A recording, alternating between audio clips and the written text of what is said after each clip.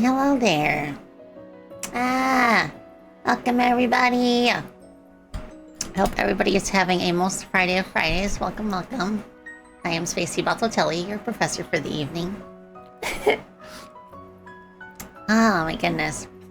Yeah, yesterday, I really didn't feel like streaming because I was having tummy issues. I also... 42 Spacey 56 oh my gosh. months of living and learning with the legendary Bat Professor. Let's go! Thank you, Louise, for 42 months. Oh, has it been that long? Wow. Thank you for your support. Also, DC Jen, thank you for 11 months. Thank you as well for your support. Oh my gosh, almost a full year since you've been with us. But yeah, I'm feeling like better now stomach-wise, but lately my pinky fingers in both hands, and I think my ring fingers too, have been getting like numbness and tingling, which concerns me. And this is like in spite of me doing like stretches every morning too, so I don't know what to do about actually improving it other than to just like do my best to move around more frequently. That's the best I can hope for. But yeah, it specifically happens when I sit down. It's not nearly as noticeable when I'm standing. So I guess like once we get underway, then I can go back and I can stand up for most of the stream.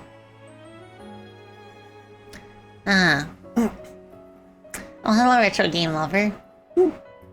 FP a double-edged sword.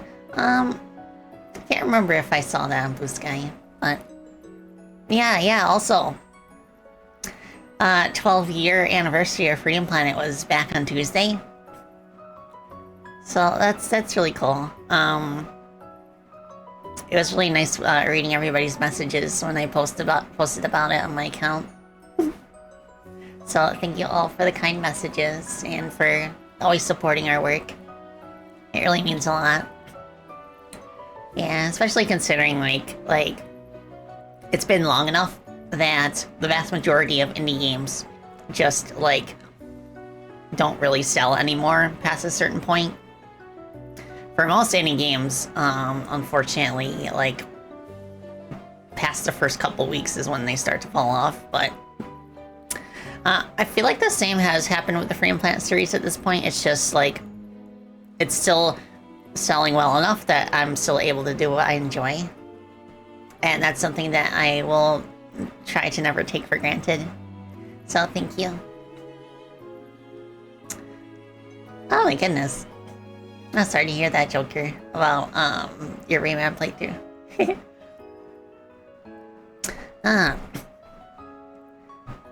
But yeah, I just got earlier this week. I was just like feeling nostalgic. It's still kind of like tricky for me to actually like go back and experience the first Freedom Planet again, just because you know how creators are. We kind of cringe at our past work, but it's okay. If nothing else, I do want to play it for like my friends and colleagues who might be interested but wouldn't necessarily have the time to try it for themselves. So I could kind of like provide commentary in that regard. Might be even cool to do it on the SpaceyBat Discord server. But yeah, we've come a long way. And like I've talked about this before, but I feel like I don't really know where to go from here in terms of Freedom Planet. Cause like, I mean, we like in terms of continuing Freedom Planet 2's story. Cause like it's been so long that I feel like to get it to the point where it like kind of feels like a similar game would be quite a lot of work. And on top of that, I just feel like when it comes to sequels, especially sequels of sequels, there's a lot of pressure for it to live up to the previous entries in the series. And considering that Freedom Planet 2 took 8 years to perfect and release, I would be like super intimidated at the prospect of like at least matching like the quality and amount of content of the previous game, and inevitably, like any follow-up to Freedom Planet 2 is going to be compared to Freedom Planet 2. So that's part of why like I felt like Chrono Gear was like a very refreshing take. Very refreshing for me, just because it didn't have the same like expectations, since it was like a brand new game independent of any like series or anything. So it's kind of interesting how that works, and like I have a newfound appreciation for why Valve can't count to 3. Yeah, like everybody's like, okay, there's no Portal 3, there's no Half-Life 3. It's hard. Like the act of making the game itself isn't that hard, compared to the previous entries, but it's just like living up to the hype, living up to the expectations. Cause like thinking it in terms of like if there were a new Half-Life game, if Half-Life 3 ever became a thing, imagine like the pressure, the expectations, because of like how long people have been waiting for a new entry in the series. And if it's just like okay, if it's just like kind of similar to Half-Life 2, then so many people are going to be disappointed.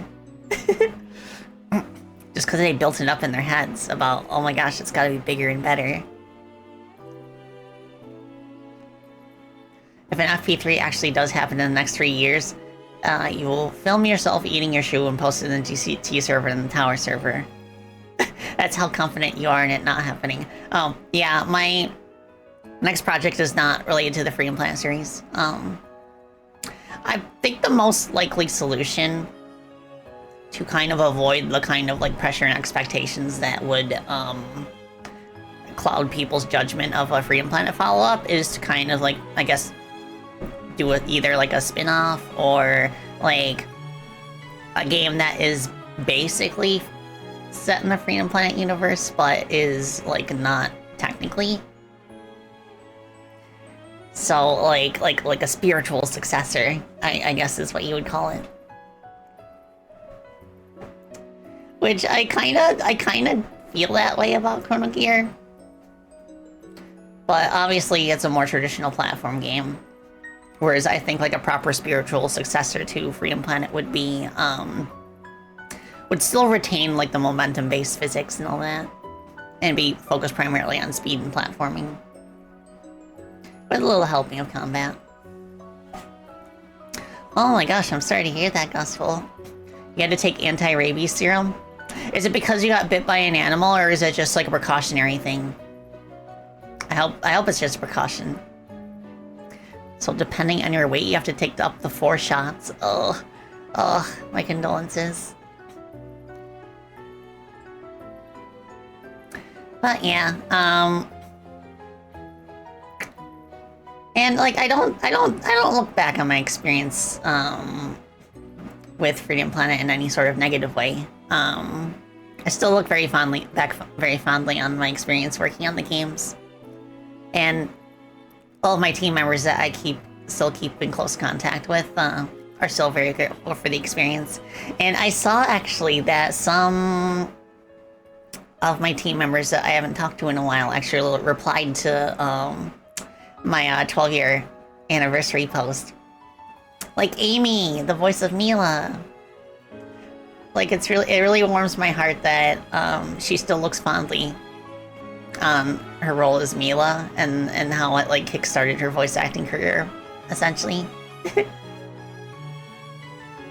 Yeah, the other thing too is First Freedom Planet did establish that events happen on a galactic scale. So ostensibly, we could focus on a different planet for once. That could be interesting.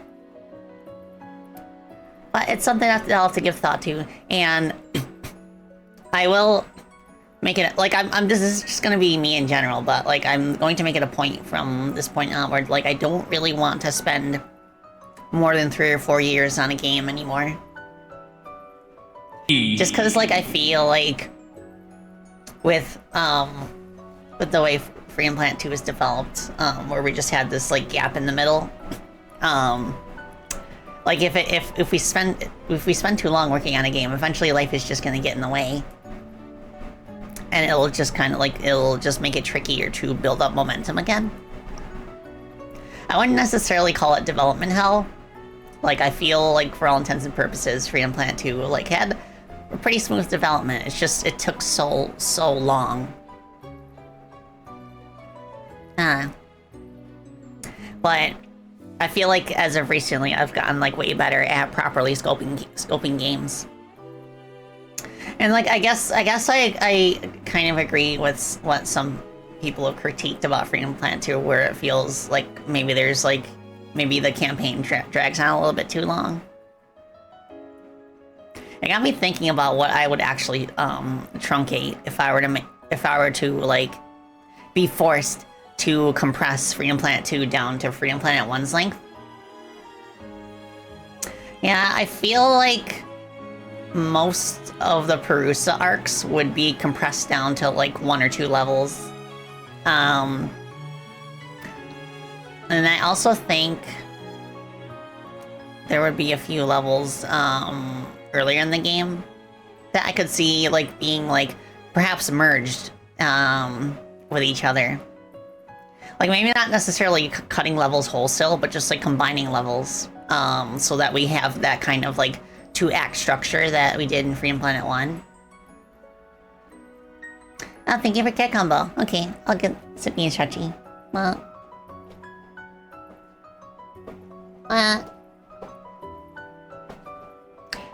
Ugh. What the heck? Why does it keep happening? That's not my correct arm. Please, please. Eventually I'm gonna replace the stream deck. I know, right, Edge? Like, I'm still, like, genuinely shocked and proud of our team that we managed to make Chrono Gear in 2 years. And it's like, like, content-wise, it's like right in the middle between Free Implant 1 and Free Implant 2. So, and despite that, it took, like, faster than either of them. Free Implant 1 took 3 years. So I'm like, holy moly. So I definitely do feel like I'm, like, a lot better at scoping projects now.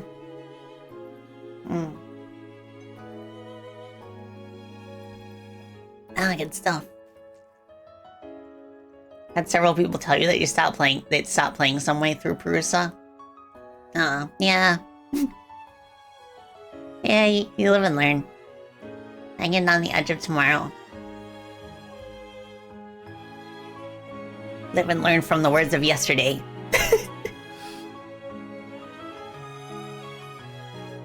But we did it. So I think that's what's important. Yeah, it's kind of interesting seeing kind of the evolution of me just trying to like figure out how games should be like scoped and paced. Because like Free Implant 1 has sorry if I sound a little bit tired today. It's because I am. Ugh. Did I tell you about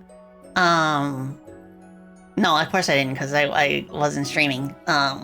I just remember a voice call I had with my friends, but like a couple days ago, Paige woke me up 3 times throughout the night. Usually she only wakes me up if she has to go to the bathroom and she can't hold it anymore. So she wakes me up at like 2 a.m. and I'm like, okay, I understand, you might need to go to the bathroom. So I let her outside. She does not go to the bathroom, she just eats grass. She's out there eating grass at 3 in the morning. So I'm like, Paige, what are you doing? Get back in here if you're not gonna go to the bathroom. So I bring her back in and I go back to sleep. And then she wakes me up at 5 a.m. So I'm like, okay, probably now you have to go to the bathroom. So I let her out again. And once again, she does not go to the bathroom. She just eats grass. And so I'm like, okay, I've had enough of this, Paige. Just come back in the house. And so I go back to sleep. She wakes me up again at 7. It's 7. So I'm like, seriously? So I'm more resistant this time. So I just I just turn in my bed and I'm like, and then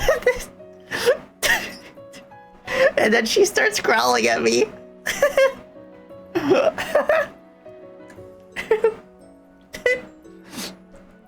So like I've got my back turned to her in the bed. She growls at me. I'm like, and she goes, and then I'm like, and she's like, and I'm like, and I'm like, no bed, girl. She's like, so then she turns around and starts. She starts slapping me with her tail.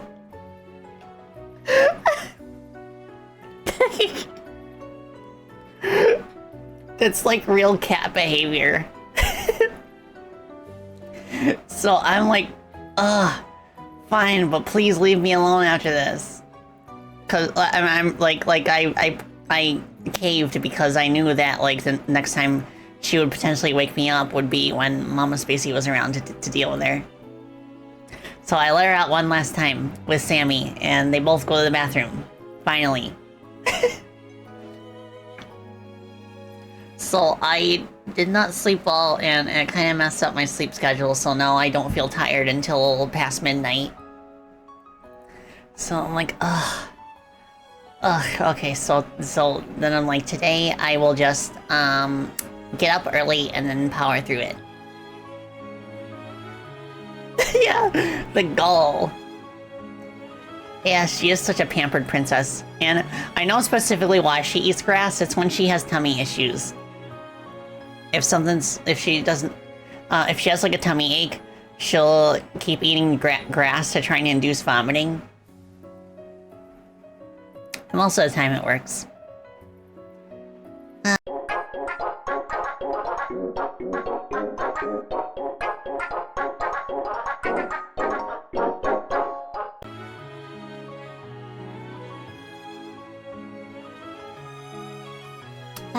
Are we back?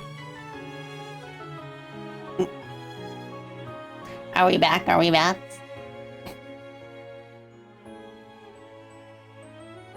Hi.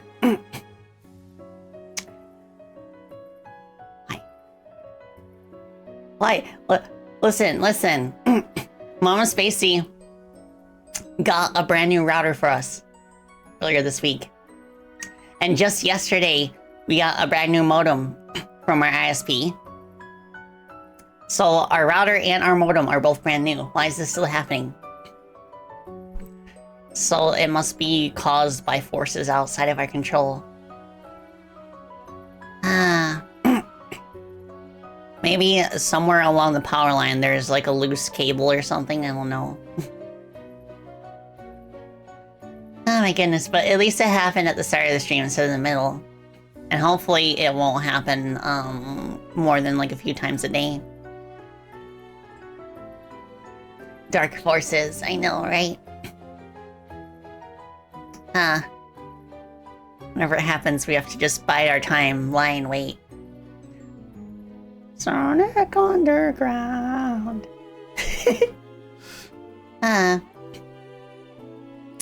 But, okay, hopefully it won't, pick up again later. Man.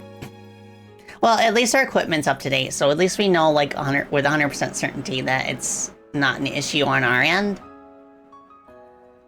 Must be something else. Quite curious.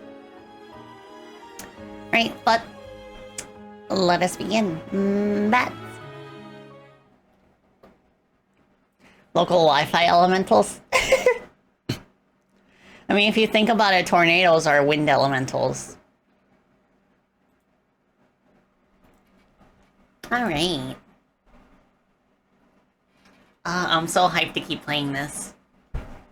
I'm probably gonna go to a previous mission first, just to warm up, because it's been a while. I'm also going to stand. All rise.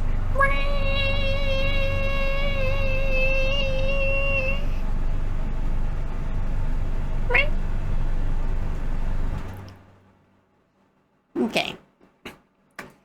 Something kind of interesting I noticed about Denshattack on Windows is that the title of the window is called Denshattack Proto. So I guess they didn't change the name from the prototype.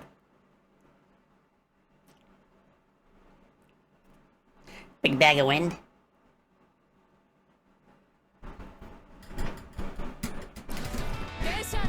Ugh, this game is so good.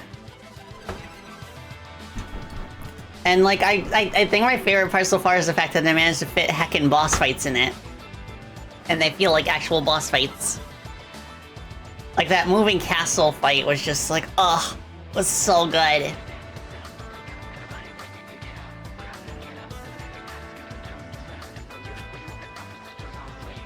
Also, there are cheat codes to unlock decals based on VTubers, which I think is really cool. Nice little bit of cross promotion. Oh, that's interesting. So it kind of shows your progress on the green bar there. Huh.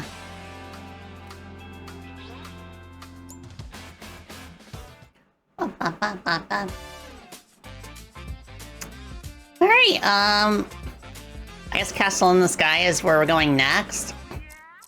But I want to practice. Oh wait, there's fanzines. Phew. Oh, here. Dang it, Bobby. Okay.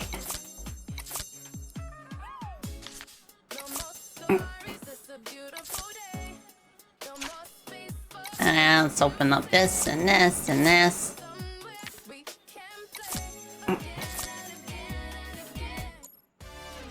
Nice. Now let's move over here.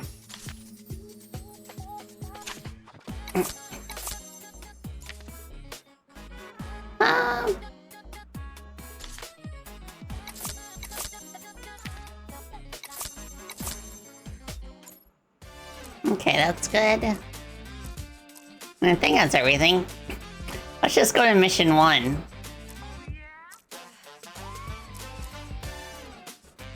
Or at least the first non-tutorial mission. Bring it around town.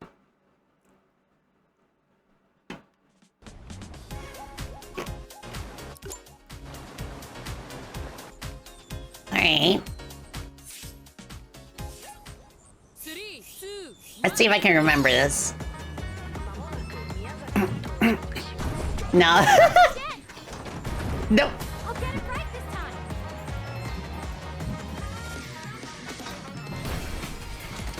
Okay, that's that. Nope.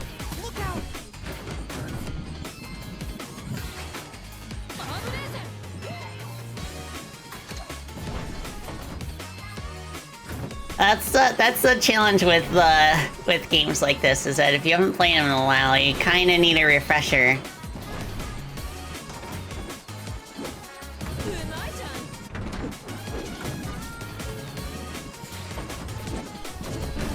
Ow.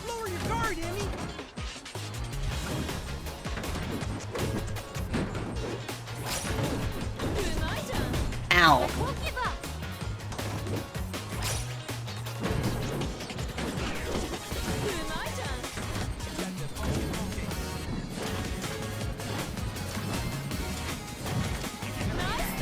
Nice.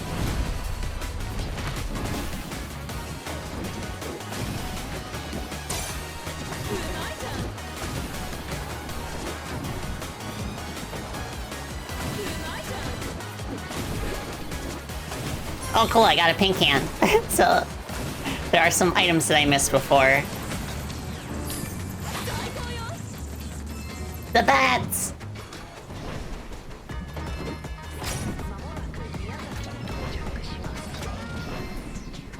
Thank you. Ow. Get him next time.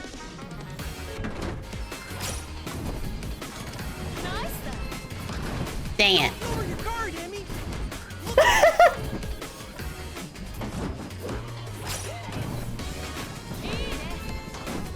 For once, I would like to maybe see a game experiment with, adding like a little like refresher tutorial that you can optionally play if it detects that you haven't played in a while. Guard, Emmy.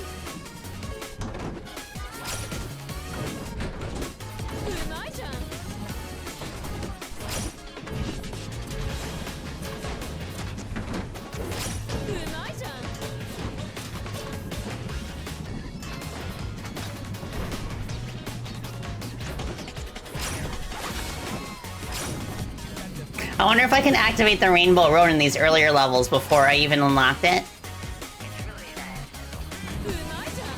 How do I ground slam again? Both L, R, and R1, I think.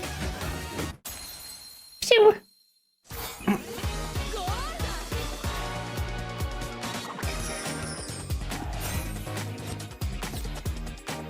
Well, I think I did better than last time.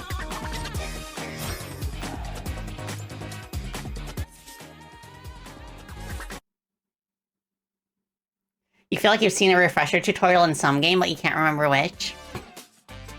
Yeah, even if it's in terms of, like, maybe games that have hub areas could have, like, a little training ground for you.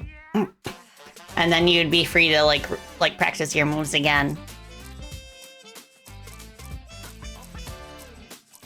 Alright, I think I'm ready to dive back into it.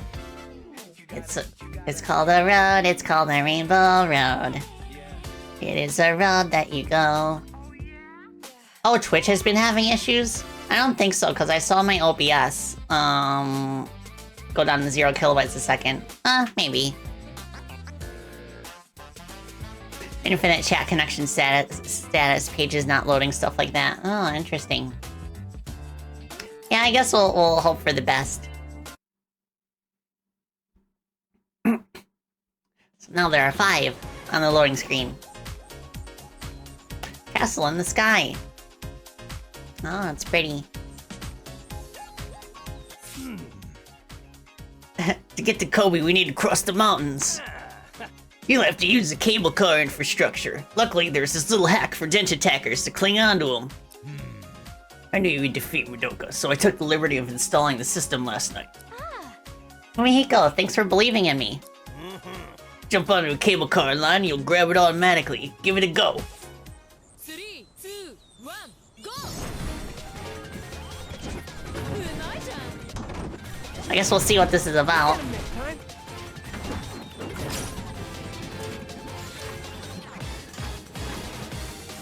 Oh, sweet! Oh my gosh! I was saying this last stream, but like... just when you think they've done everything they possibly could with trains, they introduce a completely new gimmick that kind of like blows everything away. Also, yes, Notikin, I like how people are saying this is the best Sonic game to come out this year. It does have boost Sonic game vibes, doesn't it? Swing on the monorail and dodge obstacles. I'm suddenly reminded of that one monorail episode from The Simpsons. Until they release the monorail and fall downwards. Thank you.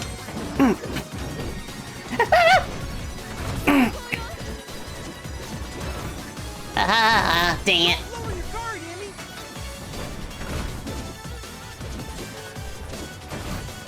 Dang it.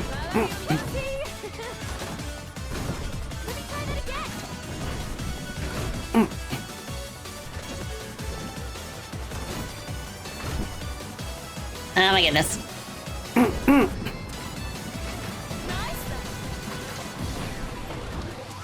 Ow. I believe in you, kid.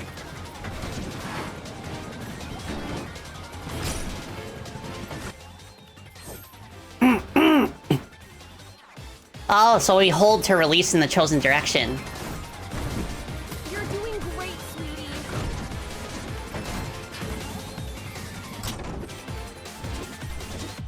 Thank you. Whoa.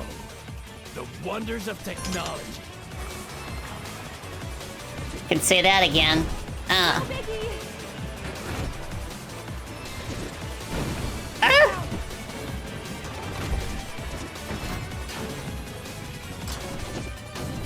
Good eye done.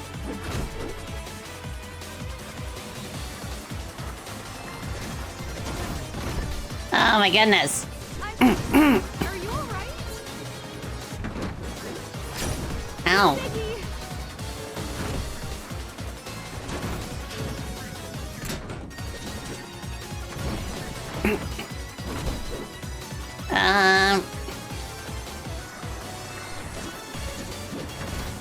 Please. Don't lower your guard, Emmy.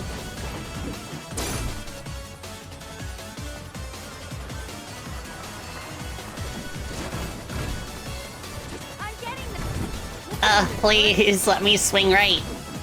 I'm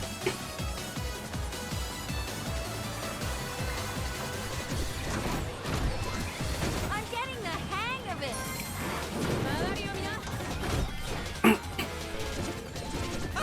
This is going in the fanzine.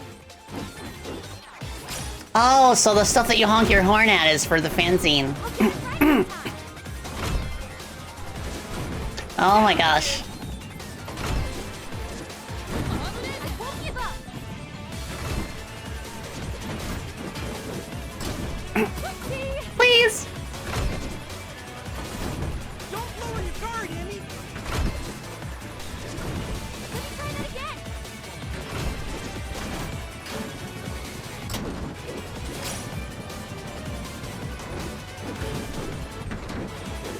Ow.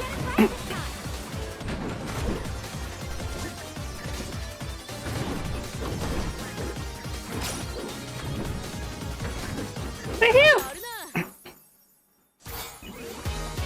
Yeah, imagine if this game had lives. Oh my goodness.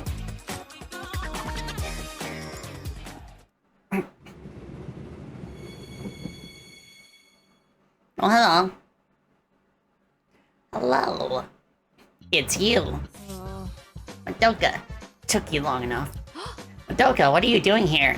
If you're really gonna try and ride the vac train, I can't miss it. Ooh, thanks for your support. Huh? Don't misunderstand me. I just want to see my rival crash and burn.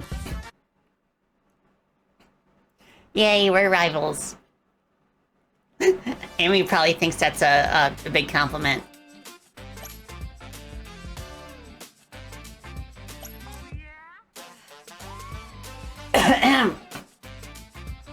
Twinsies. Imeji Castle. Wow, Emmy, when I started following you, I didn't expect to end up in Kansai. Just you wait. We're going all the way to Hokkaido. Sorry to interrupt, kid, but that forge... Has someone been doing engineering work here? Oh yeah, there was this weird person working on some strange contraptions. Didn't speak a word to anybody. Look at these blueprints, brother. Could it be?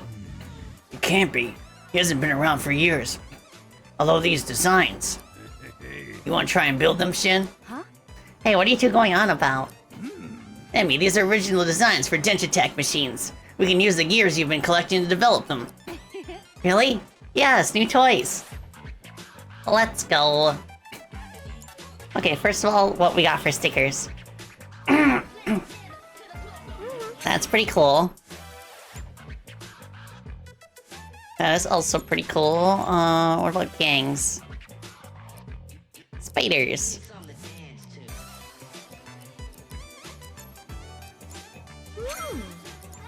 I like how it only shows stuff that you haven't purchased yet.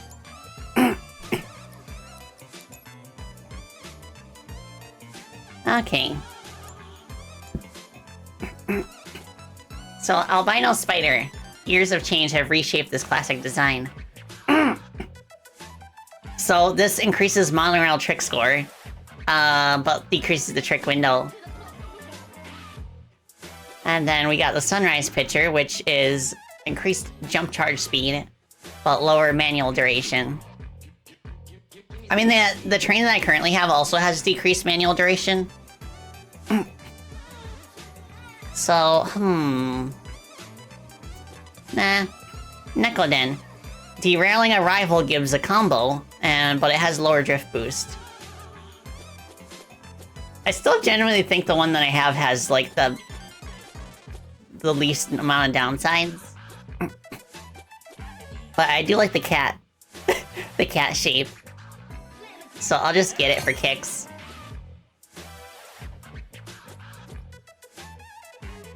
Honking on boosters gives score. Not honking decreases the boost.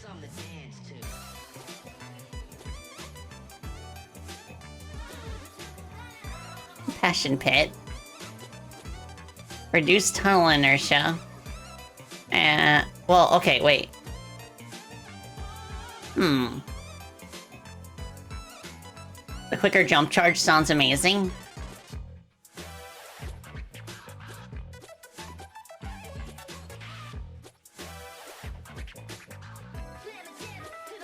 I guess we can try Sunrise Pitcher. Let's go to the garage.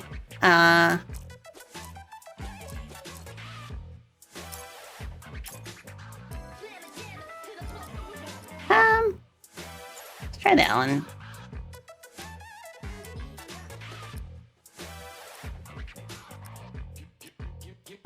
This. And let's pick the cloud. Yeah. Alright, so...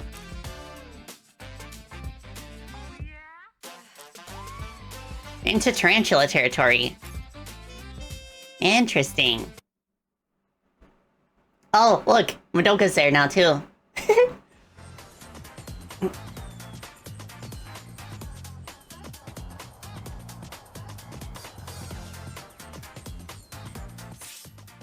Careful, this is Tarantula's turf.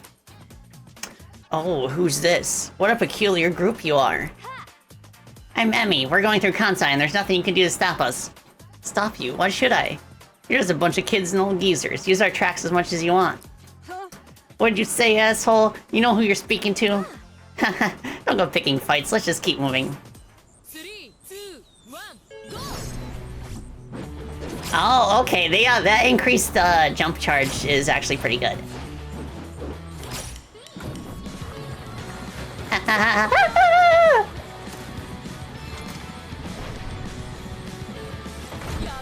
And now I have increased manual time.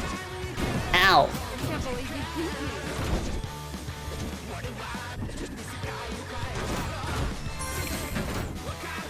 Oh, come on. Come on, you can do better.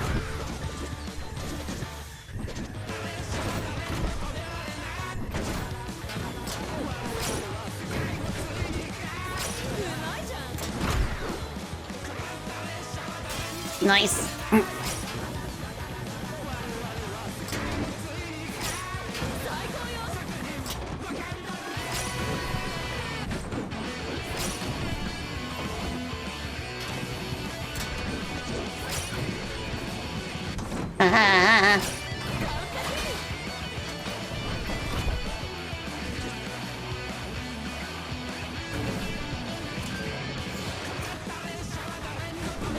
Thank you. Nice.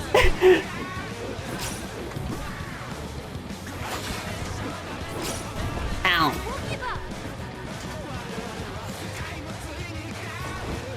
Two.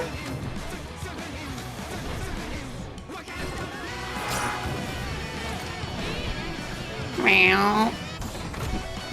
Okay, thank you for the gear.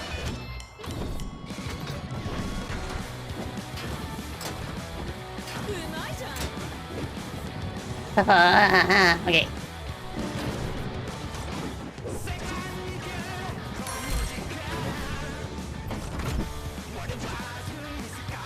Okay, please. Nice. Oh, we got the Rainbow Road. Ow. now.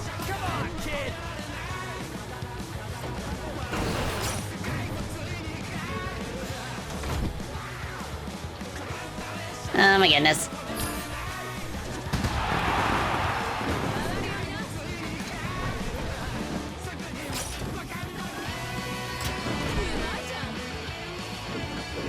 Woohoo!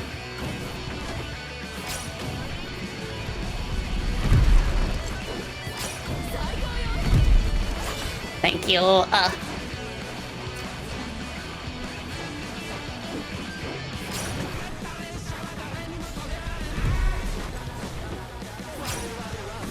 Let's go. Where's my Rainbow Road?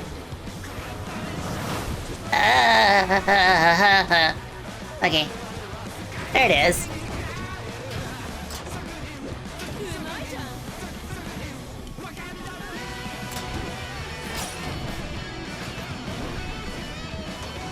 Nice. There's just so many cases that they account for, like between the Rainbow Roads and having all the side paths and stuff.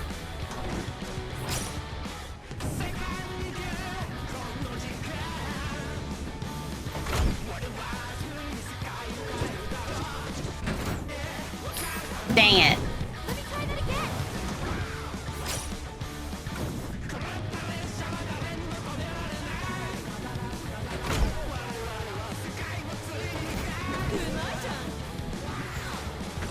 Pew! Designing levels for this game must be an interesting process. I know, right? Especially because it is, like, for all intents and purposes, an on-rails game. So you always know where the player is going to be able to travel to. In comparison to, like, most other, like, games that are, like, a bit more open-ended.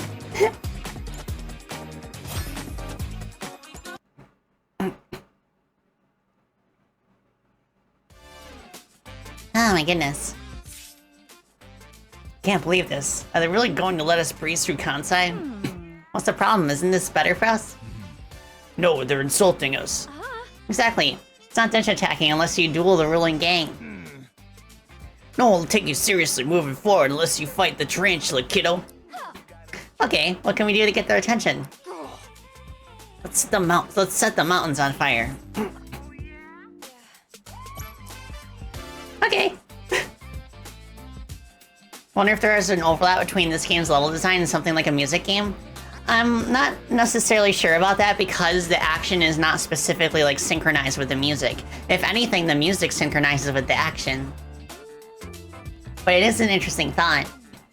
Like, something that's more synchronized to the music would probably be more similar to, like, Muse Dash, for example.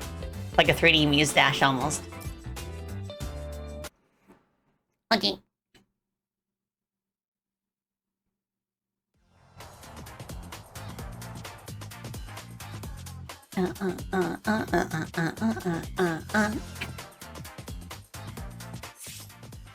We're going to charge headfirst into the Kyoto. That'll show them. Oh, yeah, that is a good point, Apps. More akin to the challenge routes in Tony Hawk games, where you're not given much wiggle room in how you do them. You're so invested. Thanks, Madoka. Shut up. Years ago, Muraido banned the Gozan no Okaribi. The lighting of these massive bonfires in the mountains. If we bring it back, it'll provoke the corpos and wound the pride of the tarantula at the same time. Set the mountain on fire. Gotcha. I love this. I always wanted to see the Daimonji all light. Yeah, me too. Don't worry. I'll get you all front row seats. 3, 2, 1, go! Oh, wow. So this is like an open-ended level, but there's 5 routes now.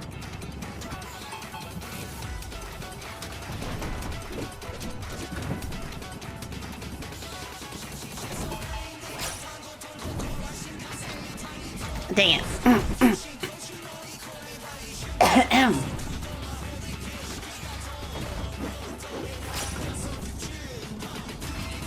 I'm just gonna keep going left until I find one.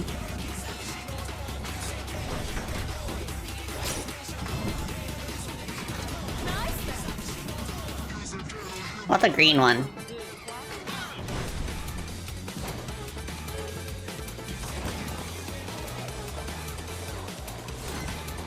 Give me that. Get 5 cups of tea. My goodness.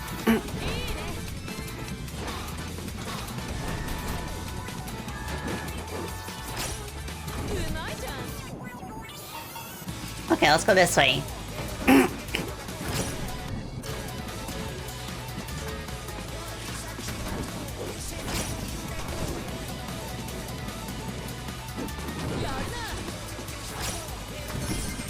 Nice. Will it please let me pick one?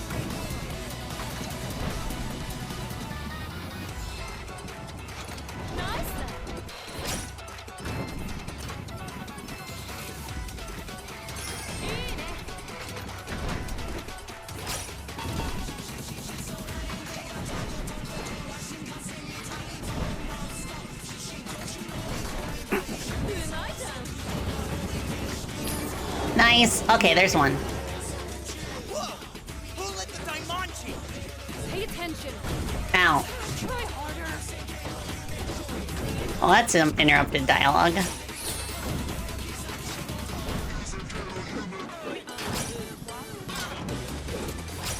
Ow. Don't lower your guard, Emmy.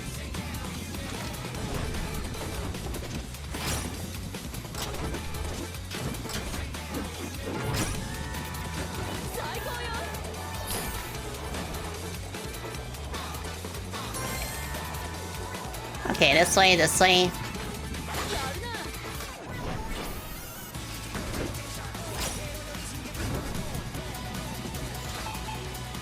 Let's try this way. Ow. Okay, let's try this way.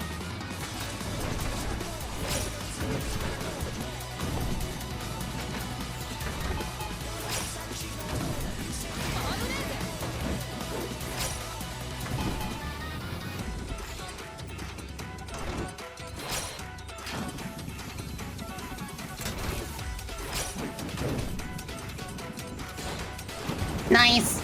Whoa! Who let the Daimonji? Also, yeah, music is like non-stop bangers. Someone call the boss.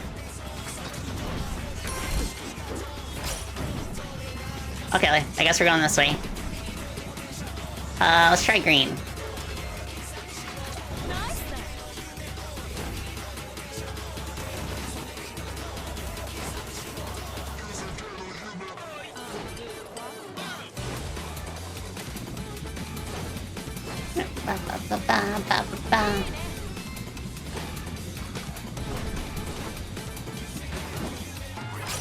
Alright, we're heading towards green.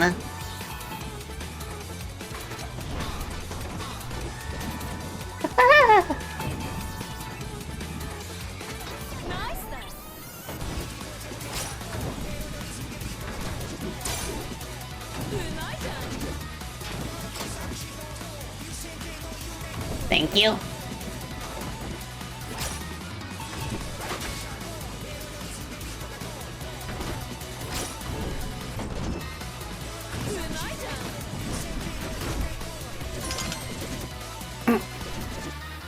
And what's so smart about a game like this is that, like, it gives you the tools to do to like, always have something to do, even if you're just, like, riding along a straightaway. Little by little, kid. You can still, like, do tricks in the air and do the manuals and stuff. So there's never a moment where you're just, like, stuck waiting for things to happen.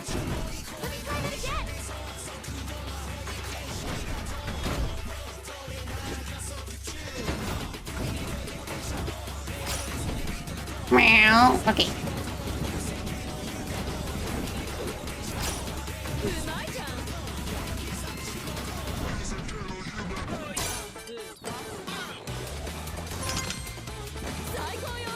Oh my goodness.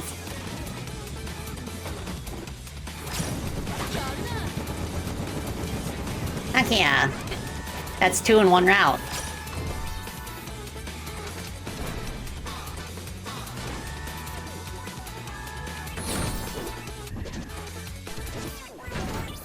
Dang it. You call that driving?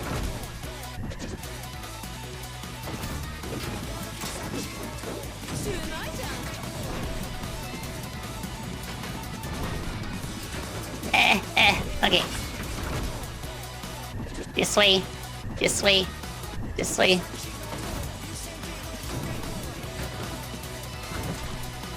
Okay, I guess we're going this way now.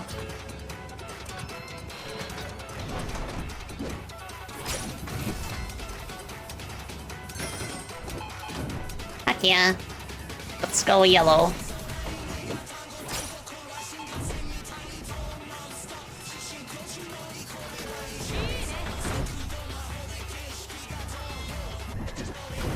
Ow. You're doing great.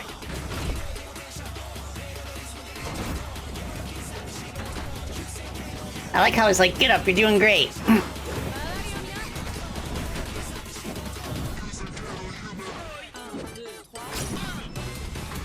Oh my goodness. Nice.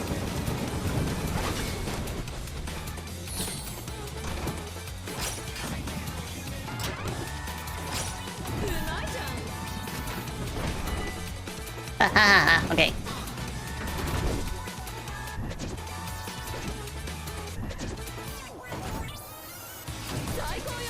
Okay, one left.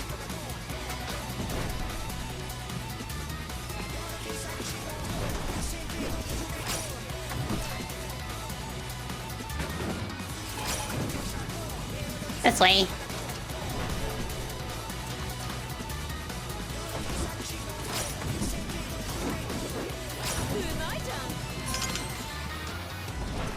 Chew.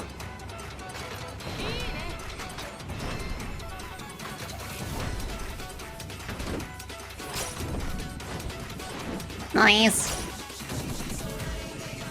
Okay.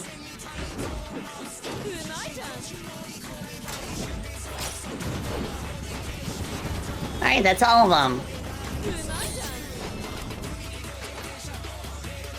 Right, and we break to finish. Yeah, I agree, Edge. Something else to praise about this game is that the on-rails nature probably allows them to recycle app sets and maps quite easily. Yeah. So that means they can focus on, like, the spectacle. Oh, hi, Anthony.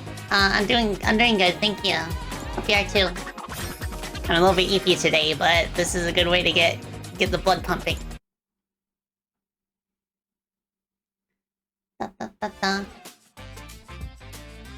Alright. Boy, what do you think you're doing? Don't mind us. Just some kids and old geezers passing through. Sorry, boss. I'm the one who insulted them. I didn't think they were worth our time. Uh-huh. Don't worry, I'm loving this. What's your name? Emmy or Aki? I'm Kay. Up for some fun, Emmy? Always. Come to Kameoka. We have a nice little trick park there. I'll show you what we're all about. Nice. Alright, ready to rumble. First, I am going to do a little bit of a stretchy. Ugh. Yeah, my hand is not as tingly when I am standing. So I suspect that I will have to do a lot more alternating between sitting and standing throughout the day until I'm, like, fully better. Okay. Let me do a sip.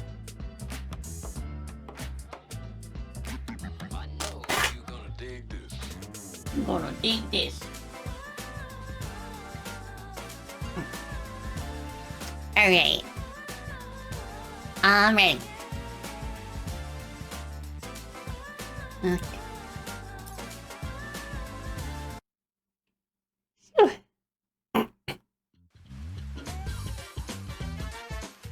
Nice.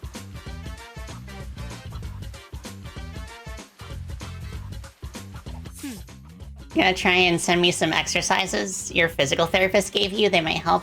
Oh, I appreciate that, Edge. Thank you. Feel free to do so. And I'll give them a try. It must be something special if you got the leaders of Kyushu, Chugoku, and Shikoku riding alongside you. Yeah. At last, some recognition. I was starting to think the Tarantula were a bunch of oblivious fools. I want in on Heat too. Show me why you're so special, Emmy. You managed to surprise me. I might let you in on some wild plans we have for tonight. With pleasure. Let's dance. 3, 2, 1, go!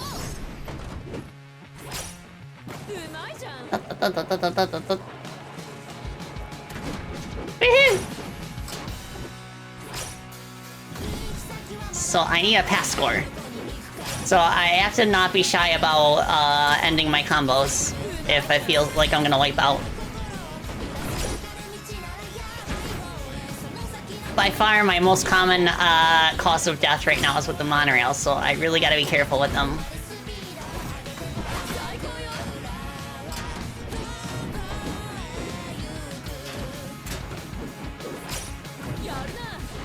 Woohoo!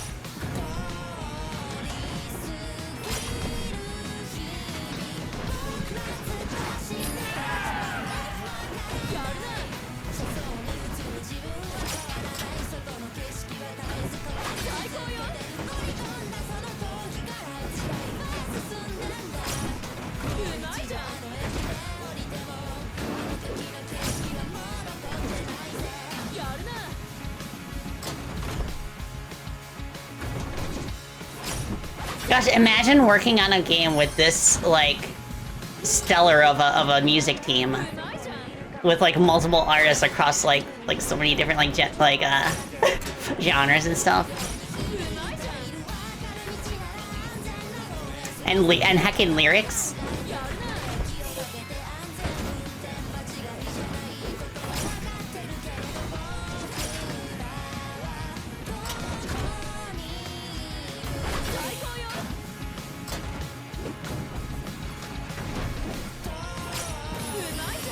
Nice! Rainbow Road.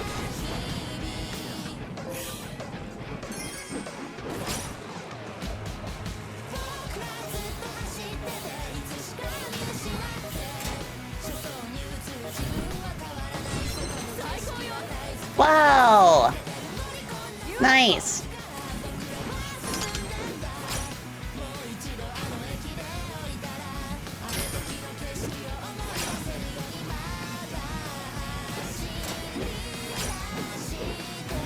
I think that's enough.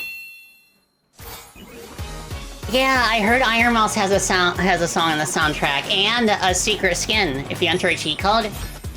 Same with a few Hololive members like Iris and Shiori. And I think a few other people on top of that.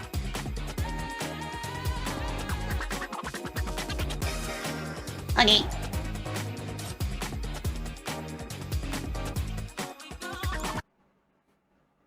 Yeah, like 16 skins. That's a really cool way of doing, like, promotions, especially for a game like this. Not bad, Emmy. Not bad at all. We're looking for fearless riders to turn the domed city of Osaka upside down. Wanna join us? Our leader Yamagata will be spearheading the raid.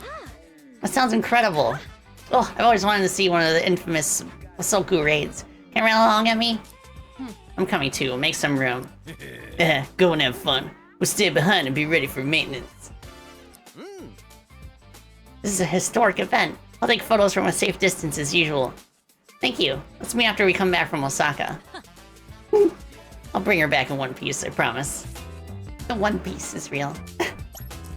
Oh, yeah, I saw the Lego One Piece thing. Like, I have never watched One Piece before. I'm kind of tempted to, like, watch the Netflix series, though, because I've heard it's a good introduction. But then we got, like, a whole Lego thing coming, too. It feels like one of those, like, sleeper pop culture hits that, like, everybody knows about, but you wouldn't think that they do. Like a sleeper version of Dragon Ball Z. In terms of popularity. Crazy that this is a Spanish game, but got so many Japanese composers on it. Yeah, it's not unprecedented for a game developed by a studio in one country, kind of like paying such faithful homage to another country that you would assume that it was made in that country instead. Yeah, one of the most famous like animated film examples is Kung Fu Panda, which like nailed Chinese culture so thoroughly that the Chinese like ended up having a partnership with DreamWorks, like a whole Chinese division, and they ended up having a part in Kung Fu Panda 3. Yeah, I'm surprised about that too, with this being a Spanish game. That's really cool.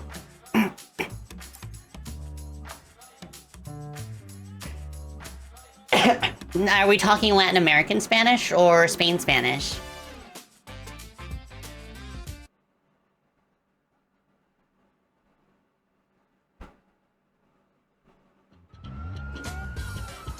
From Spain. Ah, okay. Yeah, Toby Fox is another example.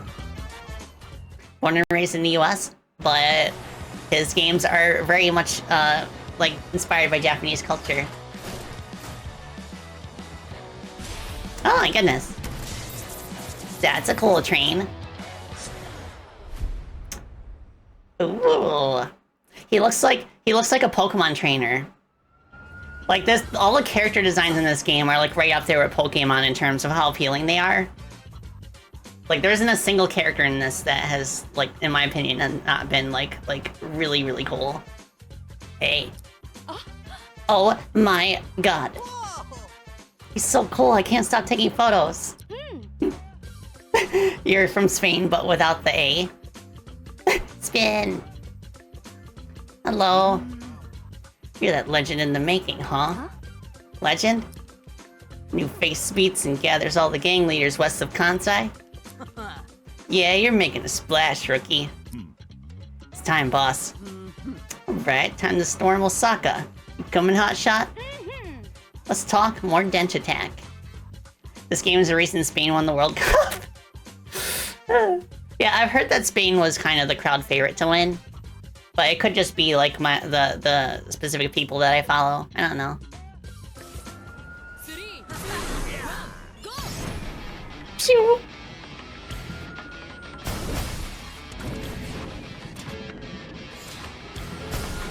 Oh my goodness.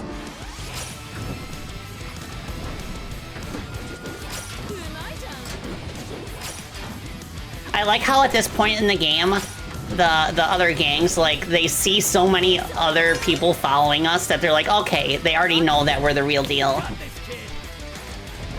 There's no need to prove ourselves anymore just because, like, we've gained a reputation.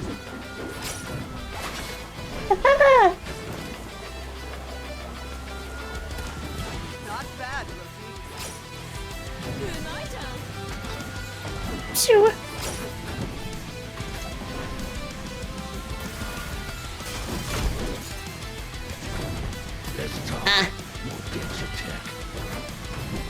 Let's talk, we'll get you dead.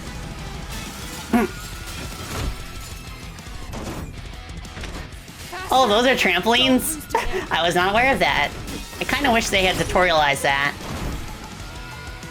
I mean, I guess that's the best you can do. Just kind of like put yourself in a situation where you have no choice but to use them. Well, okay, this is happening again. Oops, that didn't go according to plan. Oh, okay, yeah, that went differently this time. Thank you. Oh, and we got the Rainbow Road. Ah!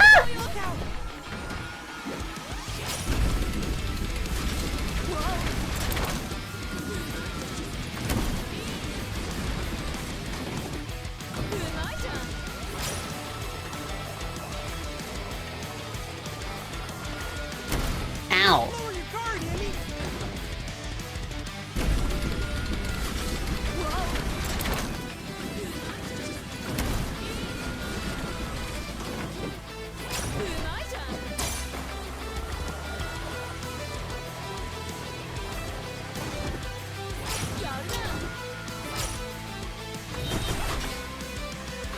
Ow. Try harder.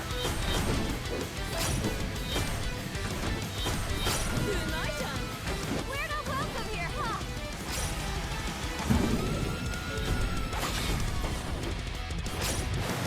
Thank you. Ow. Won't give up.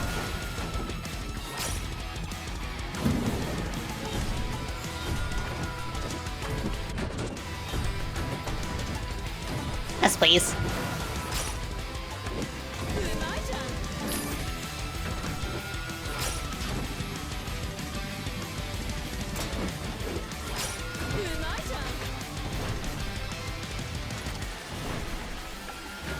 Ow. Come on.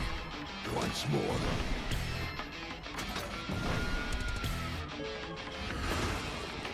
Oh my goodness. Jump out of the way of an oncoming train on your oncoming train.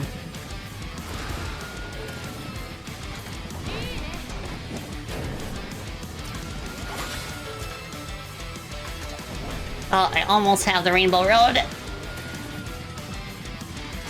then.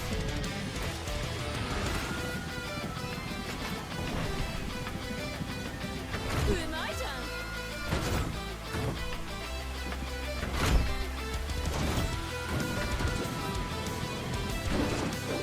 My turn. Ah. Pew! Pew! Thank you. Dang it. Concentrate.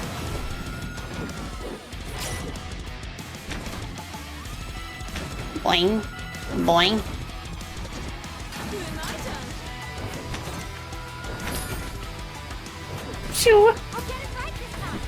Ah.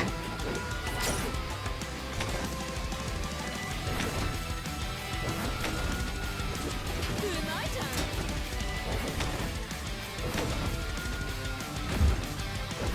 Dang it. Come on, kid!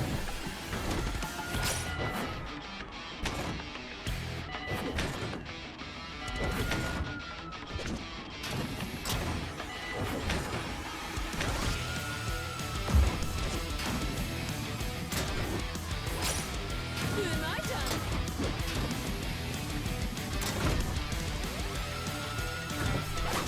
Oh my goodness. Shit, the pig! Let's go off the rails.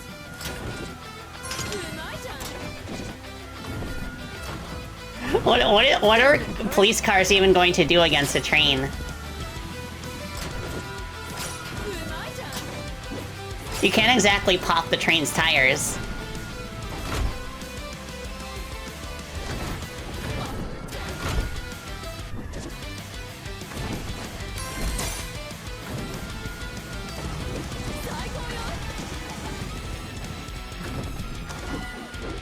Phew.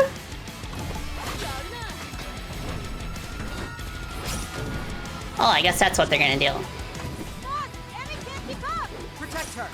I'll reach the cause. On it. Emmy, follow me. My turn.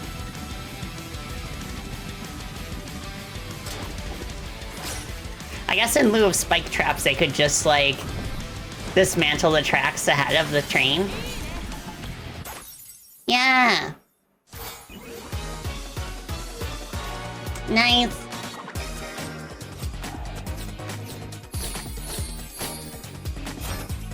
Da, da.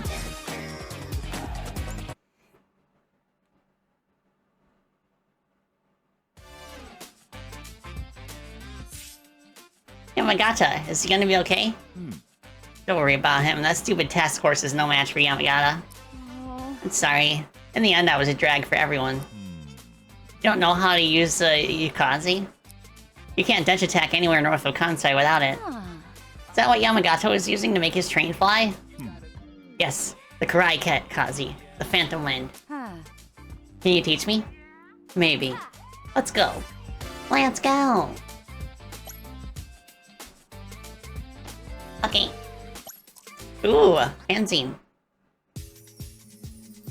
Fancy. Fernando, welcome back. Hello, Porikun. How are you? Eager to read what you write about Tarantula. Will you be covering every gang in the country? Yeah. At this pace, I might. Emmy seems to be unstoppable. Way to go, Emmy. Thank you. Yeah, the Tarantula gang is surprisingly friendly. To be fair, we don't really have to prove ourselves, like we do with the other gangs. Nice.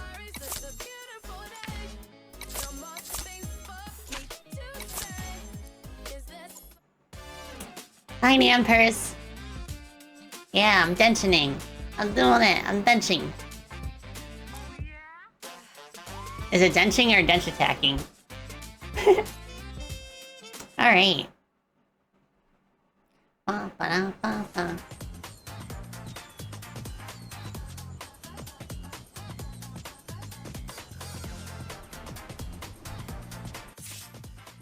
Listen up. I'm trying to remove most of the old tracks in this part of the country. So we had to get creative. Yukazi is also why Madoka has never managed to beat Best Yamagata. Shut that mouth, fool. I wanna fly too. Please, teach me. Denshattack. Usually I'd refuse, but Kay said you haven't. Basically, you need to look for, or rather feel, the natural thermal wind. Jump towards it. When you're flying through, perform a trick. Current will react, sending you higher. That's the phantom wind. That makes total sense. Let me try it. Perform a trick when entering the wind tunnel to be carried upwards by the gales. Oh, that's cool. Once again, a brand new interesting gimmick. 3、2、1、GO!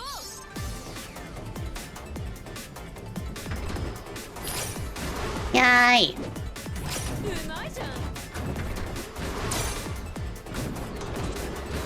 Oh my goodness. Yeah, having the quicker jump charge time is very good for this. Doing great.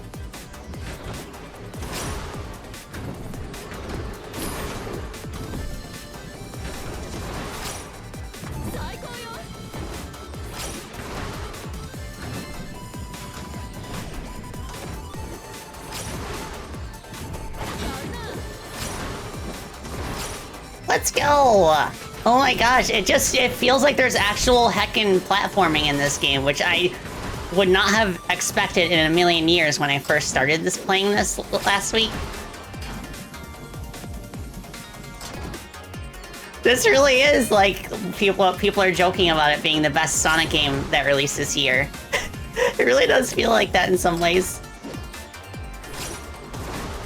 Like, this is what the Sonic Storybook game should have felt like, you know?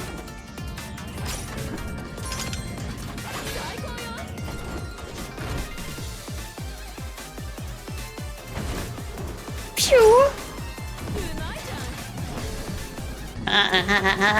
Oh my goodness. I like how it slows down if you just barely miss it. I mean, just barely make it. Rainbow Road.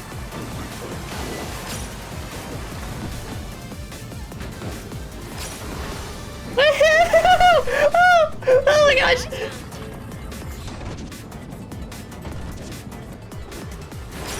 Hey!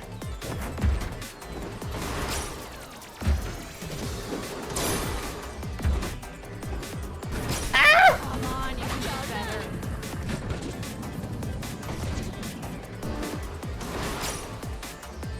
Come on!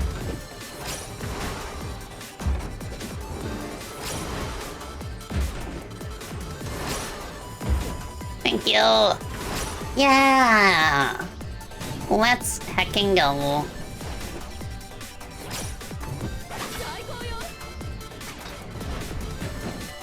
I want that. Yes, I got it. Holy moly. It's just like going crazy with combining all these gimmicks now. Between this and the monorail and the wall running and the grind rails. And the tight turns and the body slams. Oh my goodness. And once you get used to them all, you really feel in the zone. I know the dash rings from Sonic. Just watch. Like, it's only a matter of time before somebody mods in Sonic and adds collectible rings to the levels. and then we basically have a Sonic game.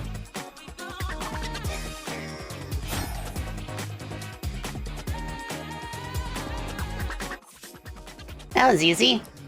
And impressive for a beginner. But you failed to see 90% of the wind currents. What? Really? I'm amazed she even got one on her first try. I've been trying for ages and never managed it. Some have it, some don't. In any case, Emmy's ready to step it up. Let's go.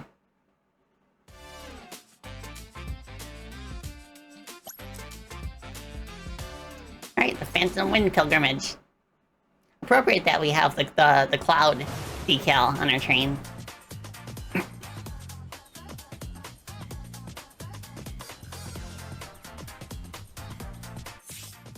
This part is usually reserved for those who have spent at least a year getting familiar with the Phantom Wind. It's dangerous. Are you willing to bet your life on your talent? Nope. I understand. I'd like to try anyway. I doubt any training is more dangerous than the Madoka. Flattery will get you nowhere. You're peculiar. Very well, wear this. You want me to ride blindfolded? The Yukazi is all about sensing. Not only the winds, but your full context. Envision the paths that Marido stole from us. Ah. That's starting to feel something. Ride those feelings. 3, 2, 1, go!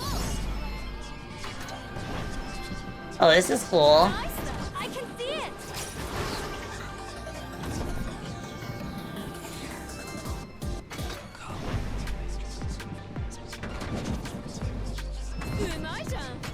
it. Nice.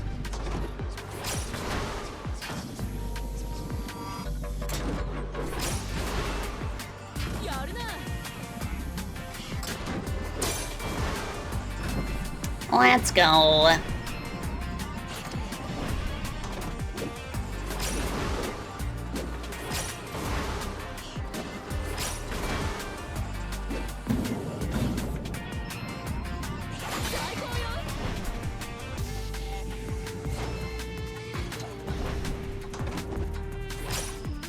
Imagine being on a train and the conductor is blindfolded and they landed in the water and started doing nasty tricks. I would be like, ah, I'm gonna die!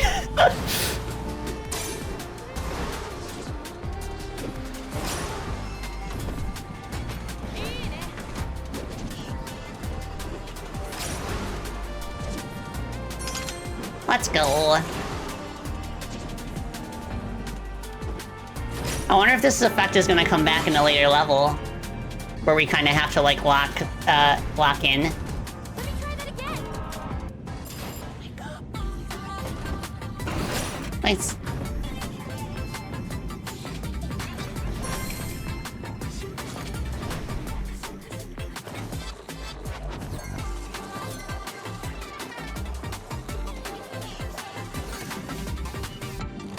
The Yukaze.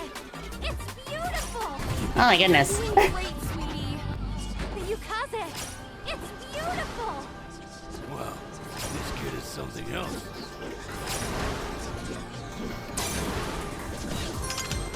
Heck yeah.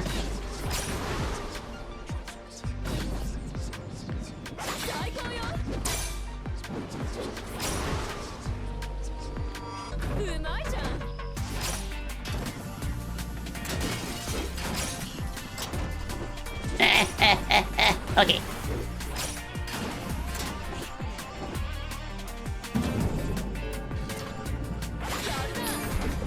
Thank you.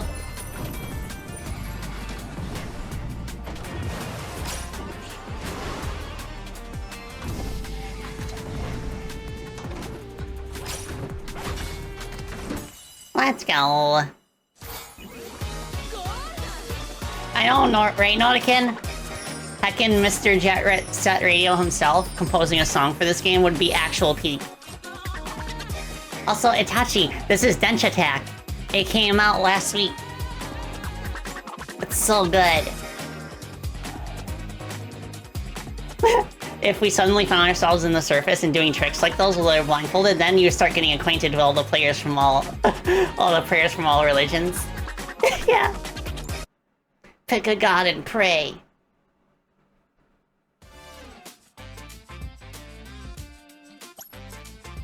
Tarantula racing cars. Nice. I like how smooth it is to just like go to the next level. You just press a couple buttons and you're there.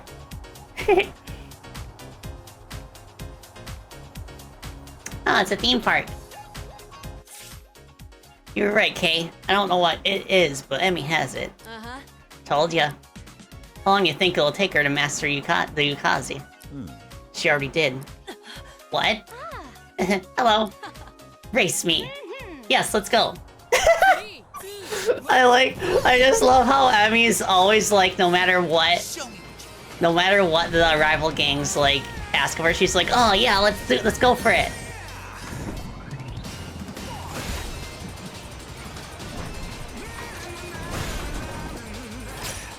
Yeah, also I recognize this voice. This is Mr. Daytona USA himself.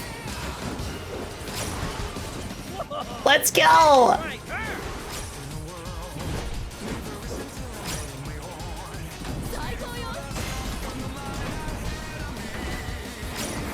Thank you.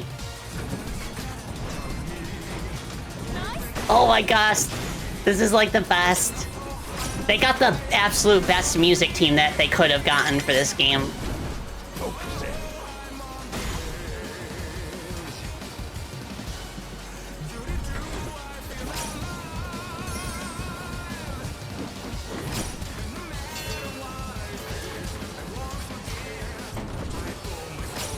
Dang it. I bet that's for Rainbow Road later. Ow. I believe in you, kid.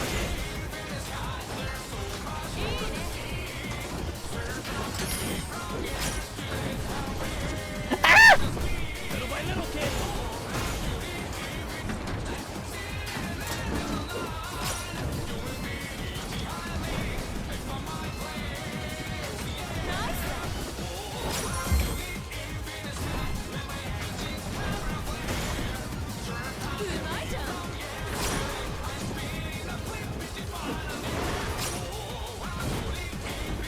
Let's go.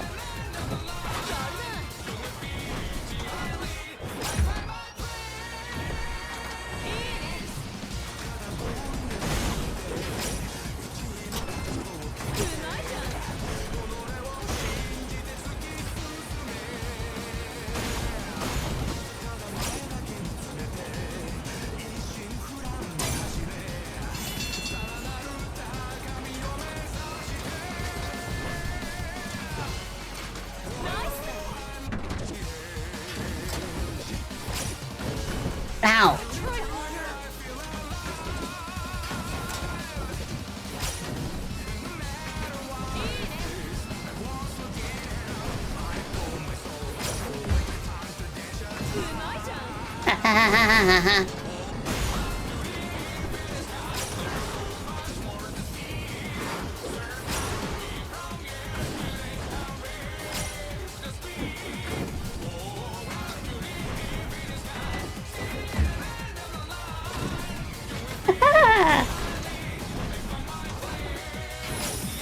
Let's go, Rainbow Road.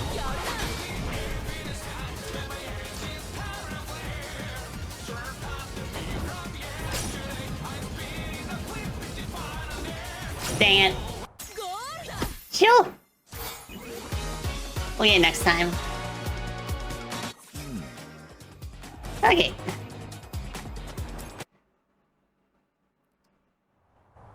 Oh, we got the Eurobeat. Of course there'd be multi-track drifting on this. I know, right? Show me what you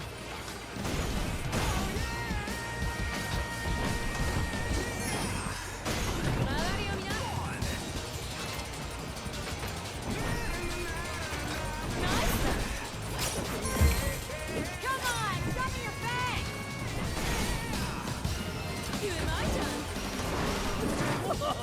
Where's the crying her? Let's go. Phew.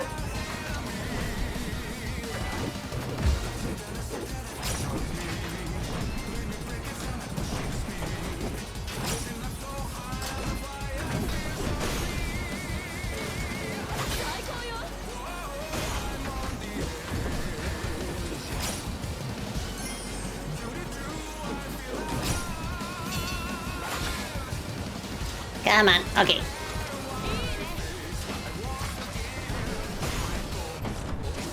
Let's go, let's go. Okay. I wonder what collecting the checkered flags does.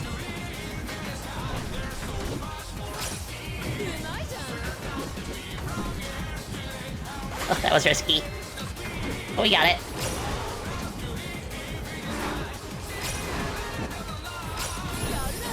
Rainbow Road.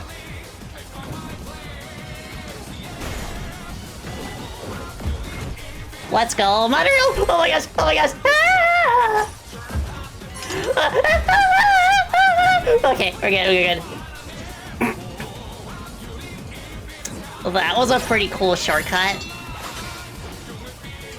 Oh, there we go. I want it. I want it. A Rainbow Road wind tunnel.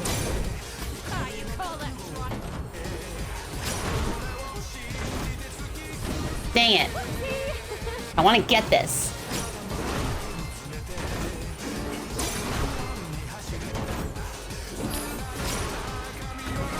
Woohoo!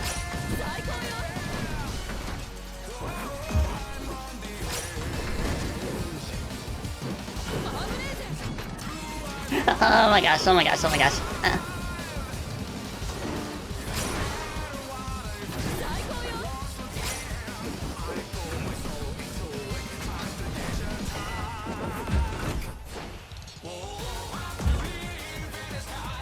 Oh god, please, please, please.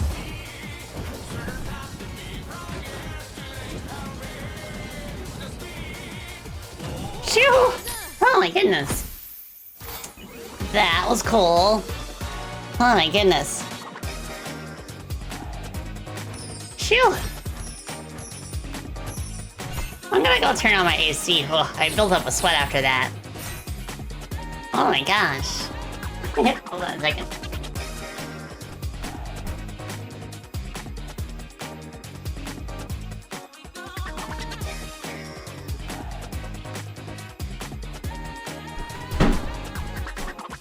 Alright.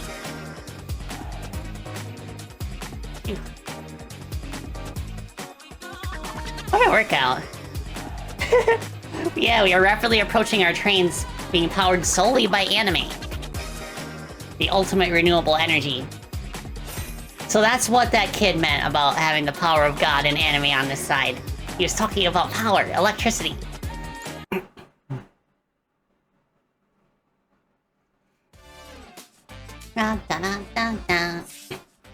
Hey. Boss, you're done dealing with the task force? Yep. Old news already. Get ready, because we have a new target. This is a rookie. Ready? She's got her wings. Good, because we're storming Nara. Nice! Whew! That was such a cool level. Mostly because of the music.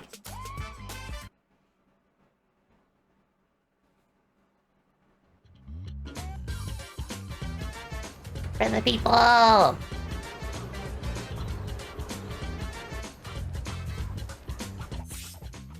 Murado turned Nara into a private resort for their executives. Shit. This is new levels of disgusting. Let's make them pay. That's the plan. Will you help us? You bet. I haven't been this angry since I started Denshattacking. Look at all those beauties. Let's go free them.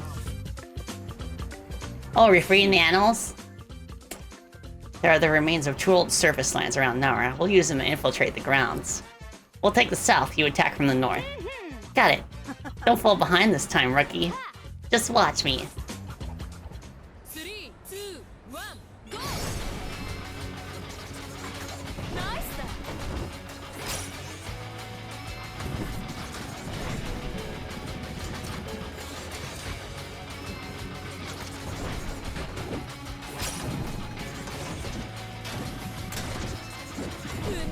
Nice. They have heckin' stealth mechanics in a game like this. Like, I am just, like, consistently blown away at the creativity of this team. Come on, you can do better.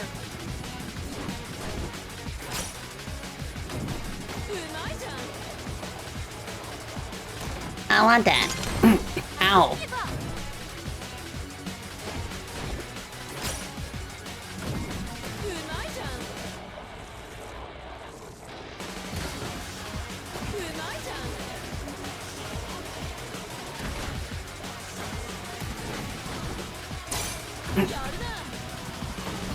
Nice.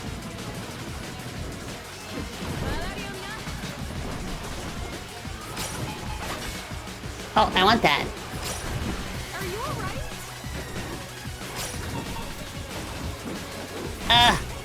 Oh, it's not facing the right direction. Never mind. Maybe if I go this way and circle around.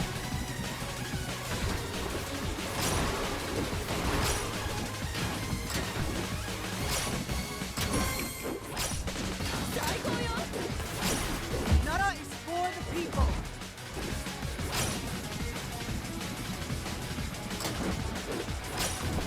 Oh my goodness.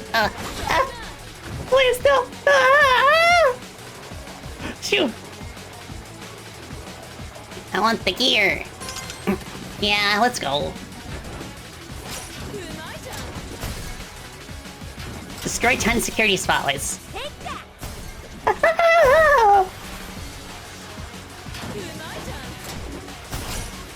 Oh, okay, yeah, we're breaking the cameras.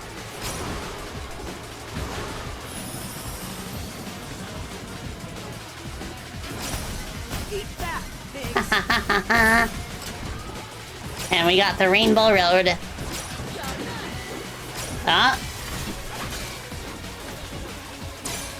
Thank you, game, for giving me button prompts. I'm gonna break you. Go fast, break stuff. Woo!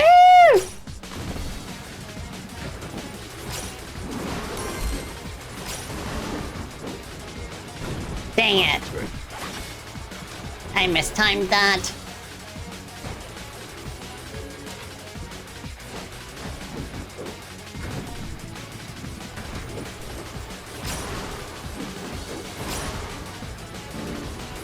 There we go. Boingy, boingy, boingy. Break more stuff on your way out. Let's go, let's go. Heck yeah. My cuties! Oh, there's a deer. They're escaping to freedom.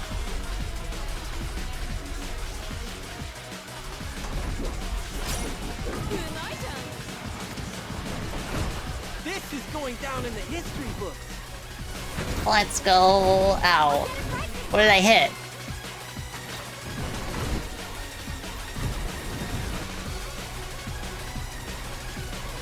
Nice. Explosions. What is that wheel? Holy moly. Oh, the deer are riding the wheel.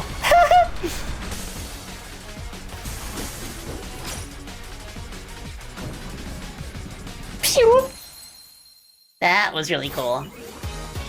Stealth mechanics? In my Denshattack? It's more likely than you think. I know, high-speed train stealth mission through half-pipes was not on anyone's bingo card, I think. Wow.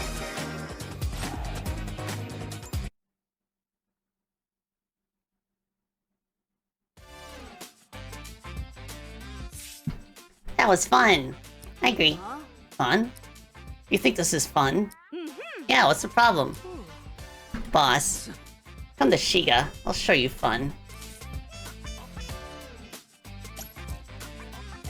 No fun for the fallen. Oh, I have a feeling Emmy's gonna get a reality check.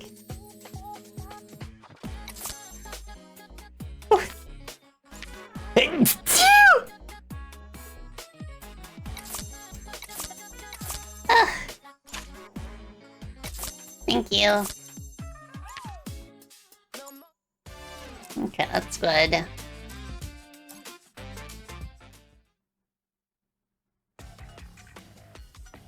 You're here. Of course I am. I want to know what you have against fun. Look. They're not having fun. My fallen comrades. Ugh, what are you doing?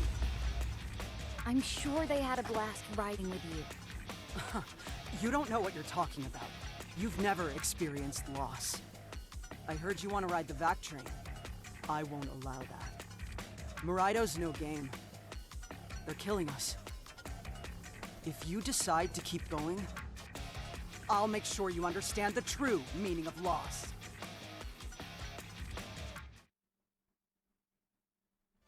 Is this loss? So I suspect some more character development is going to happen. 100 train battle? Nice.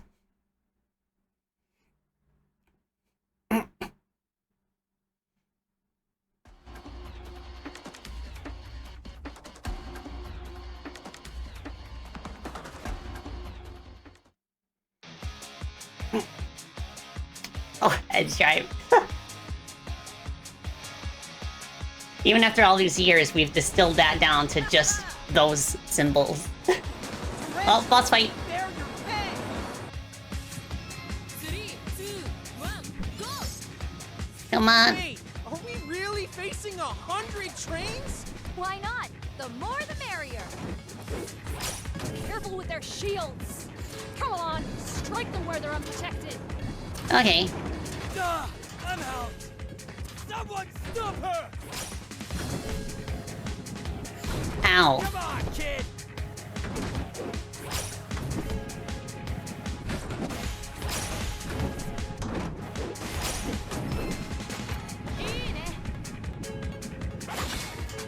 Okay.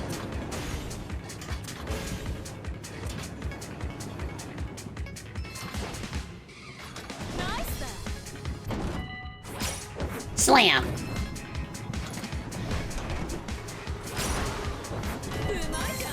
Ow. Doing great, sweetie.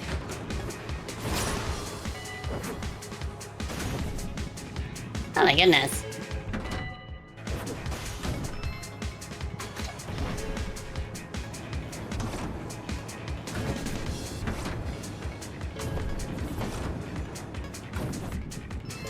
Ow. Won't give up.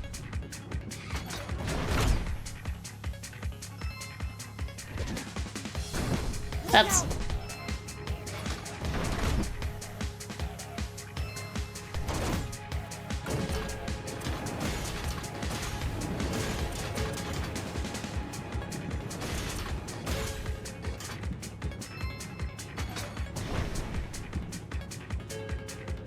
Alright. Someone stop her! Oh, okay, we can hit them from the side, too.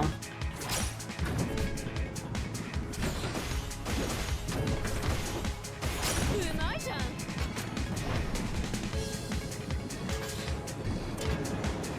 Well, as long as they don't have spikes on the sides.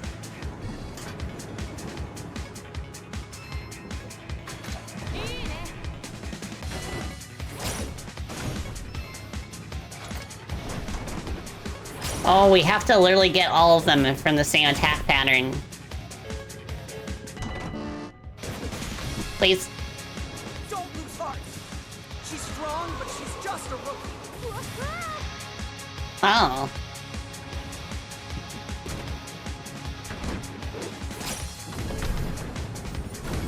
Let me try that again. Oh, I think it just takes us to the next area once we reach a certain threshold. Maybe.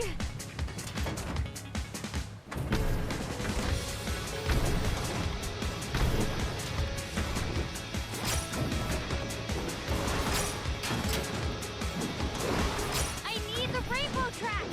I've got to get a higher combo.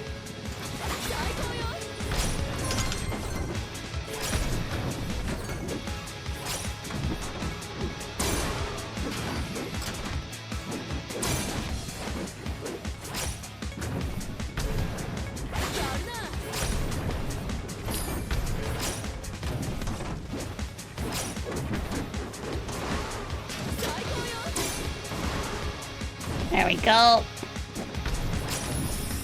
Nice. Dang it.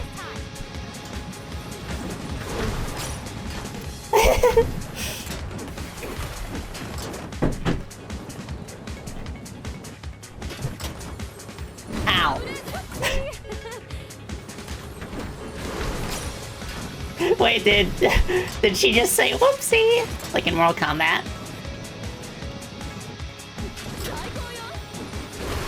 Oh, I know. He said toasty in that game, not whoopsie.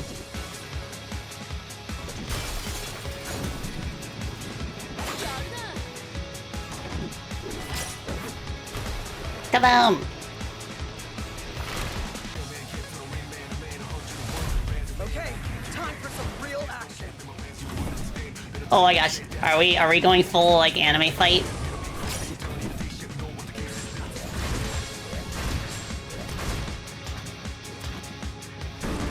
Let's talk. What?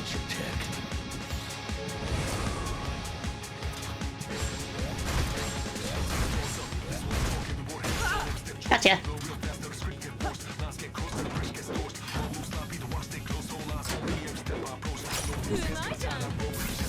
We're almost there. Oh, there we go. I have to jump first.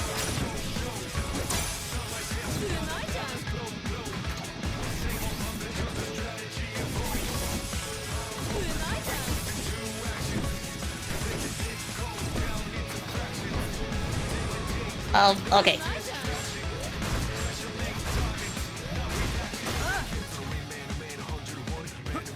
Doing good so far.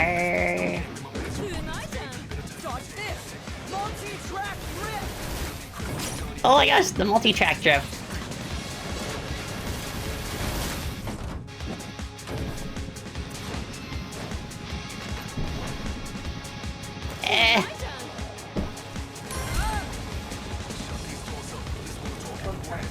Okay.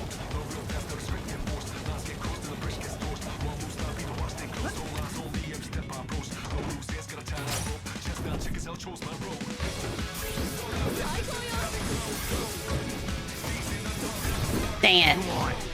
Once more.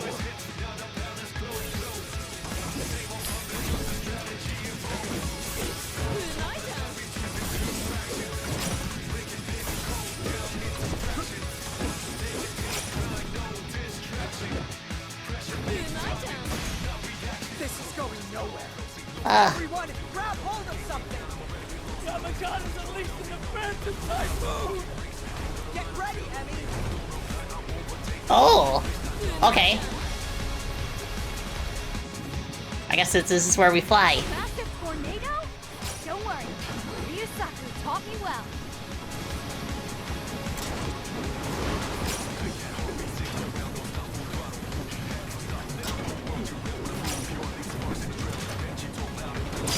Oh my gosh.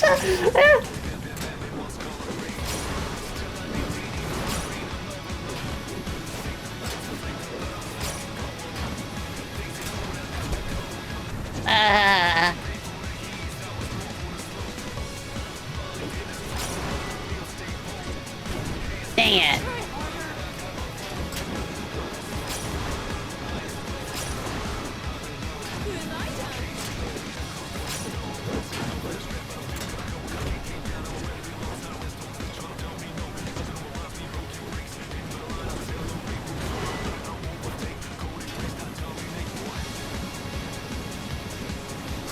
How did you get here?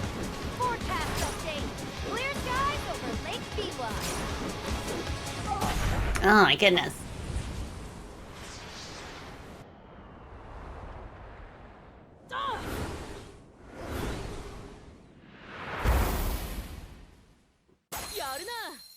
Yay! That was a pretty cool rival fight. Ugh. Oh, I need to stretch after that.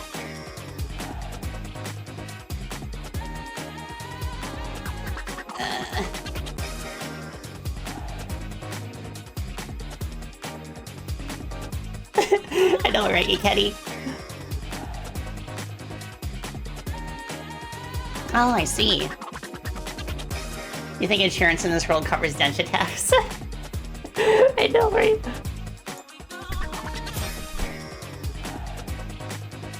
Ba-ba-ba. Strength is absolute. I see Medaka's bad habits are rubbing off on you. Go have your fun with the vac train. I won't. I could feel your pain through Denshattack. I think I understand now. At least a little. Then what will you do? Destroy it. Let's end the vac train once and for all. Huh. Now I see how you've managed to get all these leaders following you. Count me in. I plan on having fun while doing it, though. Sure. Let's have some damn fun. Nice. So we've gone from wanting to ride the vac train to destroy it. I see. Chapter 6, Fight the Power.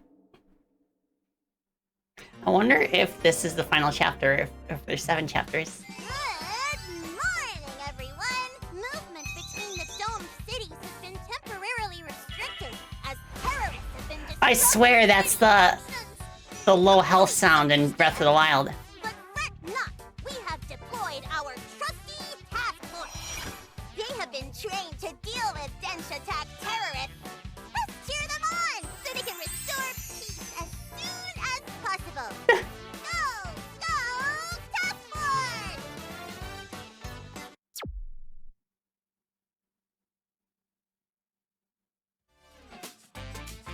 Ah, so I guess instead of a rival gang this time, we'll be fighting the task force.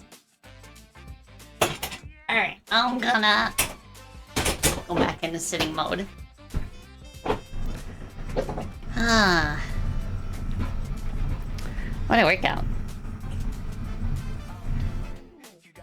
Alright. Thank you for cat combo.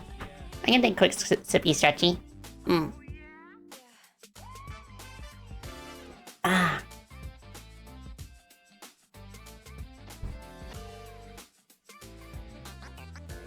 Nice. Remember to stay hydrated, especially in these hot summer months. Oh, Ferris, thank you. Yeah, I'm still managing problems with my hands, but I'll do my best. Also managing problems with my sleep schedule. Hopefully the weekend will be a nice opportunity to get things back in order. Alright, welcome to the gang, kid. Saw it too, right? Emmy's Radiance. We all have our fair share of scars. It's healing to be led by such an unstoppable energy. What is this, the Emmy Fan Club Welcome Committee? You could say so. Anyway, what was your plan for getting through the task force in Chubu? I don't know, just go and see what happens. It's worked so far. What? You're lucky to be alive. These people aren't interested in competition. They're after your head. Good grief. Luckily, I always had a dream plan for assaulting their HQ. This may be the time to see it through, considering all the talent we have here. Let's get moving. Alright, Riding Academy. Do we have more fanzine stuff? There we go. You got this? Sure you can beat the rest of allegations? Thank you, Ferris.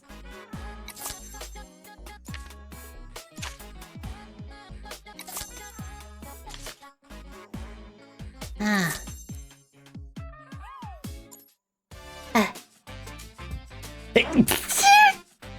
Ah. Oh, there's a tornado here. Oh, thank you.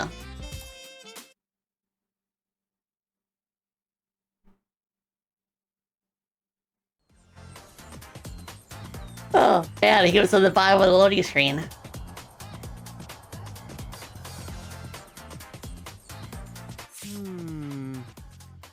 Yamagata, I trust your expertise, but are you sure going through their HQ is a good idea? Yes. Majority of the task force doesn't have much experience with Denshattack. They created this unit to stop us, but they're green as hell. We'll mostly run into trainings here. The talented ones are outside, patrolling gang territory. Alright, how do we get in then? Who's there? Surrender now! Hands where I can see them! Oh, okay, there are cop trains in this universe. It makes sense, since trains are much stronger than cars. I'll explain on the way, let's move. 3, 2, 1, go! What's the plan? Hit all the activators.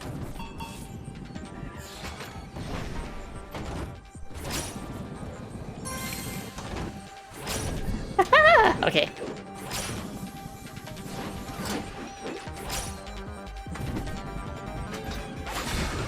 No, you don't. I like how it's making a good use of the wind tunnel things to kind of show that we couldn't have gotten this far without the skills that we've learned along the way.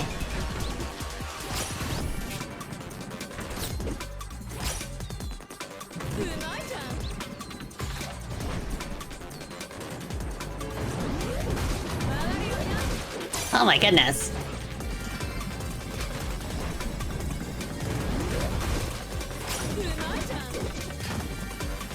Well, that's cool. It really feels like we're being chased. And we got the Rainbow Road.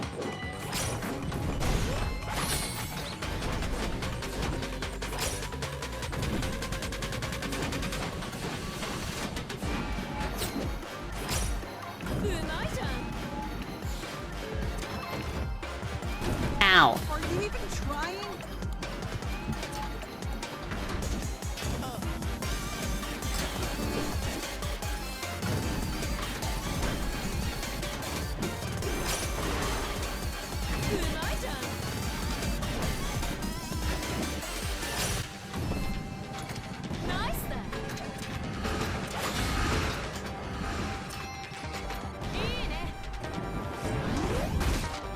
No, you don't.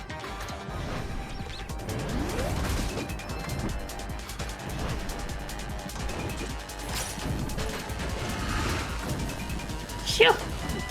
Ah.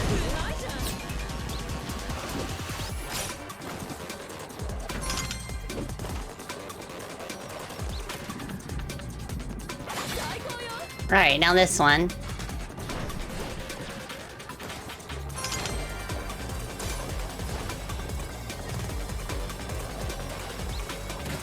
This way.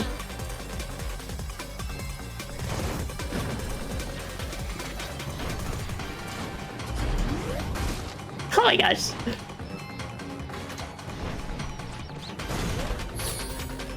There we go. So now we just need pink.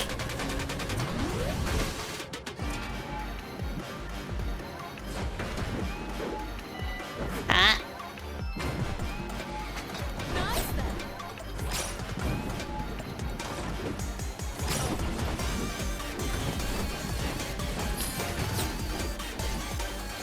And it's this way.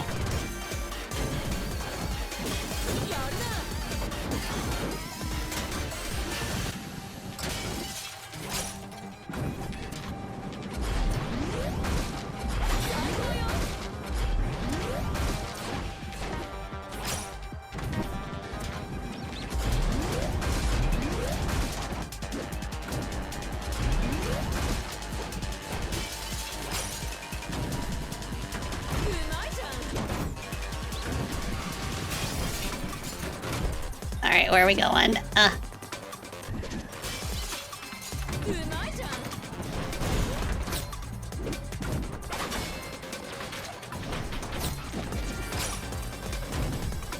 Oh, this way.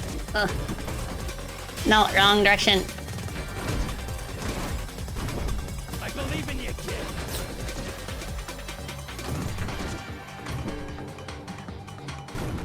Show me what you got, Eddie. Which way? Don't let me go that far.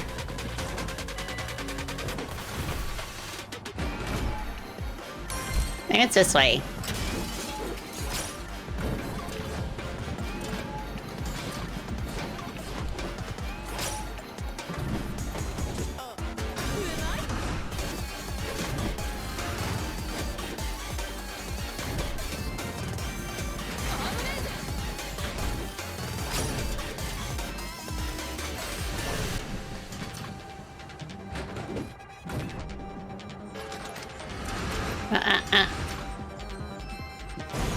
Okay, alright, that's the last one.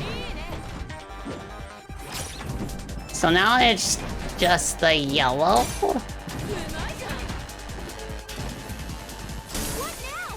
Don't get caught. Don't get caught? Okay. Oh, that's clever. I bet they moved the camera up that far just to transition us smoothly to the next section of the level, no matter where we are.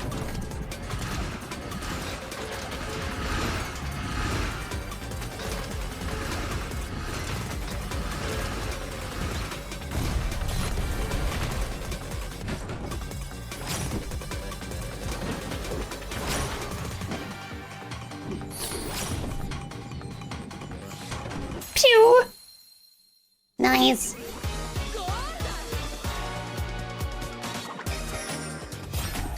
Very good.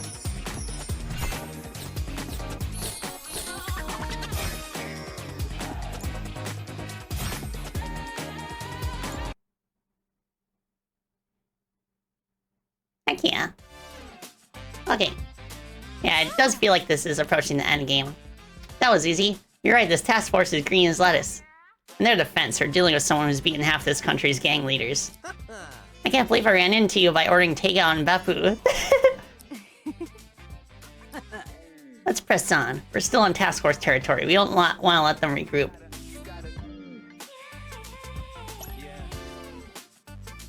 Alright.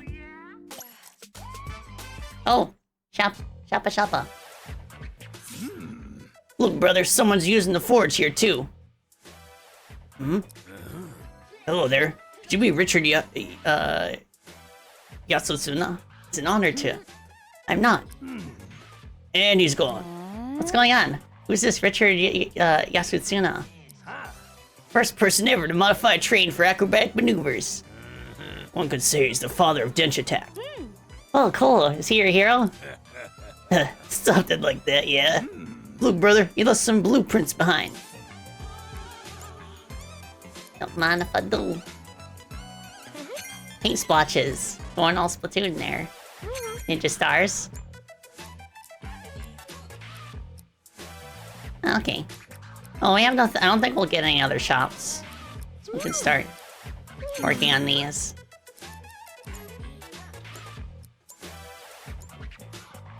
Alright, so... Chunky fashion. Increased chained air trick score, but lower single trick score. So if we have to focus on combos that involve more than one trick. This one is risky dodge score, but crashes reduce your score. And this one's a flying snake. Increased manual duration, but lower trick score. Interesting. Premium runner that fights to stay grounded. I bet this one's good for experts. Stolen patroller. Oh, hijacked and ready to blend in with task force. Increased manual duration, increased jump charge, but lower the drift sweet spot size, and lower the grind balance. This one also is basically a buffed version of our current train, but I'm not sure if I can handle the penalties. I can start buying like some of the cheaper trains, because we have so much to work with.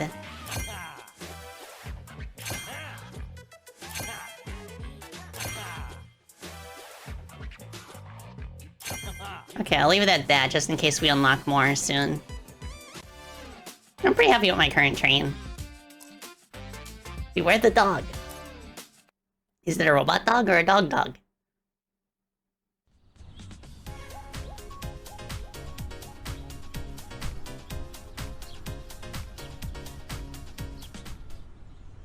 Three, 2, 1, go.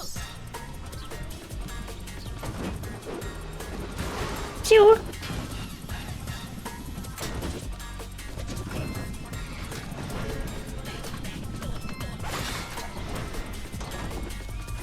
So the aesthetic of this kind of reminds me of some of the first levels in the game.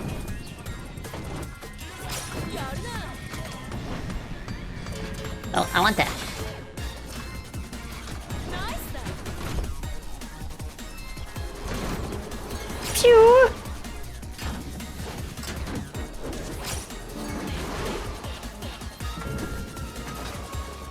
Oh my goodness. Ow! We'll get him, Nick Current.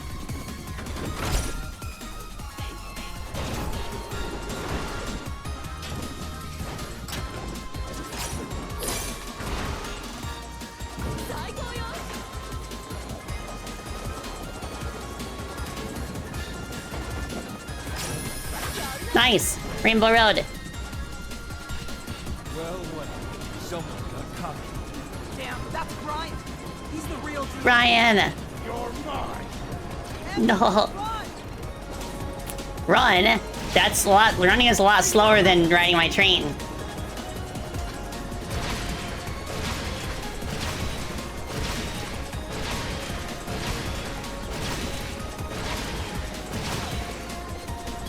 Haha. Can't miss. Bow, bow, bow.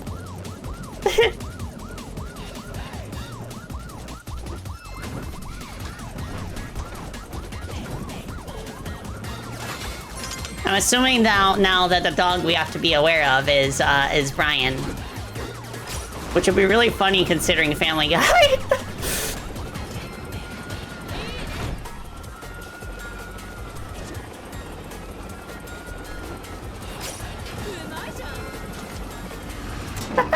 Okay, we're good, we're good. No, you don't.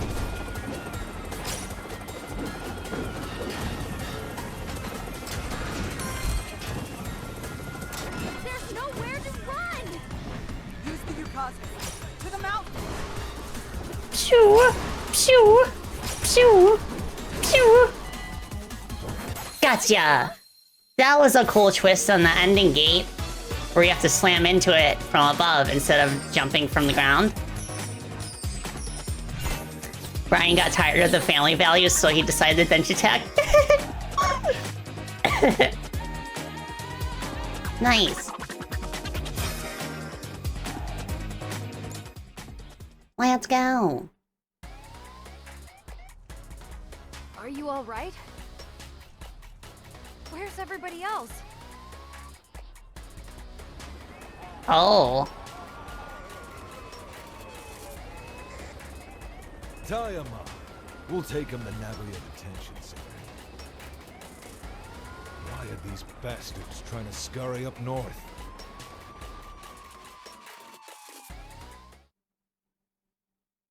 Uh-oh. I'm guessing the next level is gonna be the detention center. Damn. I was hoping you'd be fast enough to avoid facing Brian. What's wrong? Why are you so afraid of him?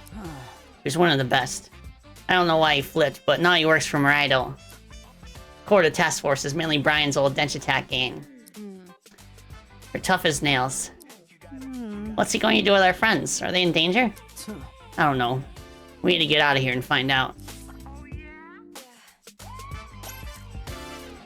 A long and winding road.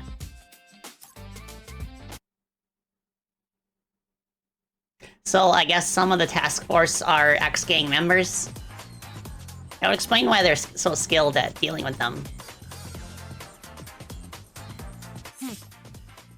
We're screwed. Your desperate Yukazi up the mountains has left us stranded. No tracks in sight. We might not have tracks, but we might have something even more powerful. Gravity.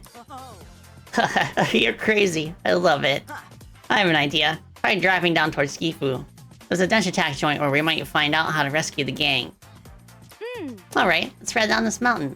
First, I'm gonna take a sippy.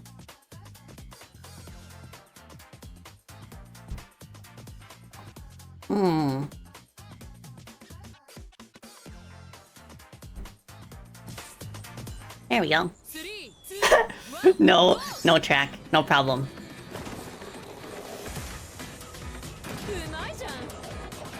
Ow. I can't believe you beat me. I'd like to see you try this, Madoka.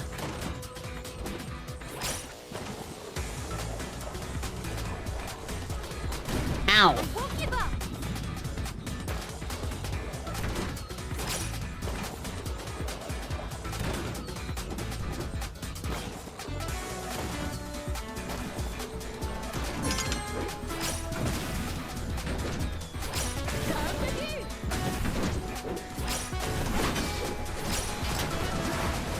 Oh my goodness.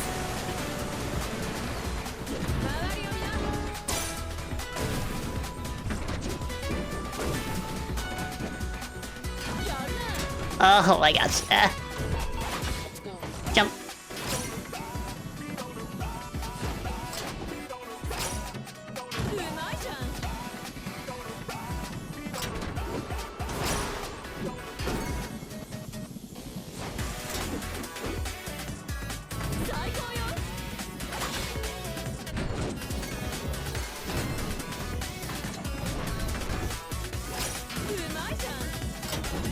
Ow.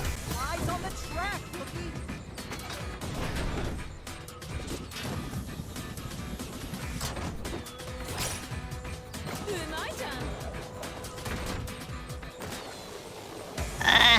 Come on. Okay, let's go. We got it.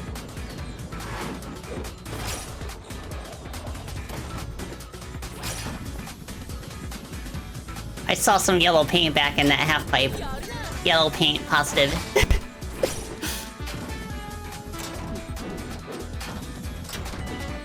Slam.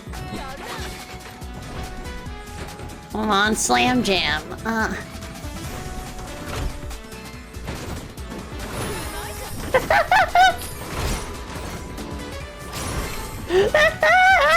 Okay, we're good.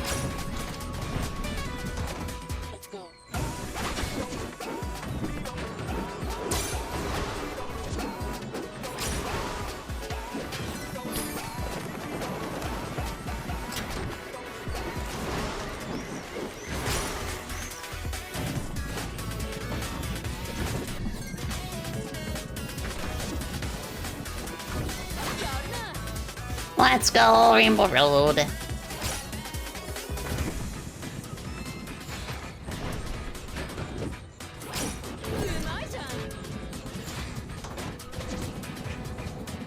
Heck yeah.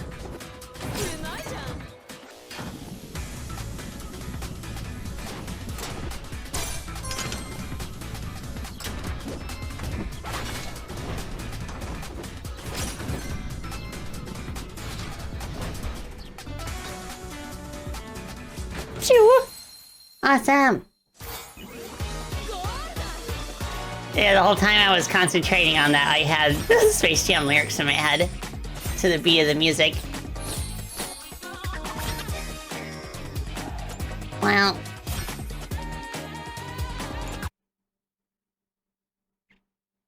Ba-da-ba. This area. You plan on taking us to the den? Jackpot. We might find some info and even some help there. Didn't the task force overtake Den a couple years ago? The Den obeys no one. Yeah, it's full of cops now, but it's mainly off-duty officers who are sick of dancing to Marido's tune. There's an angle to get back at Brian. We'll find it there. What is this Den? I'm not really a fan of shady stuff. Oh, you're gonna love it. It's the kind of place where the talented thrive. Come on, I'll show you. Interesting. Ba-ba-ba. Oh, I saw that Godzilla knockoff also. Yep. Knockoff Godzilla versus knockoff Ultraman. Hope you all learned your lesson. That was easy money.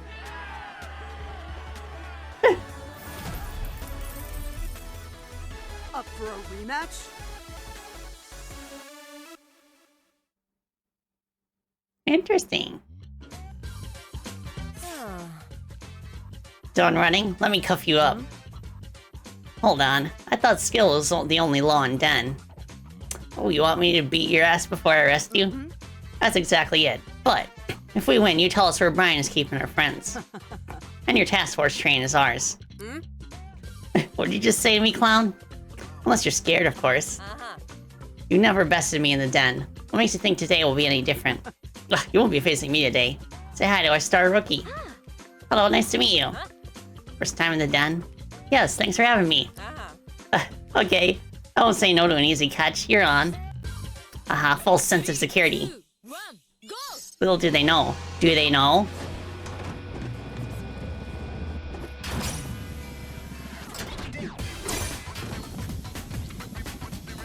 No way!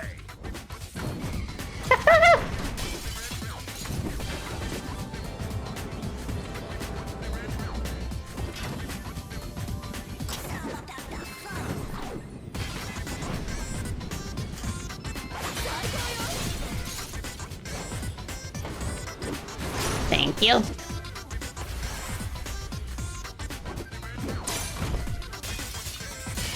The heckin' monorail.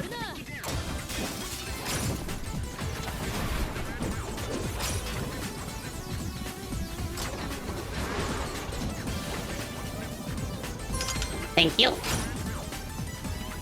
I like how this kind of feels like a skate park, like an open skate park.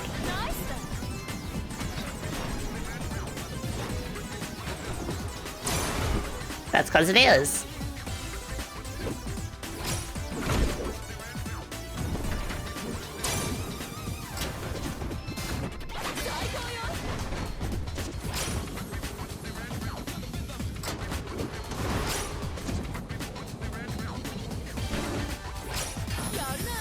Let's go, Rainbow Road.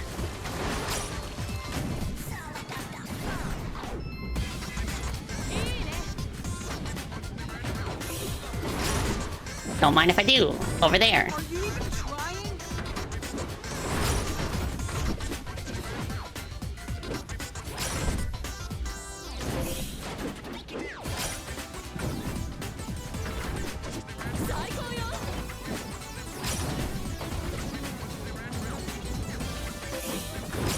Wow, he's on fire. Let's go. Police, you should have called the fire department, because I am on fire.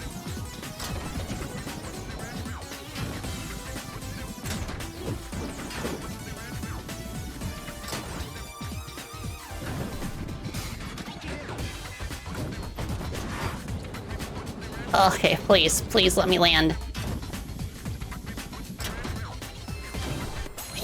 There we go.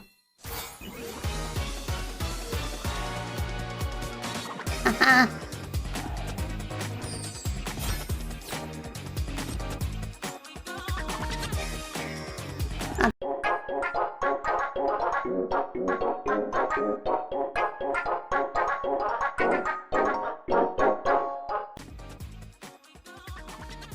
Hello. How much did you miss? Also, did you miss me?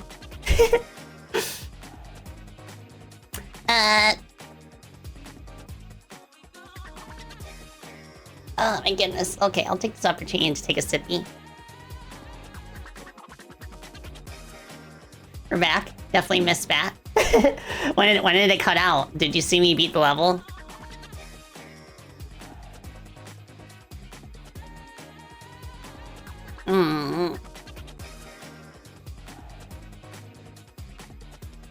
As soon as the cutscene started? Okay, so they're just asking where their friends are. And she said, Nagoya. That's where Murado set up the Outdome Criminal Containment Center. Oh, see, gotcha. We'll be taking your train now. We have some infiltrating to do. I'm going to chase after you the minute I win a new train. You know that, right? I wouldn't expect anything less. See ya. Yeah, Madoko was acting all tsundere about saying, where are our friends? And and the other guy was like, oh, so you have friends now? And she was like, shut up. Alright, next up, Breakout Brigade. Oh, we have to use the hybrid punch. The task force train.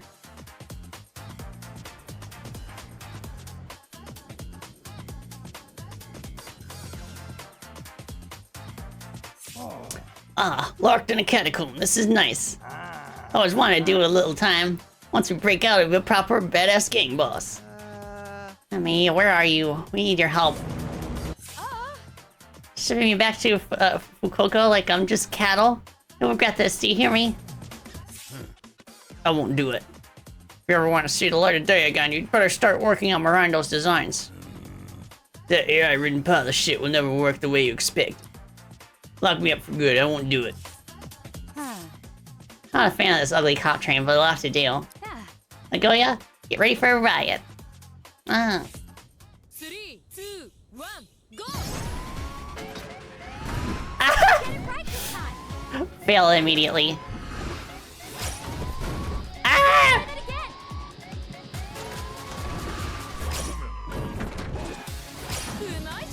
Okay.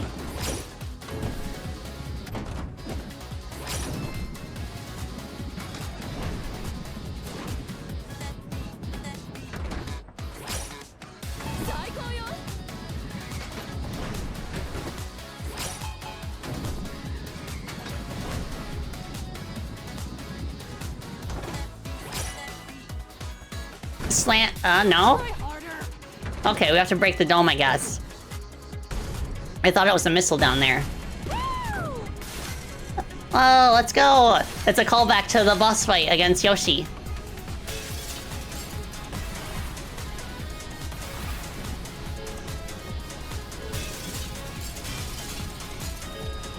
Heck yeah. Sorry, guys. Think it's over.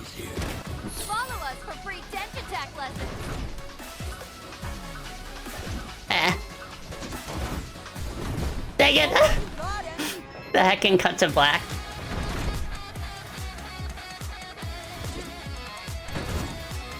Thank you.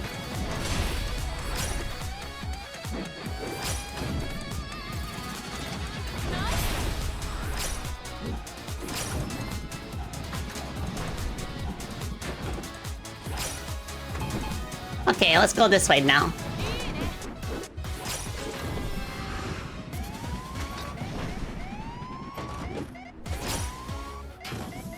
And then this way. Slam. The slam jam.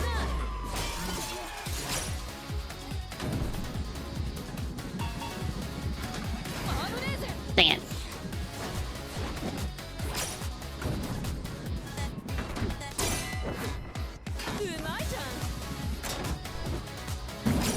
Oh my gosh, slowing us. I thought that was Wipeout, but we are living. We are thriving. Ah!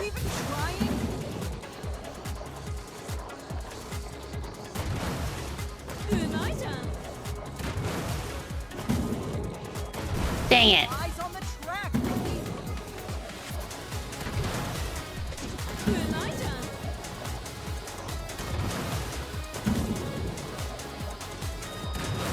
That's better.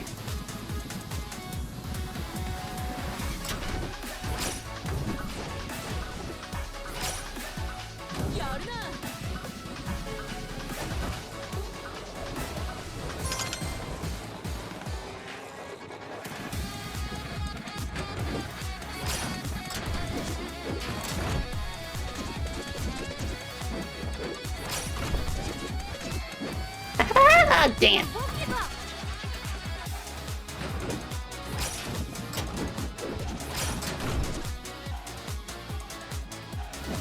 Come on.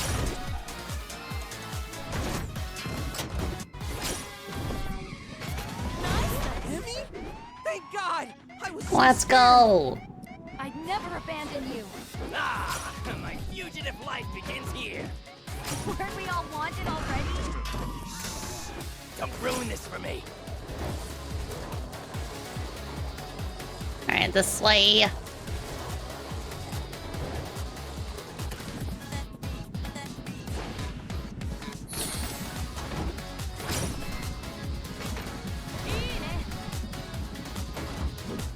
Alright, now we go straight. Or the pink. No, I didn't want that. Ah, you call that driving?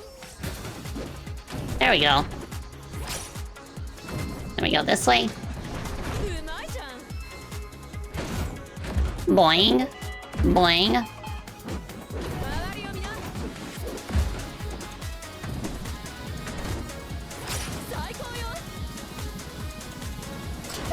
Ugh.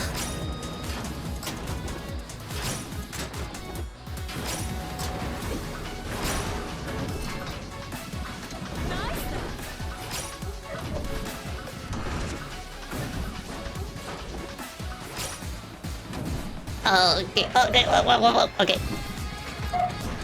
Paige is like, go Spacey.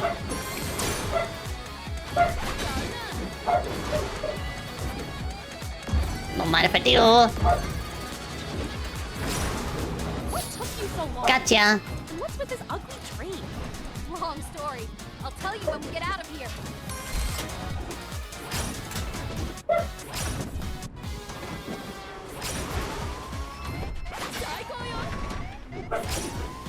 Alright, now we break.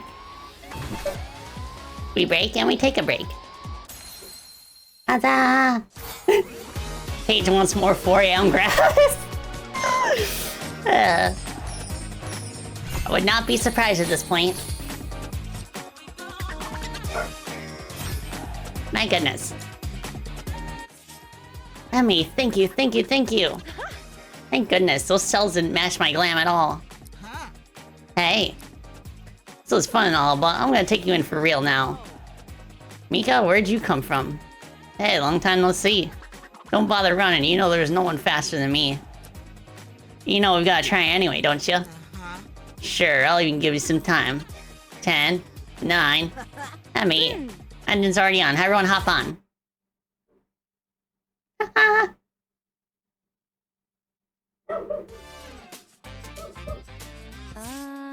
Where do I go? Head to Shizuoka. I have an idea.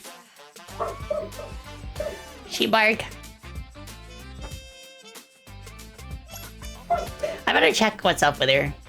It'll be a good opportunity to get a break and run commercials too, so we're not interrupted later. I mean, we're already getting interrupted by internet outages, but it's okay.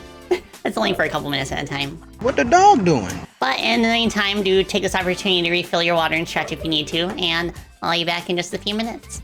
Bat.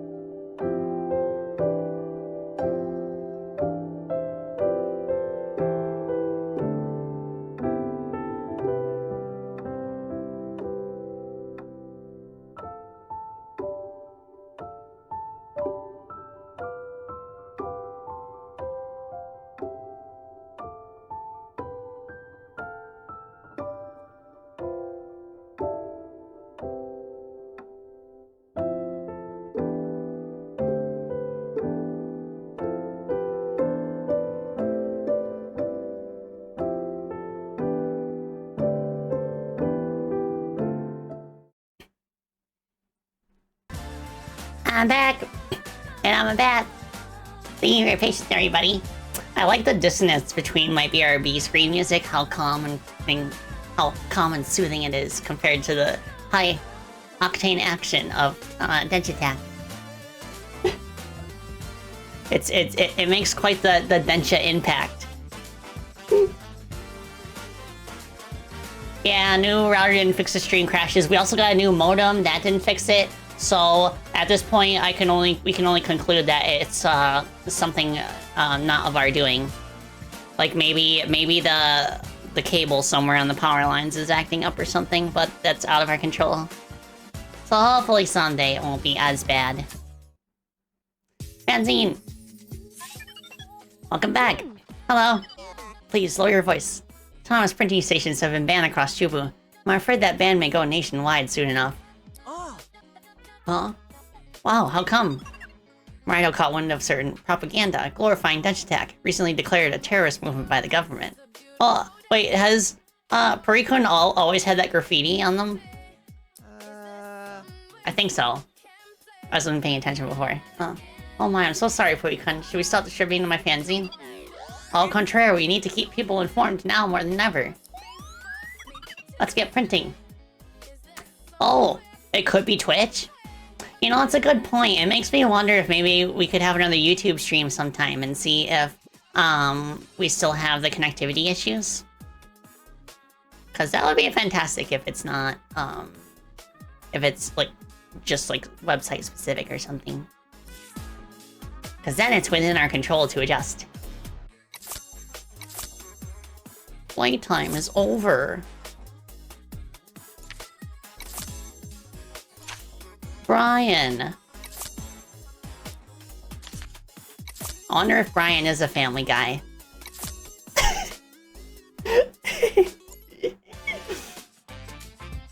He seems like he'd be a good family guy.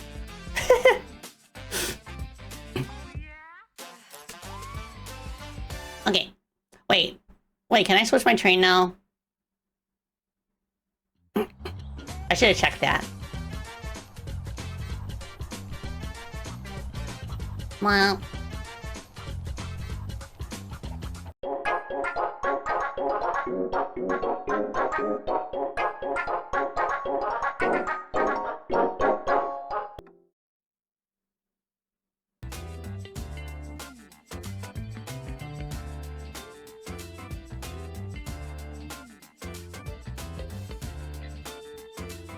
I'm back. I'm a bat. Thank you for your patience. See, I don't think it's Twitch because Discord goes down at the same time. And I doubt that Twitch and Discord share the same internet infrastructure. I could be wrong though. Oh, thank you everybody. Oh, what do I do? What do I do? But it keeps disconnecting like this. It might not show stuff that I'm doing, bosses that I beat and all that.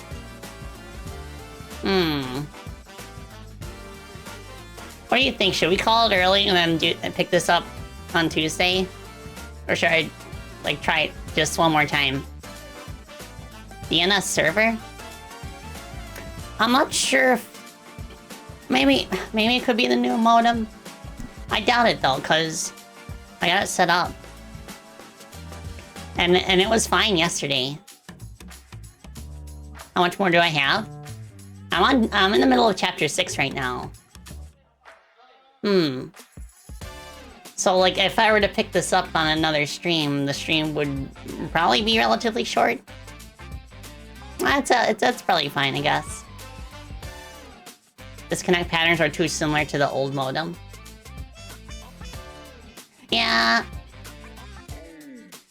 Yeah, so I feel like it's something besides the modem and router.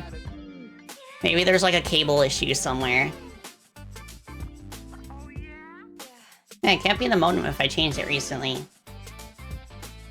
Because if I told them about it, like, because we actually got the new modem specifically because, Mama Spacey was asking the company if there was a way we could lower our bill. And that's the reason that we got a new router, because if we gave them the other router, then it would save us a few bucks a month. And the new router is fantastic. It has better range and everything.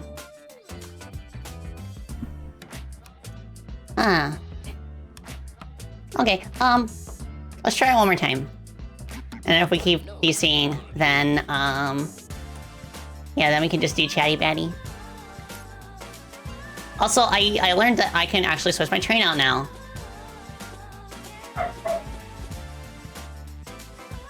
So I can go back to my beloved sunrise picture. Also, Paige says hi.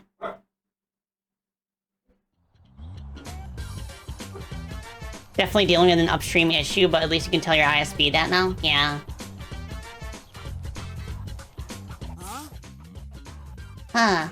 Madoka, your idea was to bring us to a racetrack? We're trying to escape the fastest member of Brian's gang. That's exactly why. We can't expect to outrun Mika.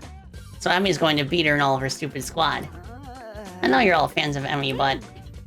Yeah, my god, thank you for taking us this far, but you can relax now. I got this. 3, 2, 1, go! Da, da, da, da, da. A racetrack? Really? Squad, you know what to do. Shred this brat.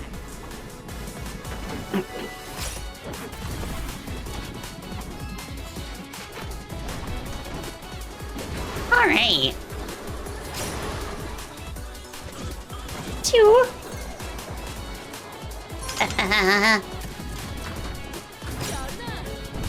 Ah! You're doing great, sweetie. I became an Emmy sandwich.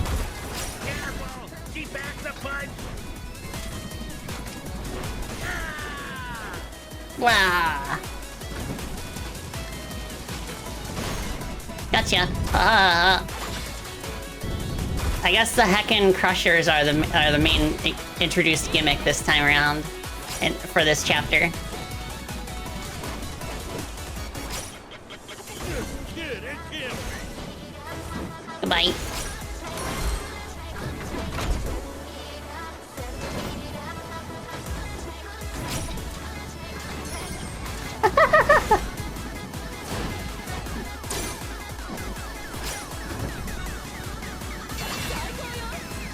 Thank you.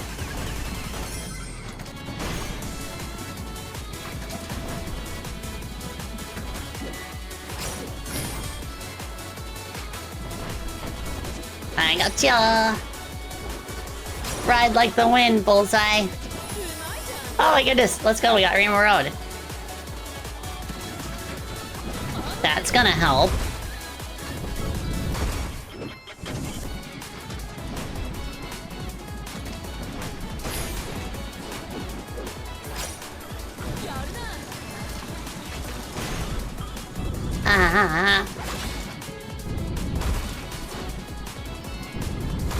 Nice. You're not fast. You're just cheating. This is Denshattack. Who makes the rules? That's right. The winner. What?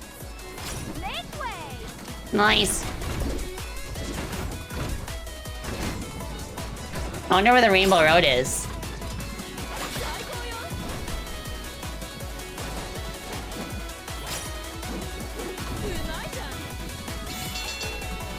There it is. Speed is not the only way to be fast.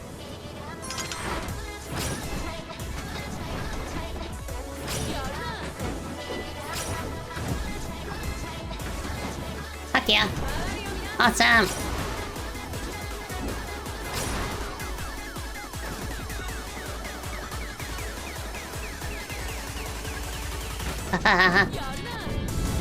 Jump. Jump, jump. Slide, slide, jump, jump. First place.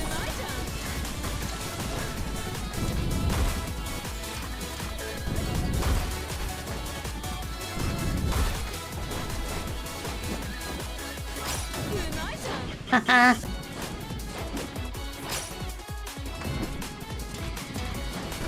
Ow.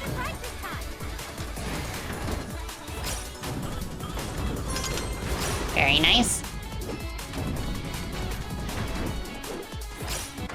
Dang it, that crash cost me.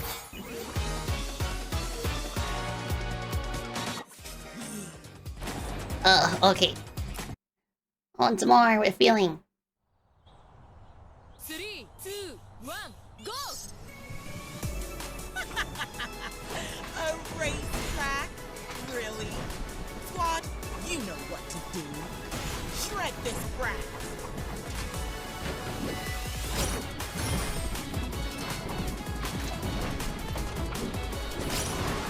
Alright, this way, this way.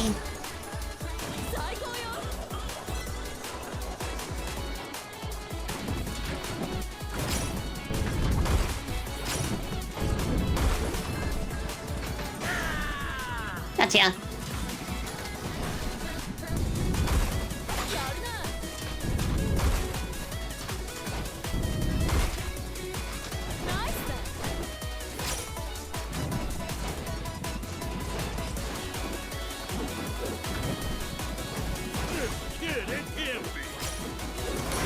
Gotcha. Okay.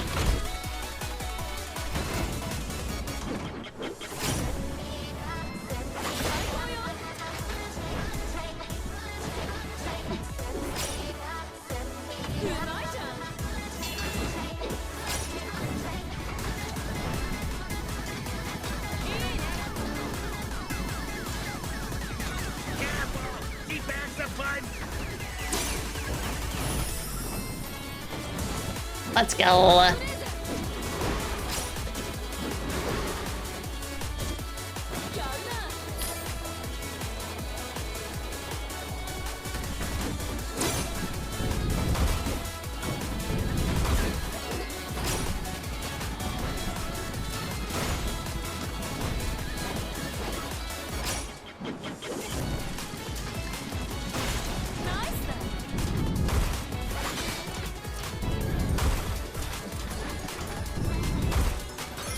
You're not fast.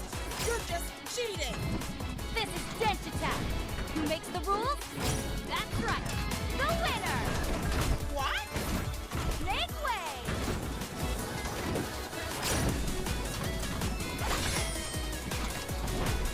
Alright, we're in first.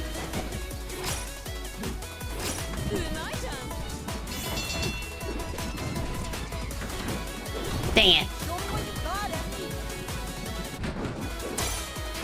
Speed is not the only way to be fast.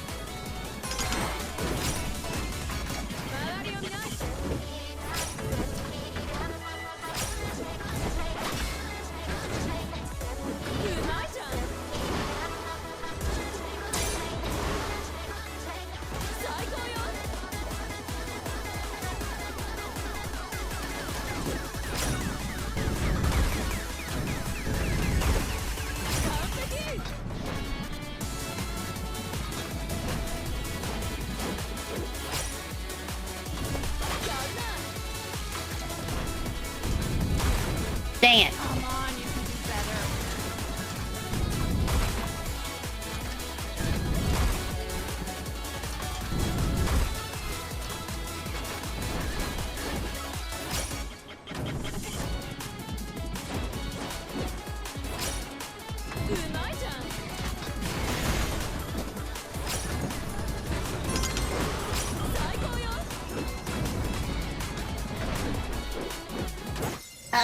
I got second.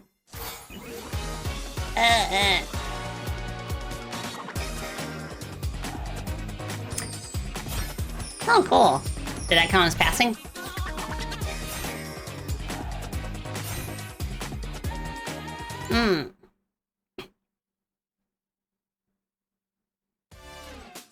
Nice.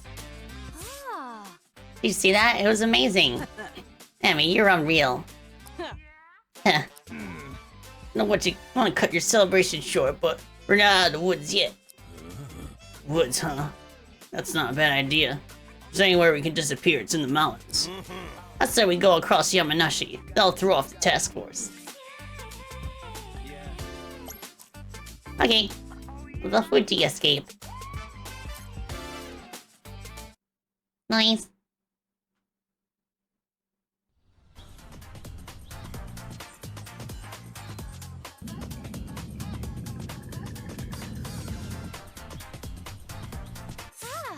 Wow, this place is beautiful. The world was gorgeous before the corporations sucked it dry. Let's enjoy the trip then. I'm already taking some beauty. Hey there, bring the squad! We'll have to postpone the scenic route. No need. Let's take our task force friends on a guided tour. 3, 2, 1, go!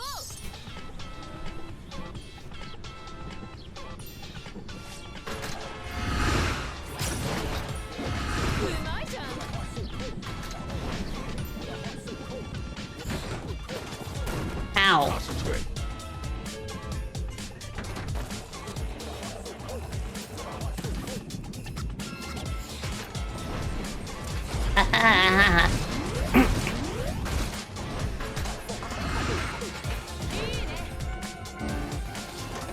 There we go. Ow. Ah! Lower your guard, Amy.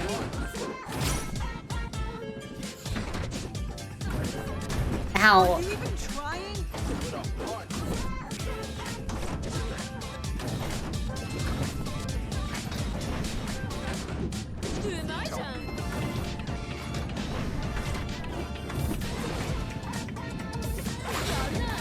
Crystals.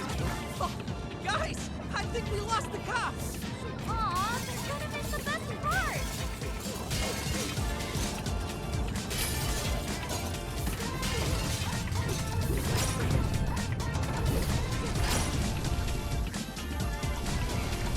Oh my goodness.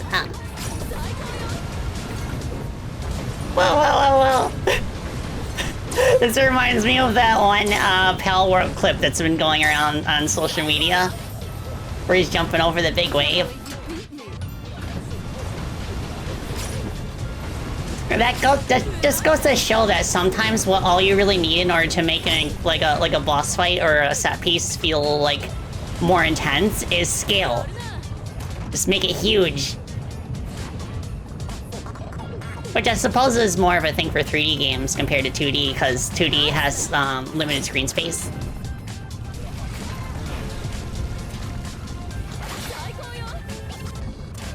That's the secret. Exaggerate. Exaggerate as much as you can. Then your passion will show through. Oh, this is so cool. A snowy area. Ah! Was not expecting that to make me go left.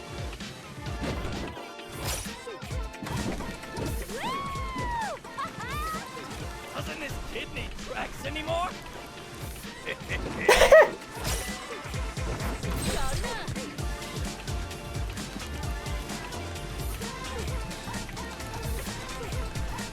Nice.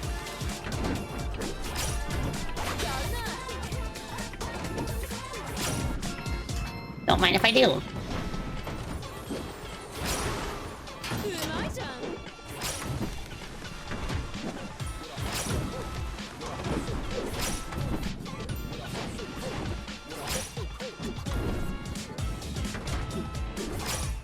Haha.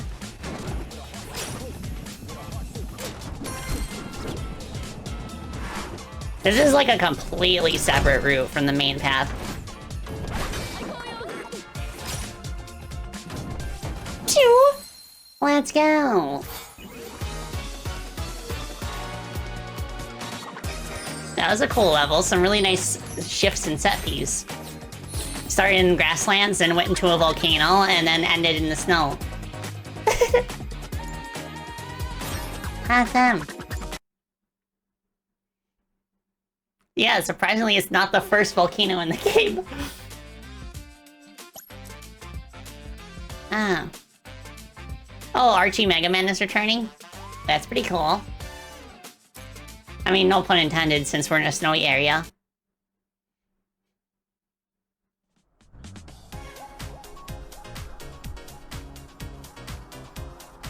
I saw a little snowman there. Phew, looks like we lost them for good. We keep going north, we'll be out of task force territory entirely. I heard there was a secret Morido data center somewhere around the Chibu mountain range. The point of this trip is to destroy the vac train. Maybe we should pay them a visit. Aha! Okay, I'll stay on the lookout. Well, my priority right now is to keep you all safe. Look at you, you're starting to act like a proper gang leader. But I don't have a gang yet. Don't be silly, that's us. Oh. Come on, lead the way. It's the gang of gangs, since it's only comprised of gang leaders.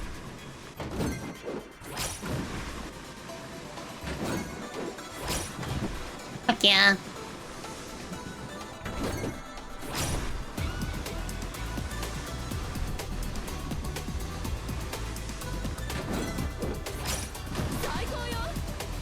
Da da da da da da da da da da da da da.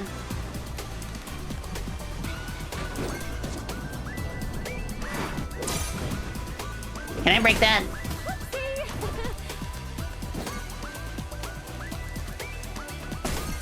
I can.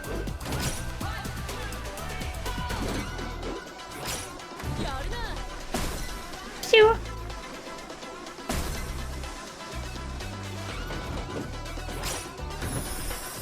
Rainbow Road.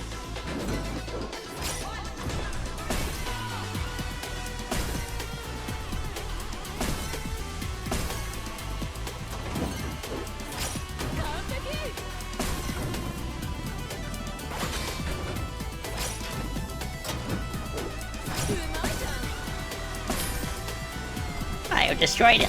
Enough snowmen.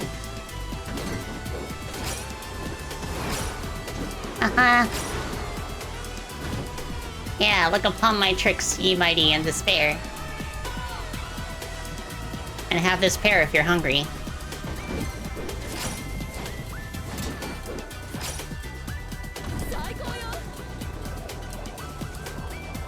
Over there! That's Morido's data center! Up for some sweet destruction? Won't mind if I do! Nice.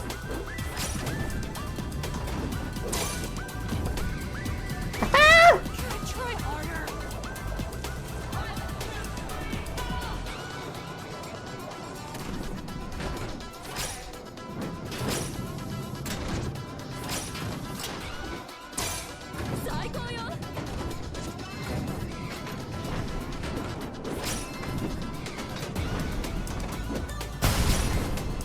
Nice.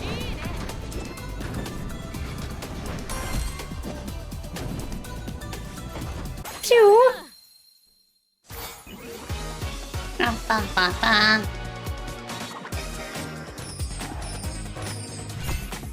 Nice.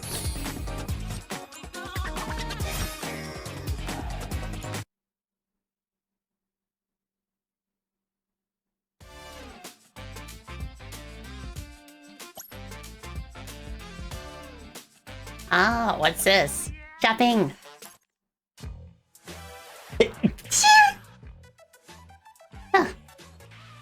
Yatsutsuna. Ah. Please don't go. My friends here are big fans of your work. Really? You bet. Your contributions to the world of Denshattack are invaluable. Oh, thank you, everybody. You're mistaking me for somebody else. Goodbye. Looks like we're not dealing with Richard after all. Too young anyway, now that I think about it. Look at these designs though, a bit outlandish maybe, but they've got Yatsutsuna written all over them. Can we build more of them? With pleasure. Okay. Do this, and then this. These are neat. Oh, we'll save it for now. Alright, what do we got? Lips? Oh, that's not lips. Queen Leader. Advanced and hardcore trick score. Basic and intermediate trick score. Oh, okay, so more advanced tricks give you more points. And the basic ones give you less points. Okay. The Shiokaze Storm. Increased grind trick score. Increased grind danger zone size.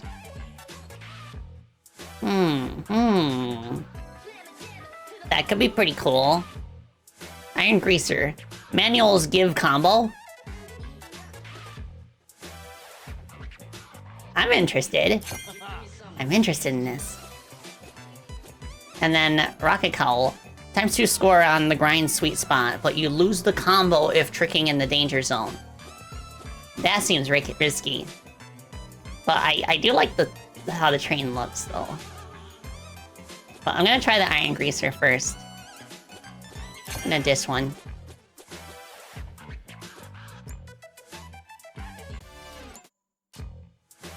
Alright, let's see.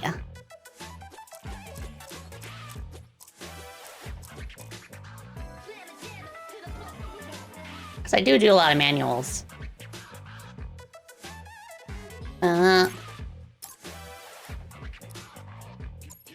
Okay, that's good. I kind of like how that looks.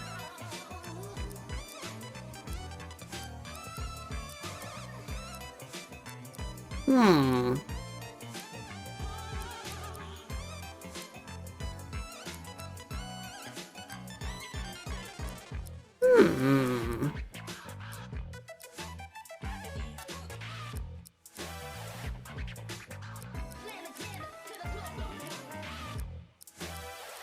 Decisions. Maybe this one looks good. Okay. So now, Alpine Adventure.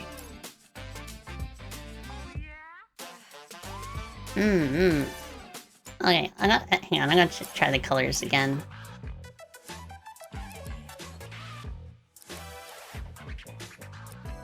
Let's do like this one.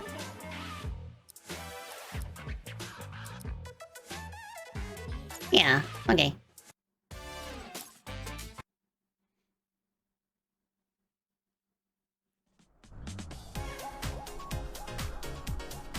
Nice.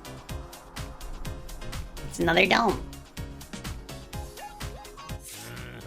Alright, after this section we'll be back in Civilization. Who's the boss of Kanto? Is that a Pokemon reference? No, it's not. It's an actual place in Japan. Which, what the Pokemon region was inspired by. So this is what I say.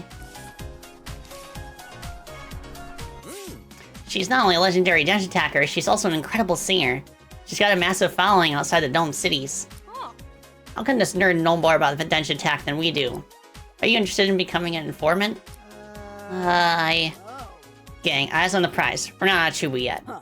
Don't underestimate Brian. Don't let your guard down until we're gone for good. Gotcha, let's go. 3, 2, 1, go! Pew! Nice then! Ah! Got this, kid!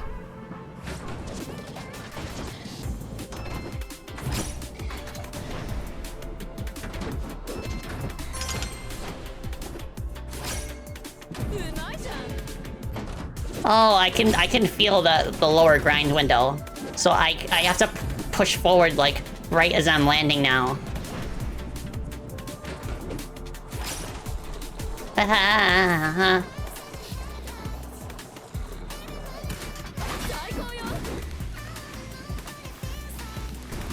Show me what you got, Emmy.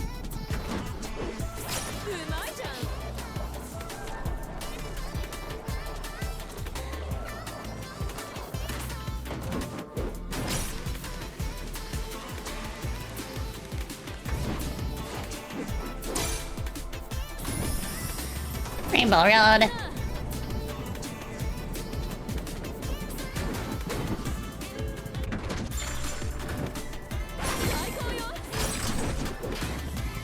Oh my gosh.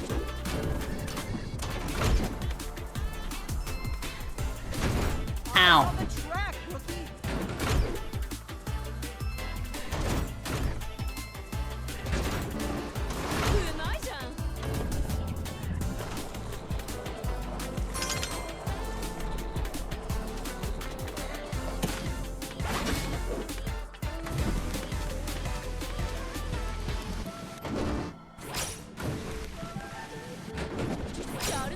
Okay, good.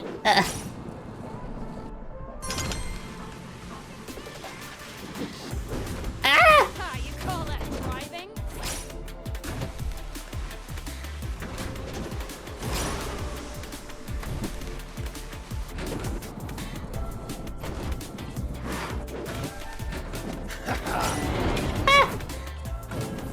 My goodness. What's he doing so far up north? You're all so predictable. My gang just had to corner you. And like the rats you are, you fell into my lap.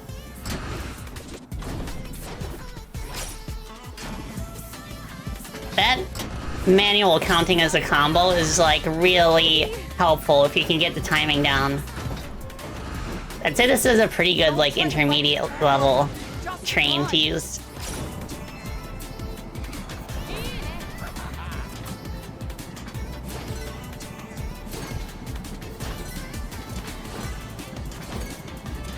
Come on.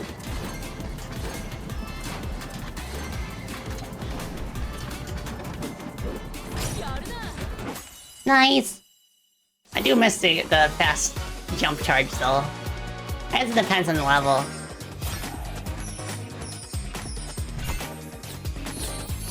Yeah, I loved the level with the Daytona song. It was so good.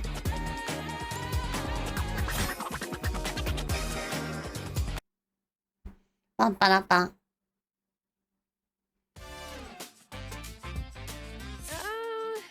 What are we gonna do? We can't stay hidden forever, and the minute we go back to the tracks, Brian's gonna come after us. Yeah, my god, have you ever faced Brian's train? The Wretch Hound? Barely. It's not designed for tricks. Its main purpose is to rip its opponents to shreds. A frontal assault is a straight shot to the grave. Yeah, but if you had aiming skills, how would you go about it? Ugh, that hurt. This kid undid the rocker without blinking. She could take on the Wretch Hound. Okay, if I were crazy enough, I suppose I'd take the fight to Nagata's particle accelerator. You may be able to charge your train up enough to blast through Brian. Oh, that sounds fun. And dangerous. Fun is all I need to make my Denshattack game shine. I'm ready.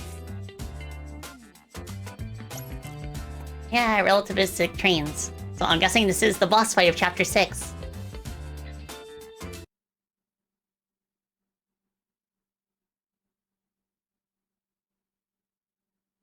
Ah.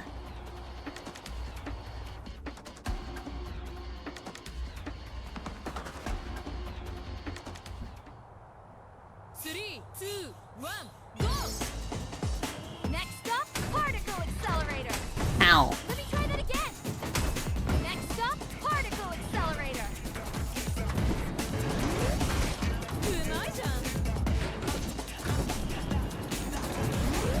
Dang it.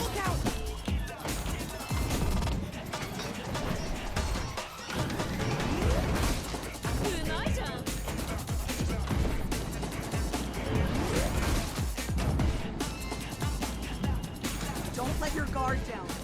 This area is heavily guarded.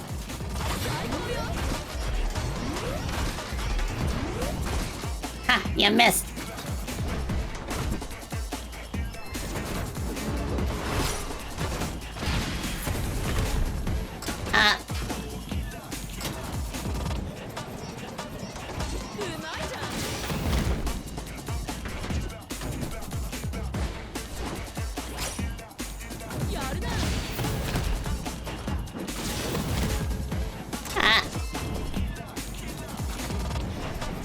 Find a way to break through their defenses. Oh, no, you don't. No, you don't. No, you don't.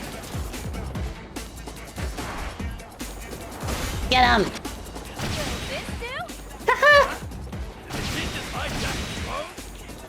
Yep. Whoa! Did Abby just decide to flying? I mean, there's places in the past where we flew with a train. Oh, so if we do a trick, it launches a missile. Oh my gosh.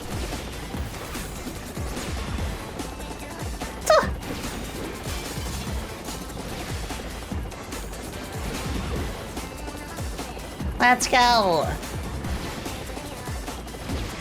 Make that drone cuff up some missiles with a trick. Destroy any door that gets in your way. I'm gonna get you. Oh my gosh. I guess it's a shmup now. I guess it's a shmup. As if I had any doubt that they would be able to mash up another genre into this game.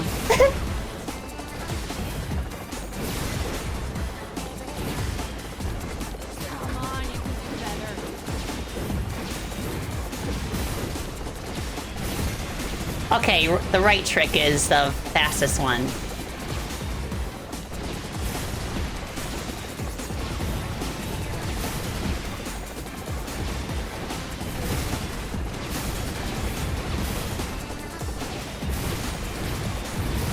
There we go.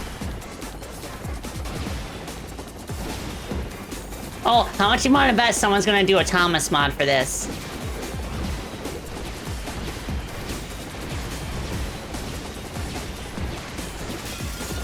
Nice.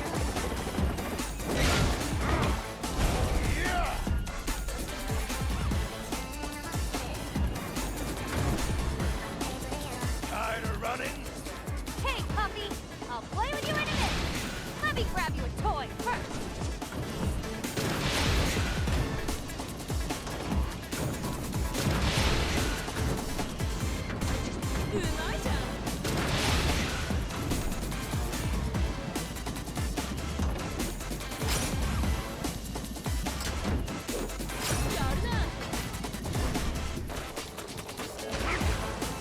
No you don't.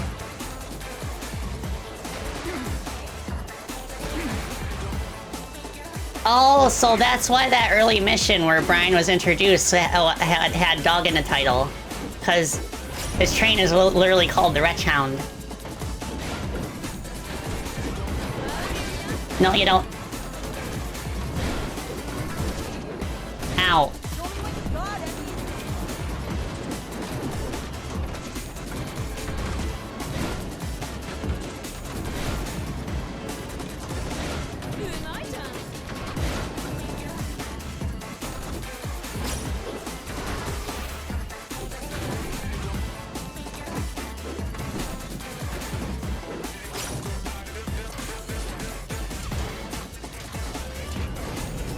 Oh my goodness.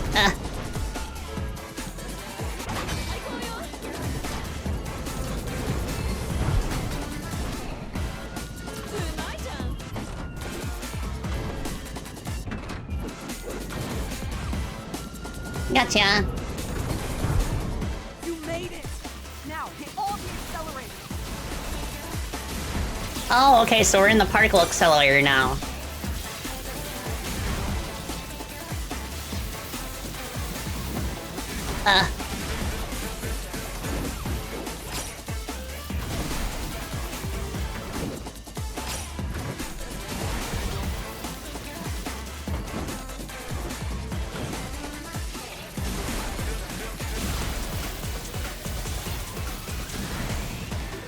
Oh my goodness. Classic video gaming corrupted cubes. Made of ambiguous, chaotic energy.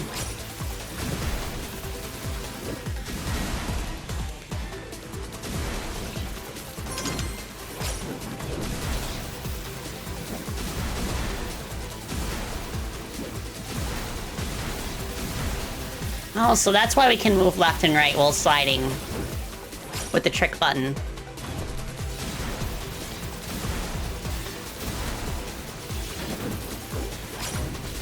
Okay, this should do it. I can feel it! My brain is overloaded with energy! Now unleash that energy with a trick. Oh, imaginative! You must be desperate.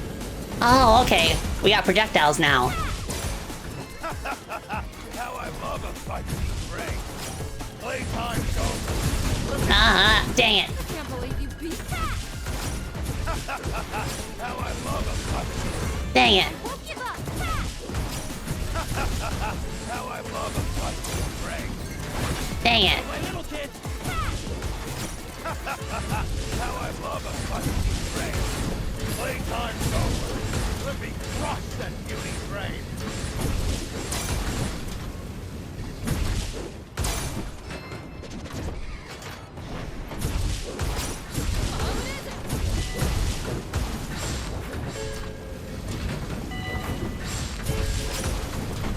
Dang it. Try that again! Ah! The music came up, oh yeah.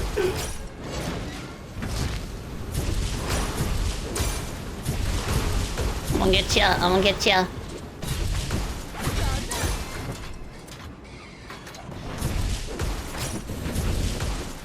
Gotcha. These jaws are pretty cool. Mind if I borrow them? What are you doing? Give that back! Come on. Got them. No one taught you to share your toys? Oh my gosh.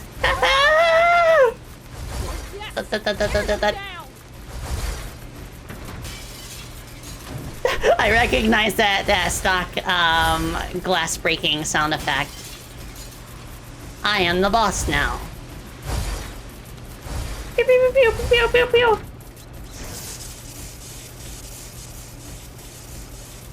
Gotcha.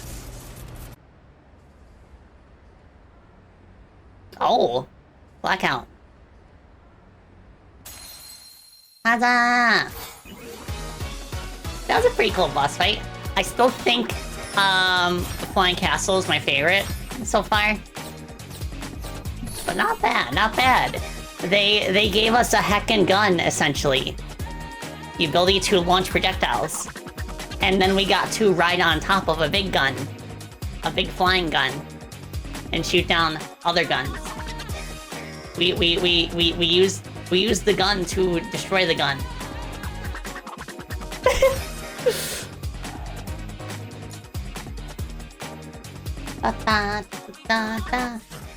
Ugh. Not so hot now, huh, Brian? Brian, are you alright? You're too much. I know, right? You're free to go. We can't stop you anyway. If you ever come back to Chubu, we'll be forced to go after you again. You know that, right? Maybe you won't. If we get Murado hard enough, you'll be free to do as you like, won't you? But, this girl's out of control. Get ready, because she might just pull it off. Take care of your gang, kid. I will. And hey, you better lay low for a minute. Murado's not gonna be happy about all this havoc. We will. Thank you, Brian. Let's race again soon. Let's go. So I am assuming that we have one more chapter to go. Chapter 7. Make some noise.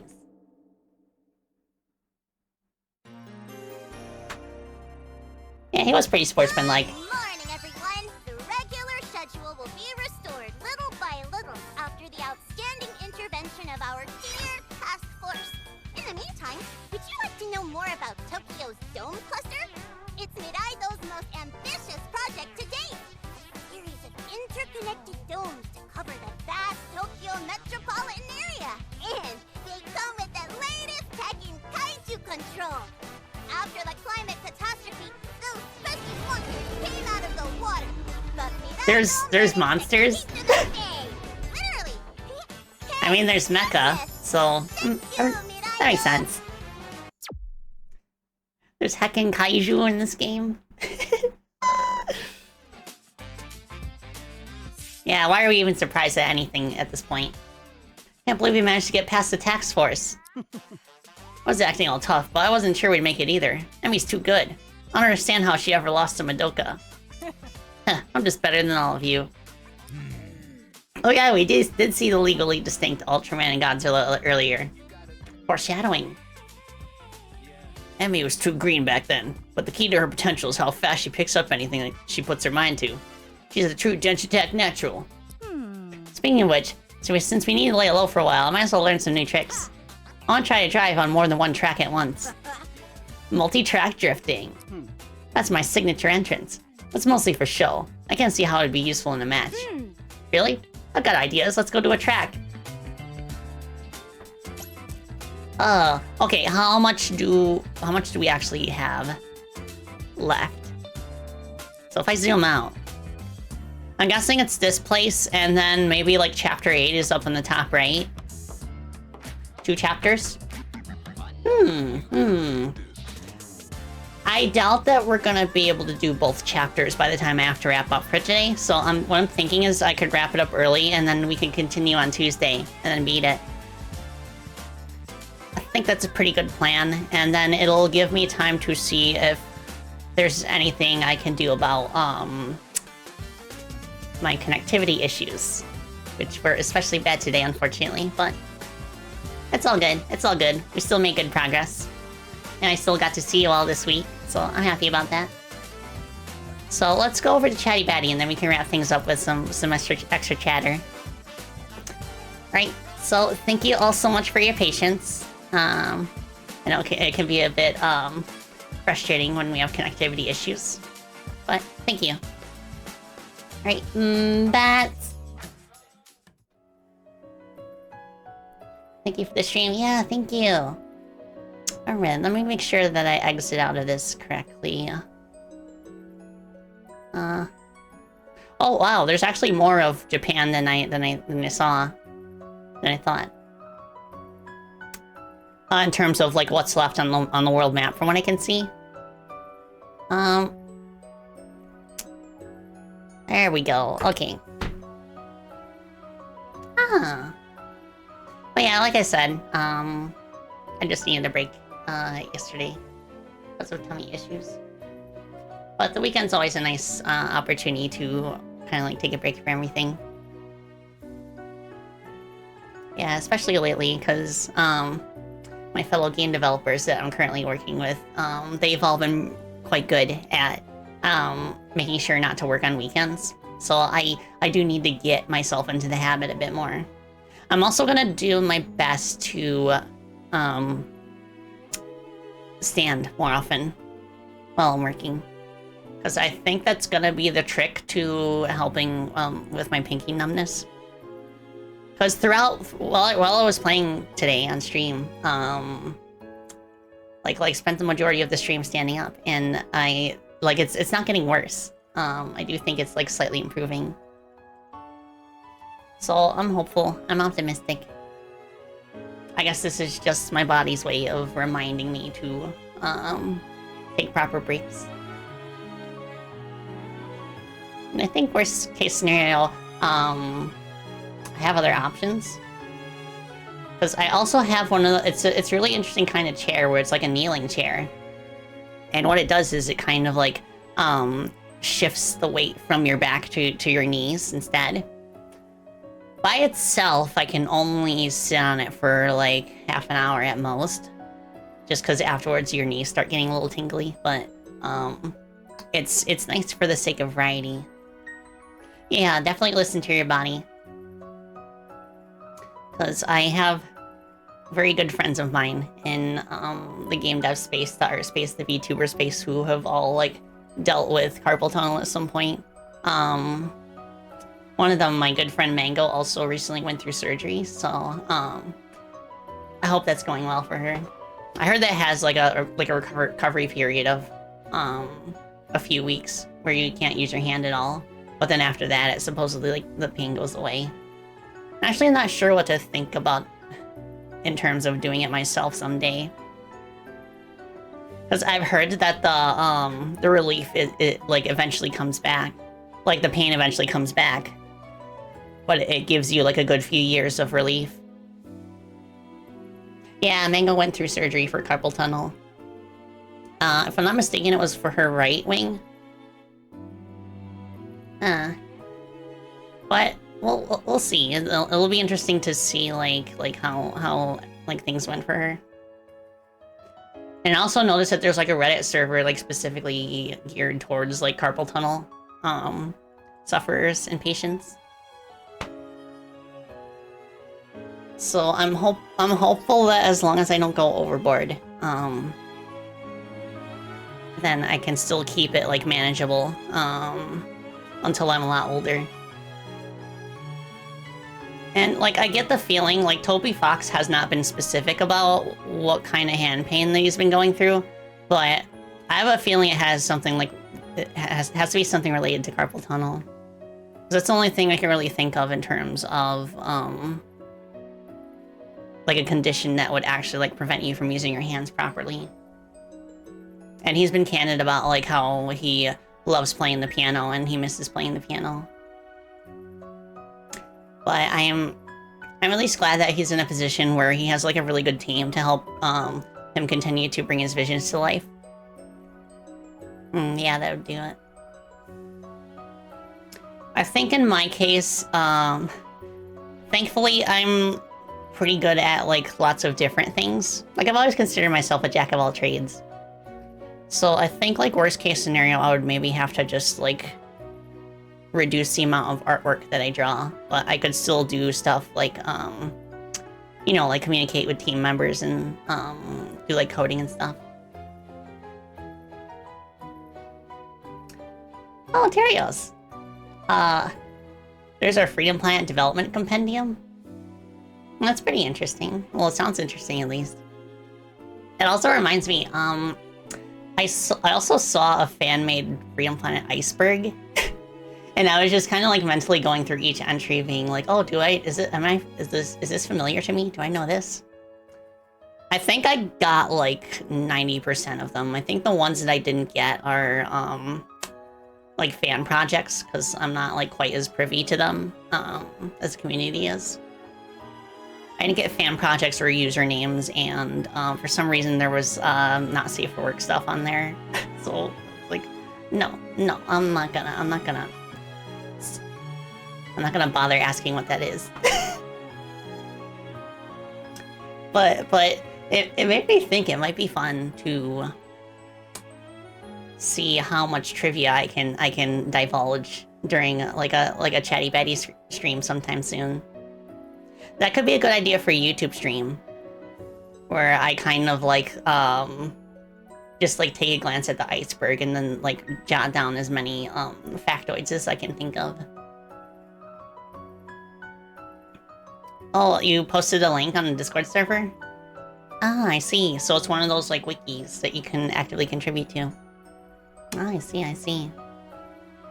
Oh yeah, that also reminds me. After I was thinking about that iceberg, I have something else potentially to add to it. Or you see, back when Grapple Force Arena was still in active development and I was hanging out with Ashley, we put serious thought into a Freedom Planet spin-off mobile game that is not a platformer, but it would be like an arcade puzzle game. Specifically something like that's like similar to Landmaker. Ashley loves Landmaker. It actually looks pretty interesting. I might be interested in trying it someday, but it's like a PS1 obscure Japanese arcade action puzzle game, which Ashley is all about those. That's like Ashley's entire personality. Positively. But yeah, like we had this idea where it would kind of be like a Landmaker, like where it'd be called like something like Freedom Planet Kingdoms of Avalis, and you play as one of the main like leaders of like Avalis. Like you could play as the Magister, Mayor Zhao, King Dale, and then also like some of the alien leaders like Brevin and Serpentine. And then like your pieces on the puzzle board are buildings themed after that particular region, and then you can like mix and combine them to kind of like build your structures up. It would be like very fast-paced. Matches would just last, just a few minutes. But yeah, and I imagine that there could be like little like quips and stuff from the voice actors too for those characters. Yeah. Of course, it never went anywhere because we soon found out while publishing Pedal Crash to mobile devices that it's quite complicated and risky when you're a small-time indie. Particularly because you need a developer account with either Google or Apple, and those have like a yearly subscription fee. And if your game does not make enough money to offset the yearly like cost of having like a publisher subscription with those companies, then it's unfortunately not worth it. And that's unfortunately what happened with the fact that Pedal Crash is not on Android devices anymore, or like even iPhone. It's just because like it didn't make enough money to offset the cost of the annual subscription. And on top of that, they actually force you have to update your app a certain number of times a year in order for it to stay on the store.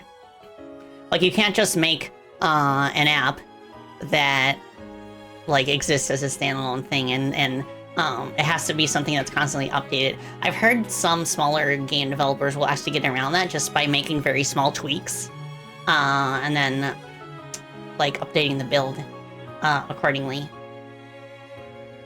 So that could be a viable strategy if it's something that you think would gain a good following. But unfortunately, as a publisher, like Galaxy Trail does not really have the muscle to provide like a solid marketing campaign for anything. So usually in that case, we have to approach other publishers who are much more experienced with that sort of thing.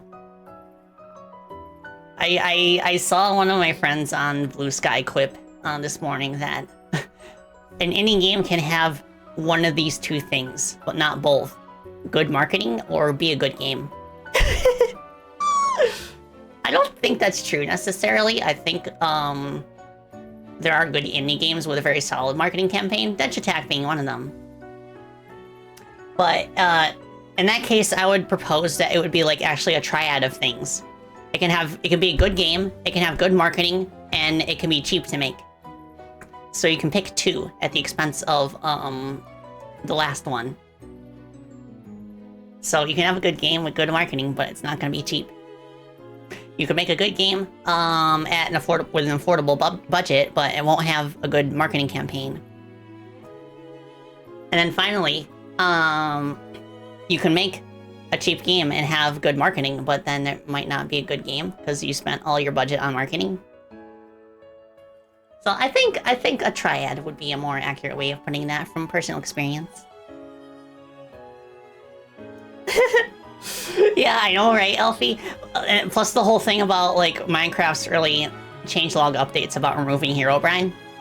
You could just remove Herobrine every single update. Like in perpetuity. Since if you don't plan on updating your mobile game anymore. Like update 4076, removed Herobrine. Update 4077, removed Herobrine. Speaking of which, I heard Hytale came out with an update recently. Like, I had a lot of fun playing that with a Drive and Trip. Back when they had that other update that added like multiplayer to it. Well, like simpler multiplayer. But I wonder at what point it's going to be considered like 1.0, I suppose. To where it's like substantial, it's a substantial enough experience that I feel like I could just like sink my teeth into it for a good while. Yeah, I miss playing Hytale too. I would say maybe personally, I feel like Hytale will have its 1.0 moment when they actually add like the story mode. Because I think right now it's just a sandbox. But supposedly there's gonna be like a whole like MMORPG style like story mode to it. It'll be interesting to see how they handle that, because that's something that separates them from Minecraft, where they have like a whole bunch of like explicit lore. Whereas Minecraft's lore is more implicit. It's like shown, not told. And you just have to like pick up context clues from different environments. So I like how it's like doing things like that to kind of give itself like a unique flavor from Minecraft. In a way that makes Minecraft still worth playing, and vice versa. Wait, what? They're still doing the removed Herobrine thing? But now it's for removed baby Herobrine? Oh my gosh. When they say baby Herobrine, do they mean Herobrine's son? Or do they mean Herobrine, like, after, like, time traveling or something? Vintage Story is also very environmental in that respect. Oh, yeah. I also watched her play Night Rain, a few Night Rain streams. That's a lot more like Fortnite coded than I thought it would be. Yeah, I don't know. I kind of have some questions, but I think like before I even consider Night Rain, I would probably want to make more progress on Elden Ring. Pick it up again sometime. But we'll see. Yeah, in terms of other games that I'm thinking about playing, I do want to play the third Ratchet & Clank game, because I haven't played that in a while. And then what else do we got? I think I still have my list. Let's see. Where did I put you, list? Are you here? Are you here? Well, I have the list of movies that we could watch. It seems like we're all kind of gravitating towards Lego Batman though. So I guess it's just a matter of like when we want to do that. But okay, let's see. Oh, I guess I could play the next Castlevania game in the Dominus collection. That could be a good one. Let's see. I also have Devil May Cry now thanks to Dark Moon. I could pick up Doom again. It's been a while since I've Doomed. And like it makes I'm really curious. Maybe I could check the most recent CAC awards and see what kind of community creations have been worked on recently. There was actually one that I wanted to try last year when I was still playing Doom, called Corruption Cards, where it kind of adds like a roguelike element where at the start of each map you kind of have like a set of 3 cards that you pick from. And they all make the monsters harder in some way or change the properties of like certain weapons or projectiles. That could be really fun in combination with a good like weapon progression mod. I think it would be absolutely hellish if it was with the vanilla weapon set though. No pun intended. Yeah, and there's a few like old map packs that I still could like play for nostalgia purposes. Order of Ecclesia is gonna hit different. Yeah, I've heard that like the main protagonist of Order of Ecclesia is kind of like an amnesiac stoic, which would be like a very interesting contrast between the silly banter between Jonathan and Charlotte. Showtime. Could do a chill Power Wash Simulator 2 stream as well. I also heard Shenmue Architect got an update.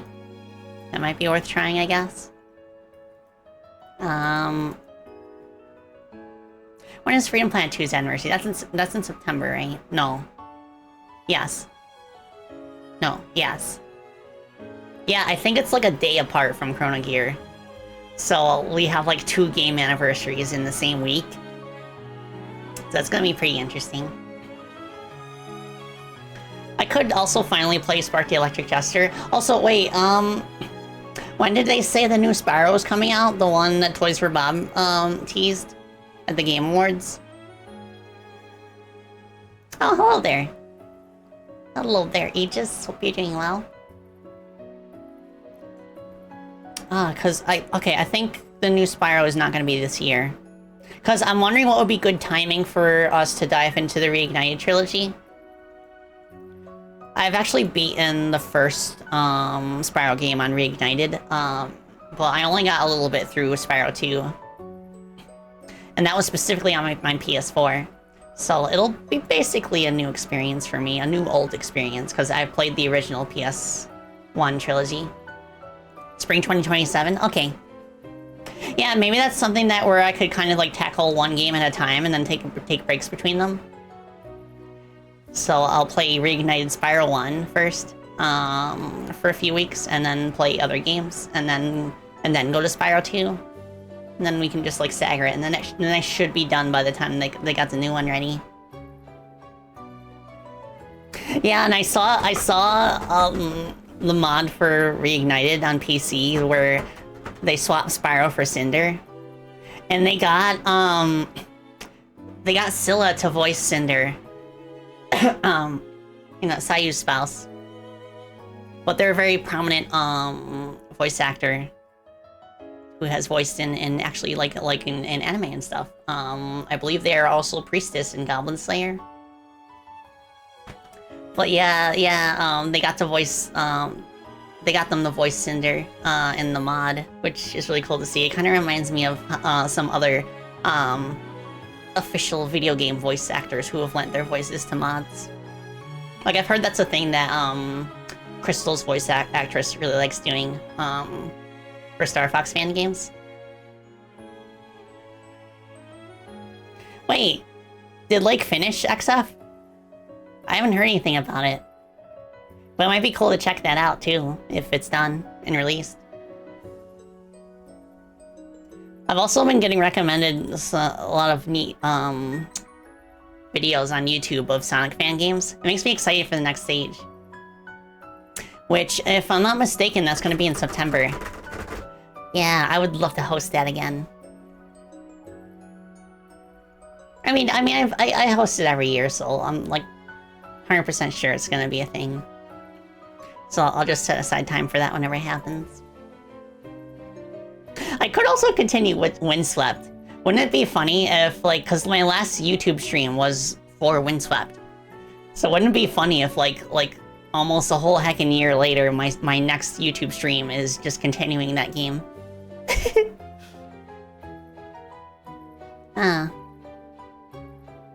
Yeah, those are kind of like my rough thoughts of what I could play next. Oh yeah, I also got Bubsy 4D. I'm still deciding if I feel motivated to play that though. I mean, it might be cool if we want like a more chill stream. Because it doesn't seem as intense as Demon Tides. And of course it's got the silly Sean Chiplock voice acting.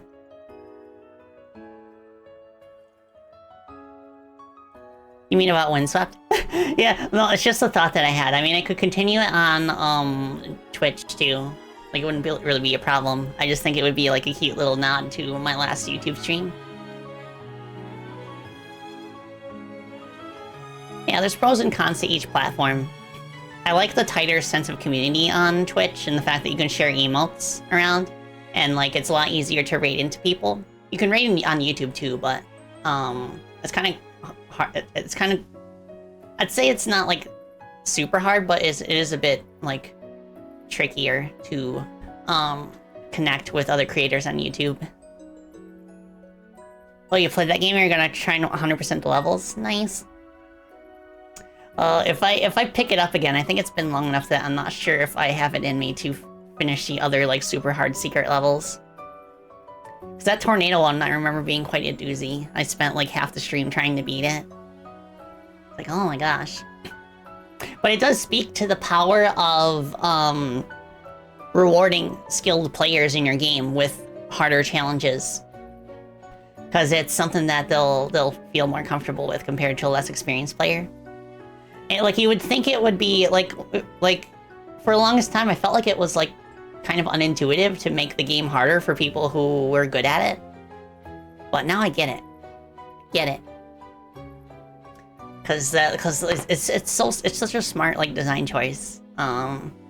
Because then you're not gonna have less experienced players banging their heads against the wall, in terms of these optional in terms of the harder challenges.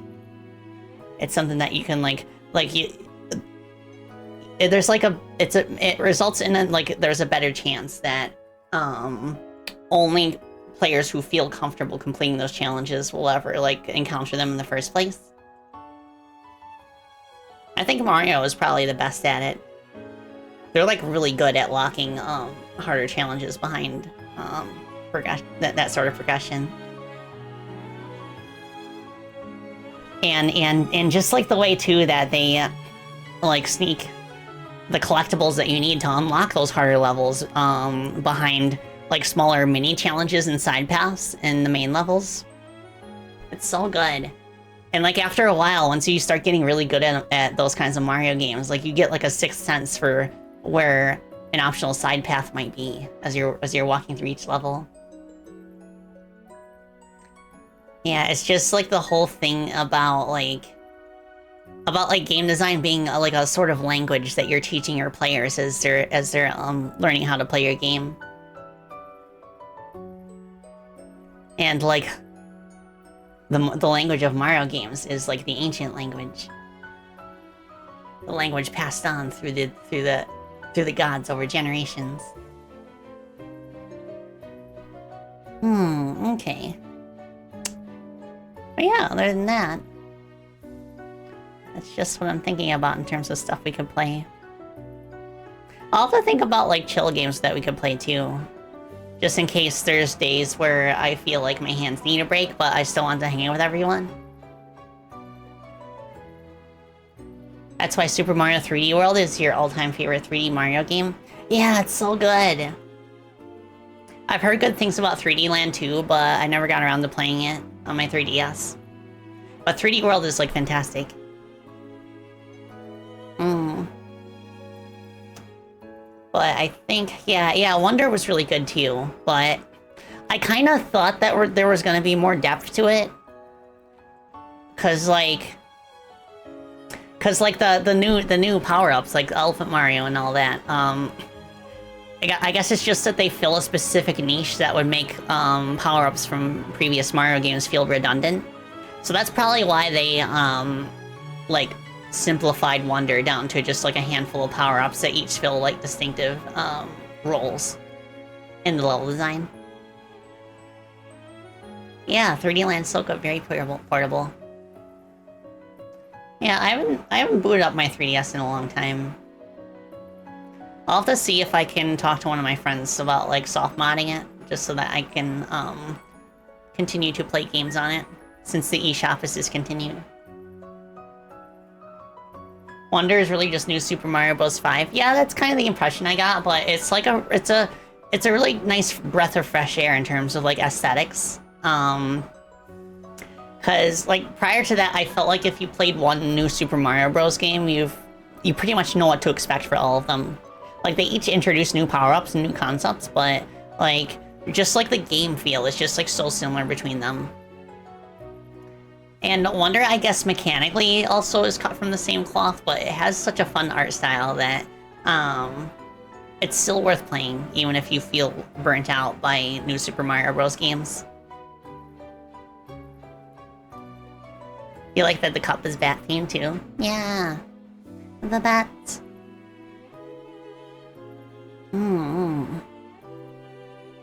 Good stuff. I wonder when Balatro is going to get updated, because I know the creator has expressed interest in wanting to update it again. I kind of get the feeling that they're just kind of stuck on how far to take it. Maybe. Yeah, I agree, Ferris. I will say, though, I feel like if I were to try and get Mama Spacey back into gaming, I probably would start with the new Super Mario Bros. Games. Just because they're the most familiar to her in terms of what she expects from a game, because the original Super Mario Bros. On NES is her favorite game. She hasn't really played anything since then, unless you count, like, mobile games, I guess. You and your mom played some Mario Bros. 3 a while ago? Oh, that's awesome. Yeah, it would be an interesting experience. Oh, also, I bought the new Start Fox as well. I'm still trying to decide if I want to stream that or if I just want to play it in my off time. Because I feel like because it's so story heavy and a lot of its runtime is taken up by the cutscenes, like, I'm not sure if I could bring something new to the table that wouldn't be able to be experienced through other streamers. I guess it might be fun to just, like, commentate. See how I feel about it. Yeah, I gotta build up her new palette with some new Super Mario. Soup or Mario. Yeah, before serving her some hecking niche dish. like the Freedom Planet games. Like, Freedom Planet is the kind of game that I probably would not expect anyone in my family to be good at if they're not already familiar with video games.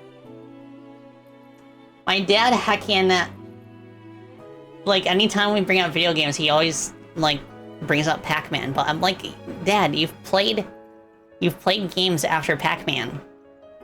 I have very distinct memories of, like, I've told this story before, but, like, I have very fond memories of that one Christmas that the Sega Saturn came out. And we just played Saturn games all night. And he did pretty decent at them. Like in particular, like Nights into Dreams. But we also played Daytona USA, Virtual Cop and Virtual Fighter. He was pretty decent at them. I'm sure if he had kept playing, then he would be pretty good. But you know, he was working all the time, so didn't have time for games. But then even past that, I also remember, like, we got Robotron 64 for the Nintendo 64. He actually got really good at that. He was a really good Robotron 64 player. I remember watching him and my brother play it, and we would actually all take turns. Like, whenever we got a game over, we'd, like, rotate between the three of us. I was kind of surprised to learn later in life that Robotron 64, like, actually sucked, but I was still at the age where I wasn't really paying attention to game reviews or anything like that. So that was still like a I still look back on that fondly.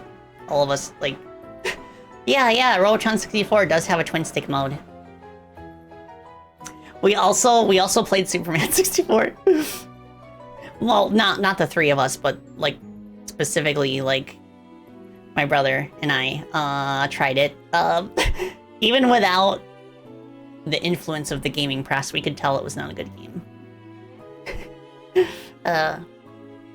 Yeah, the days of going to our local video rental store, whether it was Blockbuster or the other one, that was not a brand name.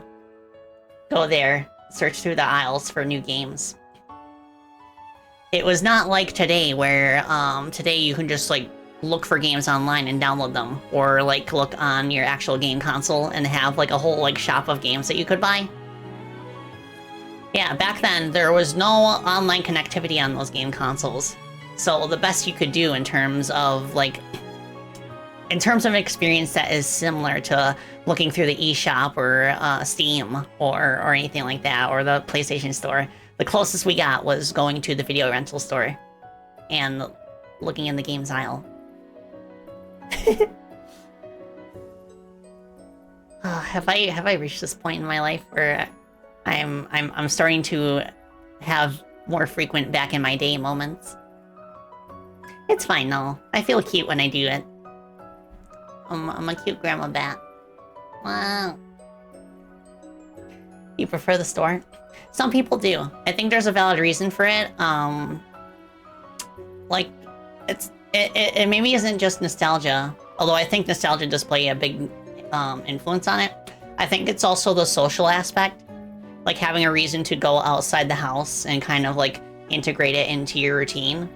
To just check the video store, and maybe occasionally you'll bump into somebody that you know. But to be honest, like back then it wasn't really that special of an experience for us. It's only looking back on it now that you kind of miss it. But I think my biggest core memory from Blockbuster specifically is when Pokemon Snap came out. And they had the machine there that actually printed the stickers of the photos that you took in-game. I was blown away by it. I was like, oh, that's so cool. Like, you mean to tell me that the pictures that I took in the video game can actually become real? Let's go. Like, that whole like 2 or 3 years that we had Pokemon Frenzy in my home country was just, like, probably the closest that I felt to world peace. My goodness. A retro store, the working on one? Yeah, like that video rental store that was not Blockbuster, it's still around. It makes me wonder what they're doing now in terms of what they mostly sell. I assume they have pivoted mostly just to like Blu-rays and stuff and magazines. Yeah, Pokemania. Yeah, that was also... I also kind of felt like that, when Pokemon Go was still new. And that... The week that it came out, it happened to be the week that I was in Austin, Texas for Freedom Planet 2 voice acting recording stuff. And I just remember, like, most of us were just spent the whole week just, like... with Pokemon Go in the background while we were doing other things. Like, looking back, I kind of feel like it's a little bit backwards that Pokemon are more densely, like, populated in, like, cities and places with lots of people. You'd think it would be the opposite, where you'd be encouraged to go out into nature and then find a lot more Pokemon there. But nope, it really all depends on where all the Pokemon centers are. And they tend to be concentrated in urban environments. I don't know how different the game is now. Maybe they changed the algorithm a little bit. But then the whole thing came out that they were using the data from everybody's phone in order to make, like, to help with, like, making maps for, like, other apps.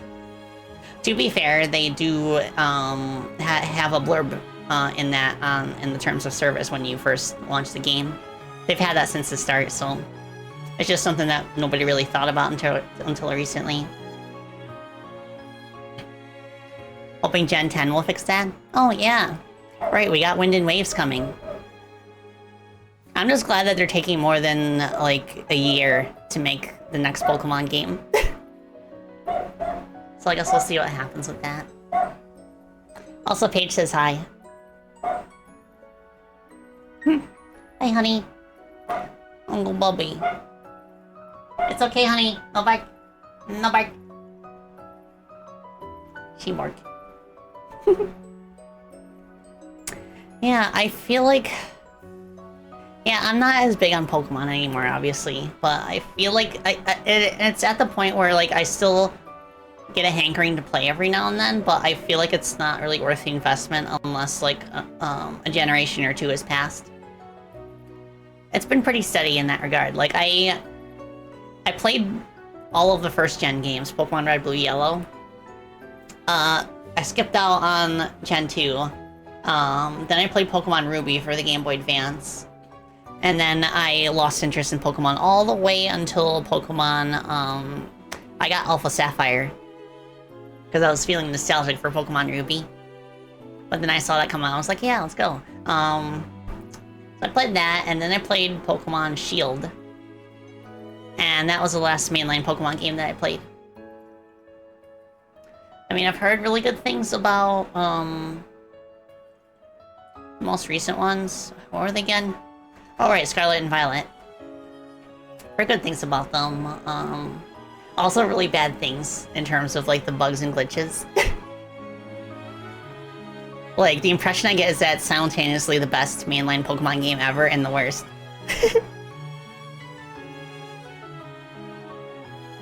But it'll be interesting to see where Wind and Waves falls in that regard. I also watched Alex recently play, the most recent Detective Pikachu game. That was pretty neat. It's pretty interesting to have, like, a more story-focused Pokemon game.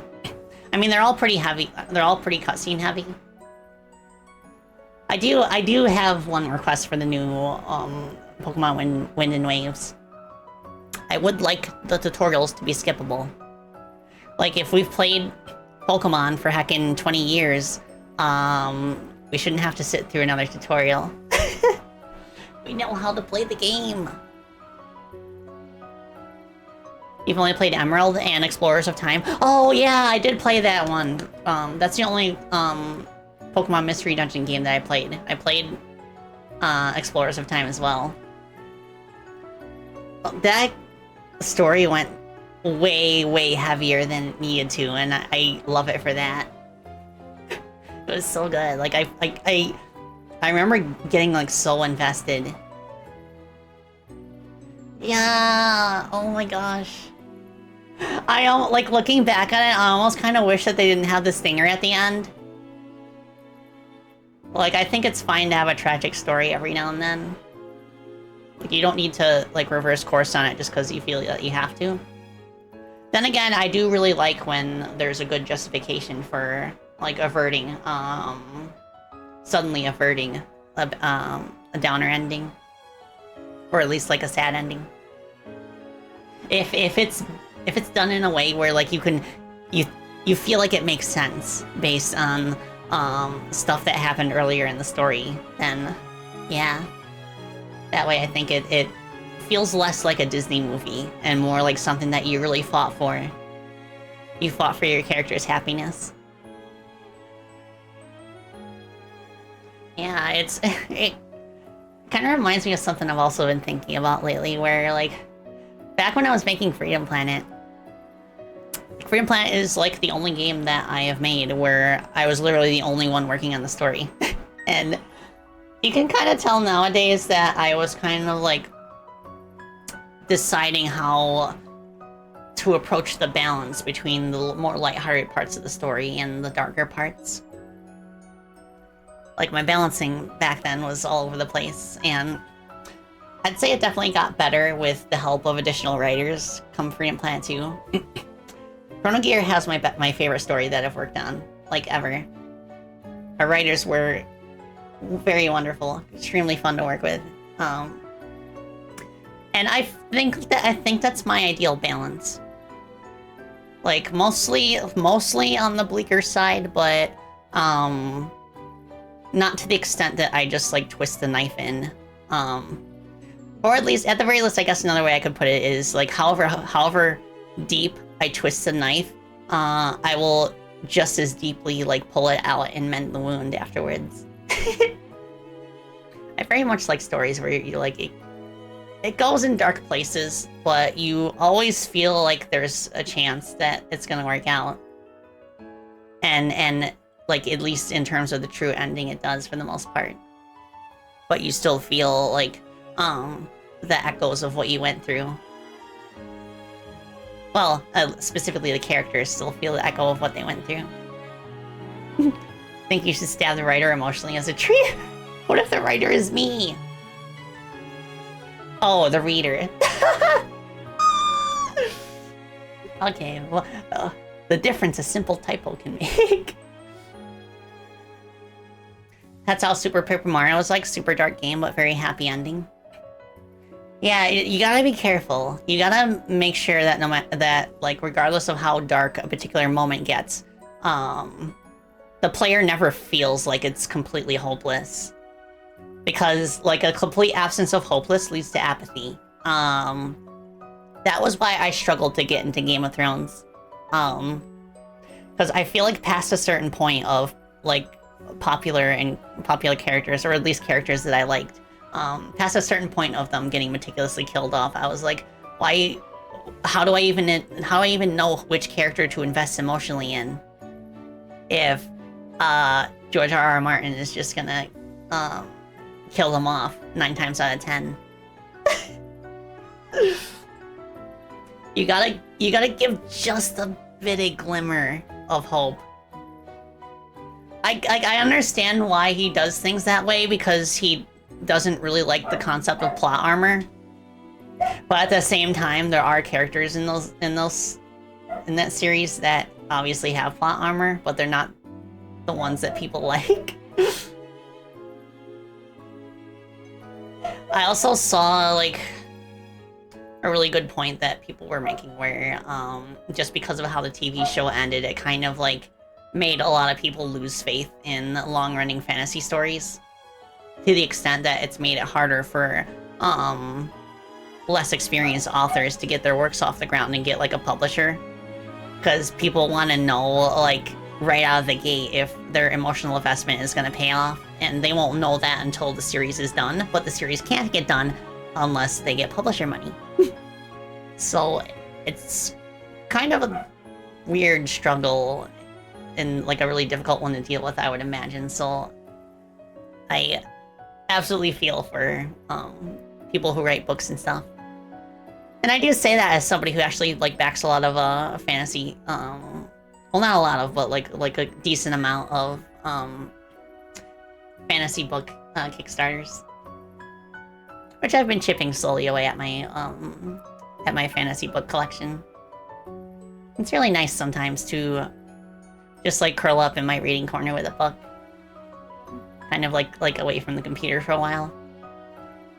Like, it can still hurt my hand sometimes to hold a book, but it uses like a different set of muscles than a mouse or a keyboard, and it's not a repetitive movement, it's just holding the book. So it's a nice way to add like variety to my day. Need a better reading corner? Yeah, like, I guess the best piece of advice I could give for a reading corner is try to avoid putting electronics there. Because electromagnetic waves are something that a lot of people can just feel. And if you can feel them, it just kind of like, it can remind you of stuff that you have to do. For a similar reason, I would also like really recommend that people like avoid putting electronics in their bedroom, in their sleeping area. Especially if your job involves like communicating on the computer and stuff like that. Just because it's like, because feeling the electromagnetic waves can just like make it difficult to relax your brain. Because it just reminds you of stuff that you have to do the next day. So I do my best not to, like, I don't have any like big electronics in my bedroom other than like lamps and stuff. And most of the time I'm pretty good about leaving my phone out of my bedroom too.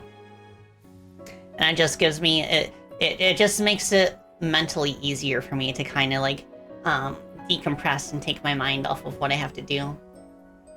So that I can relax my muscles and fall asleep. So it's not, I don't know if there's any like actual like physical difference, but there is like kind of a psychological effect I feel. So like, and in my opinion, I feel like a bed and a reading corner are places where you want to like escape from any other distractions that you have. So yeah, that's why I would recommend trying to avoid having any electronics that you can see or hear in those areas.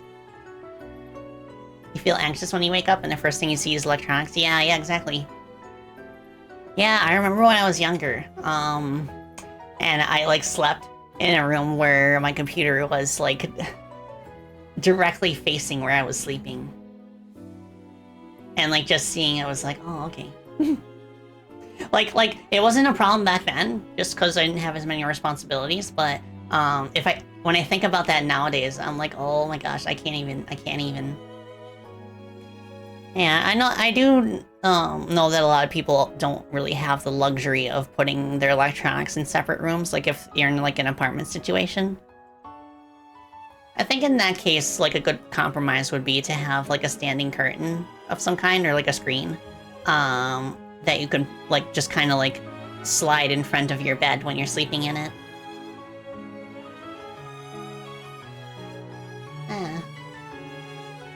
Oh my goodness. Yeah, this is a good chat. I'm glad that we wrapped up early so that I feel like it's a nice way to wind down. But like I said, you thought of hiding the electronics in the corner. Yeah, exactly. Yeah, and there's like back before Mama Spacey rearranged her room to be a little bit friendlier to that, she actually had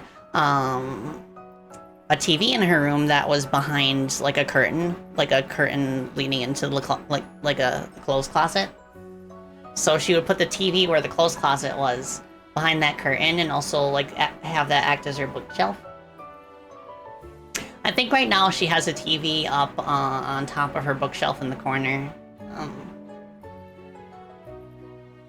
Yeah, I'll have to check that later, see how it's set up.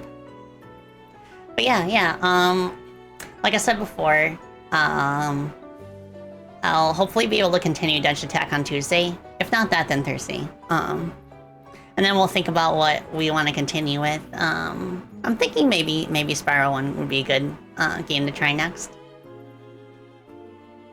There's something psychological about seeing anything with TV glass or materials associated with electronics that can bug people.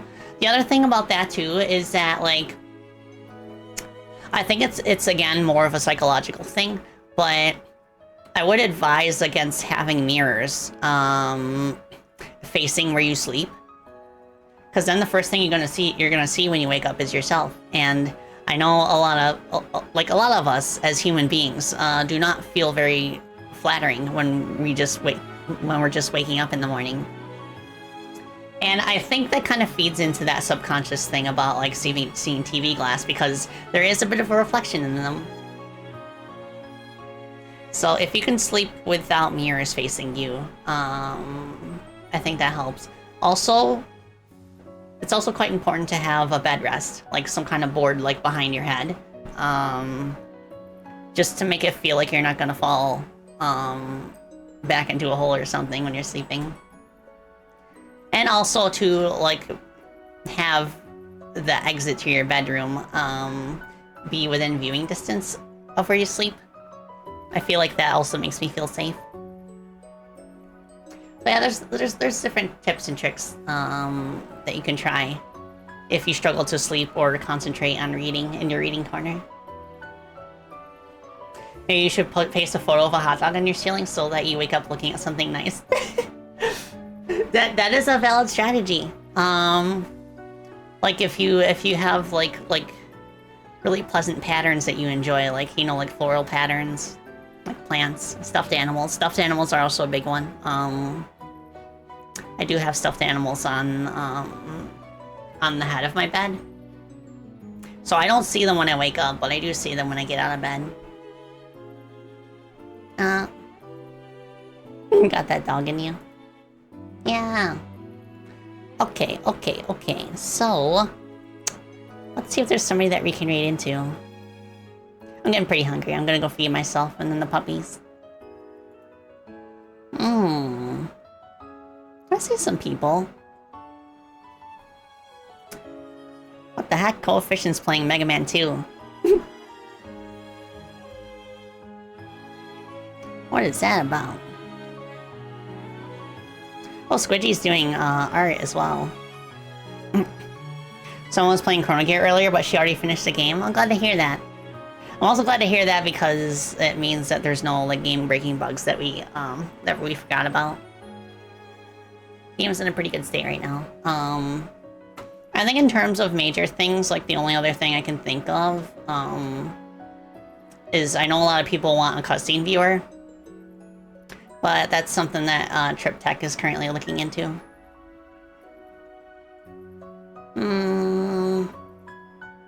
Okay, I'm looking.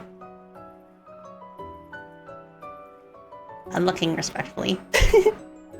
Okay. Yeah, why don't we rate in the coefficient? Watch the like he's currently at just started Wily Tower in Mega Man 2. Oh, that's a doozy. I think that's my least favorite tower in the entire franchise. That's like the Wily Tower levels in Mega Man 2 are the reason that I don't think it's as good as a lot of people make it out to be. That's just my opinion though.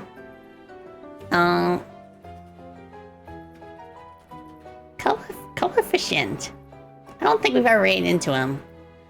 We watched him play Chrono Gear back when it was new, which was really cool to see his reactions. Thanks for the stream. Looking forward to more Bat content. Thank you. Thank you all for hanging out with me today. It was nice catching up. Okay, so here is our raid message if you subscribe to me. Otherwise, you can say Bat Raid. And I'll be back next week. We'll finish up Denshattack first, final 2 chapters. I have a feeling we'll get done in pretty good time, so then we can do more Chatty Batty afterwards. And then, barring any change in just like vibes or feeling, I think we could start Spyro Reignited next. But we'll see. I'll keep you posted. And as always, I'll be lurking in the SpaceyBat Discord. But without further ado, I shall bid you all adieu. Thank you again. I hope you all have the best of weekends. Please take care of yourselves. And bats are up. Bye. Bats.